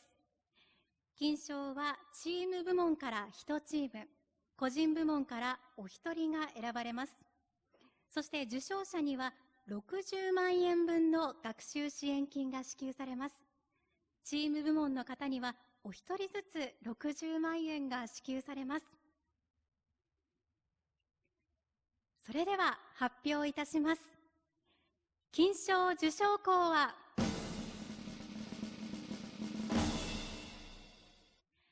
山形県立山形東高等学校フォルテチュードの皆さん、そして個人部門は大阪府立吹都国際高等学校小川水さんです。おめでとうございます。ステージまでお上がりください。おめでとうございます。ゆっくりで大丈夫です。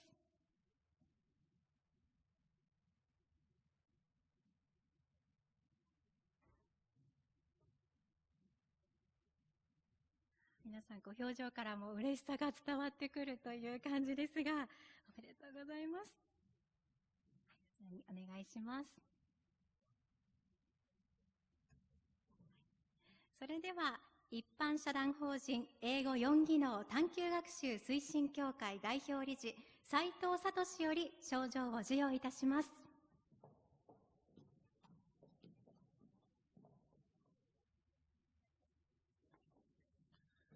表彰状、チーム部門、金賞、山形県立山形東高等学校、フォルテテュード、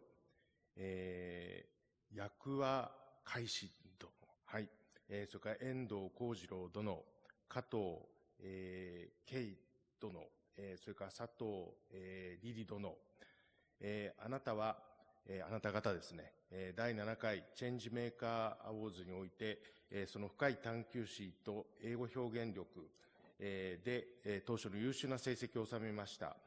この活躍はあなた方ですね、世界を変えるチェンジメーカーズになることを確信させるものであります。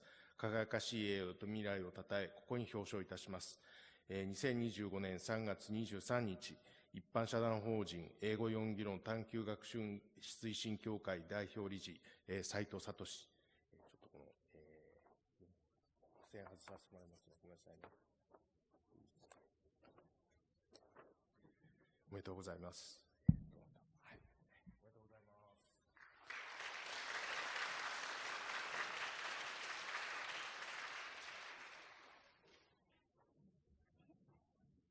おめでとうございます。表彰状、個人部門金賞、大阪府立吹都国際高等学校小川水殿以下同文です。おめでとうございます。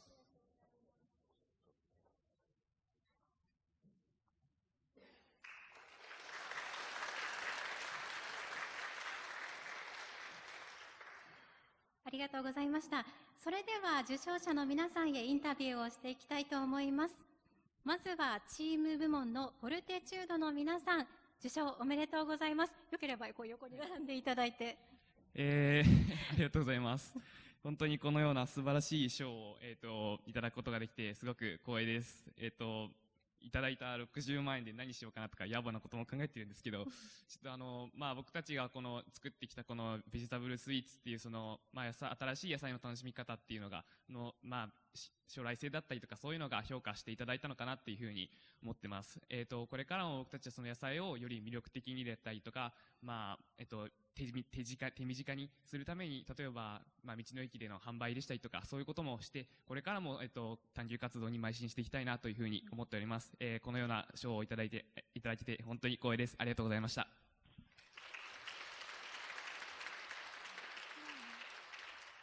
これからも応援しております。おめでとうございました。それでは、個人部門の小川水さんにお話を伺ってまいります。この度はこのような金賞っていう素晴らしい賞をいただいて、まさか自分がいただけると思ってなくて、こんな何も用意してきないんですけども、私のこの研究っていうのはダックウィード、浮草とその宇宙っていうのを関連させていて、でダックウィードに出会えたきっかけっていうか、ダックウィードに私が注目したきっかけっていうのが、私が好きなアヒルが、そのアヒルを調べてた際に、ダックウィードって宇宙食の候補であることを知って、でかつ私は宇宙がむちゃくちゃ好きだから、その私が好きなものかける好きなものを掛け合わせたこの大会でこのような素晴らしい賞をいただきてめちゃくちゃ嬉しいです。ありがとうございます。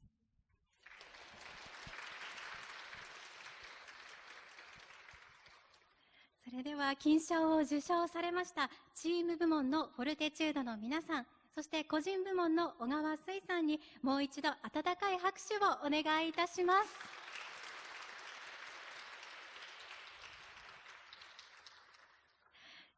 そして今回は残念ながら受賞されなかった方々も素晴らしいプレゼンテーションをしていただきました。皆さんにも温かい大きな拍手をお願いいたします。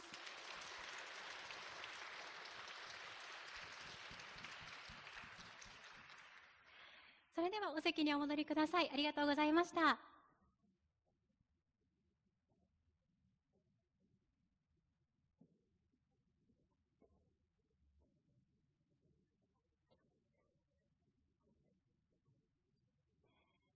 それでは閉会に際して審査委員長を務められました慶應義塾大学名誉教授ペン言語教育サービス代表田中重則先生より今回の講評をお願いいたします。To start with, I'd like to say thank you very much once again for participating in this contest and to sharing informal, very interesting, findings and thoughtful opinions. It was a great time. You really made my day. Thank you very much. Okay, to conclude this session, I'd like to give you a short 3-minute talk. It's about vision, mission, action, and passion. Why these words, you may wonder. Let me explain. As you know, this contest is called CMA, which stands for Change Maker Awards. Who is a change maker? What makes a good change maker? What are the characteristics of effective change maker?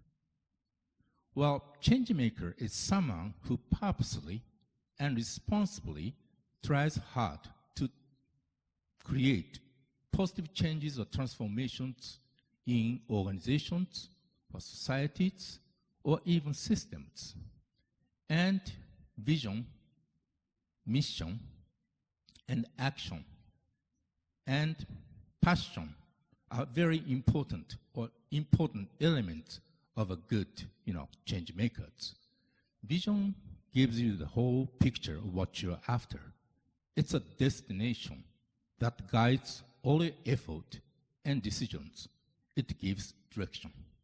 Without vision, you are going nowhere.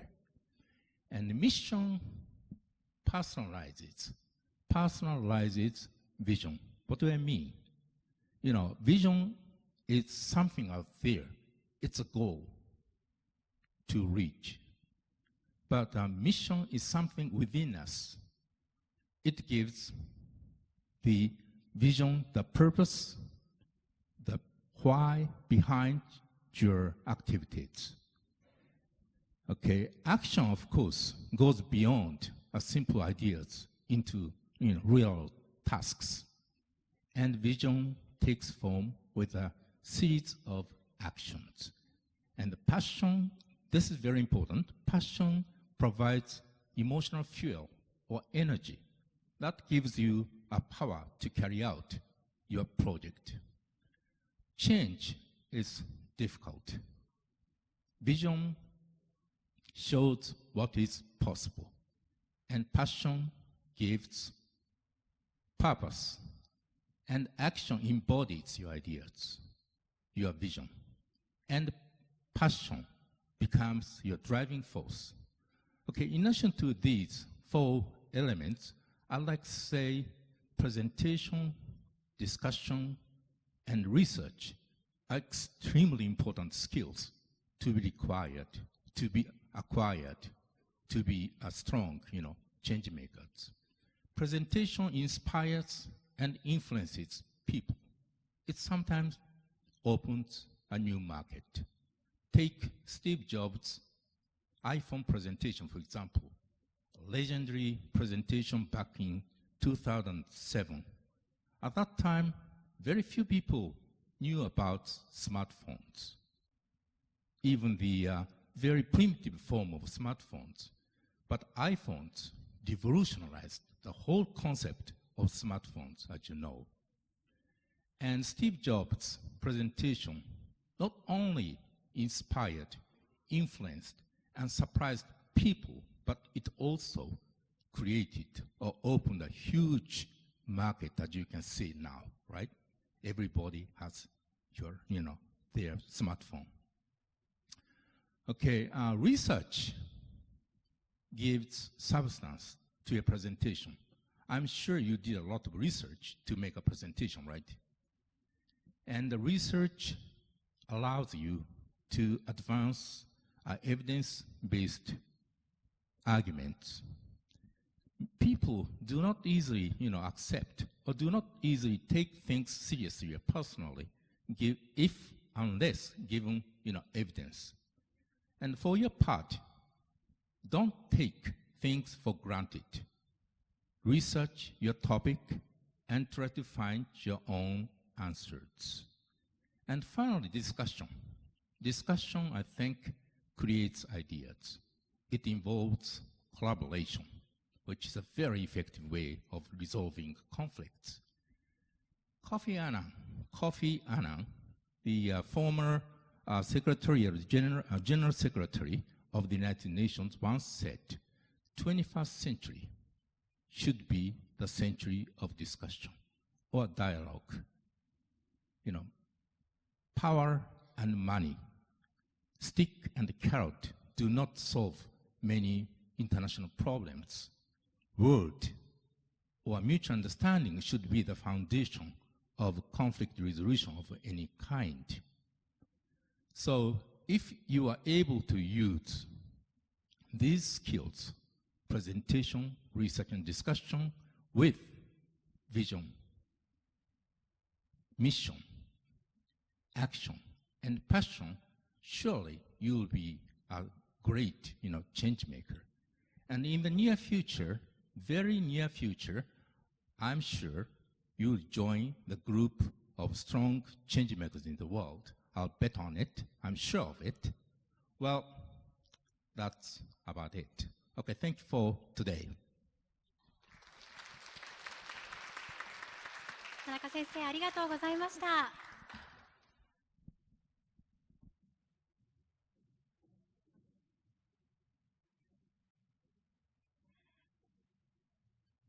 以上をもちまして、第7回チェンジメーカーアワーズを終了とさせていただきます。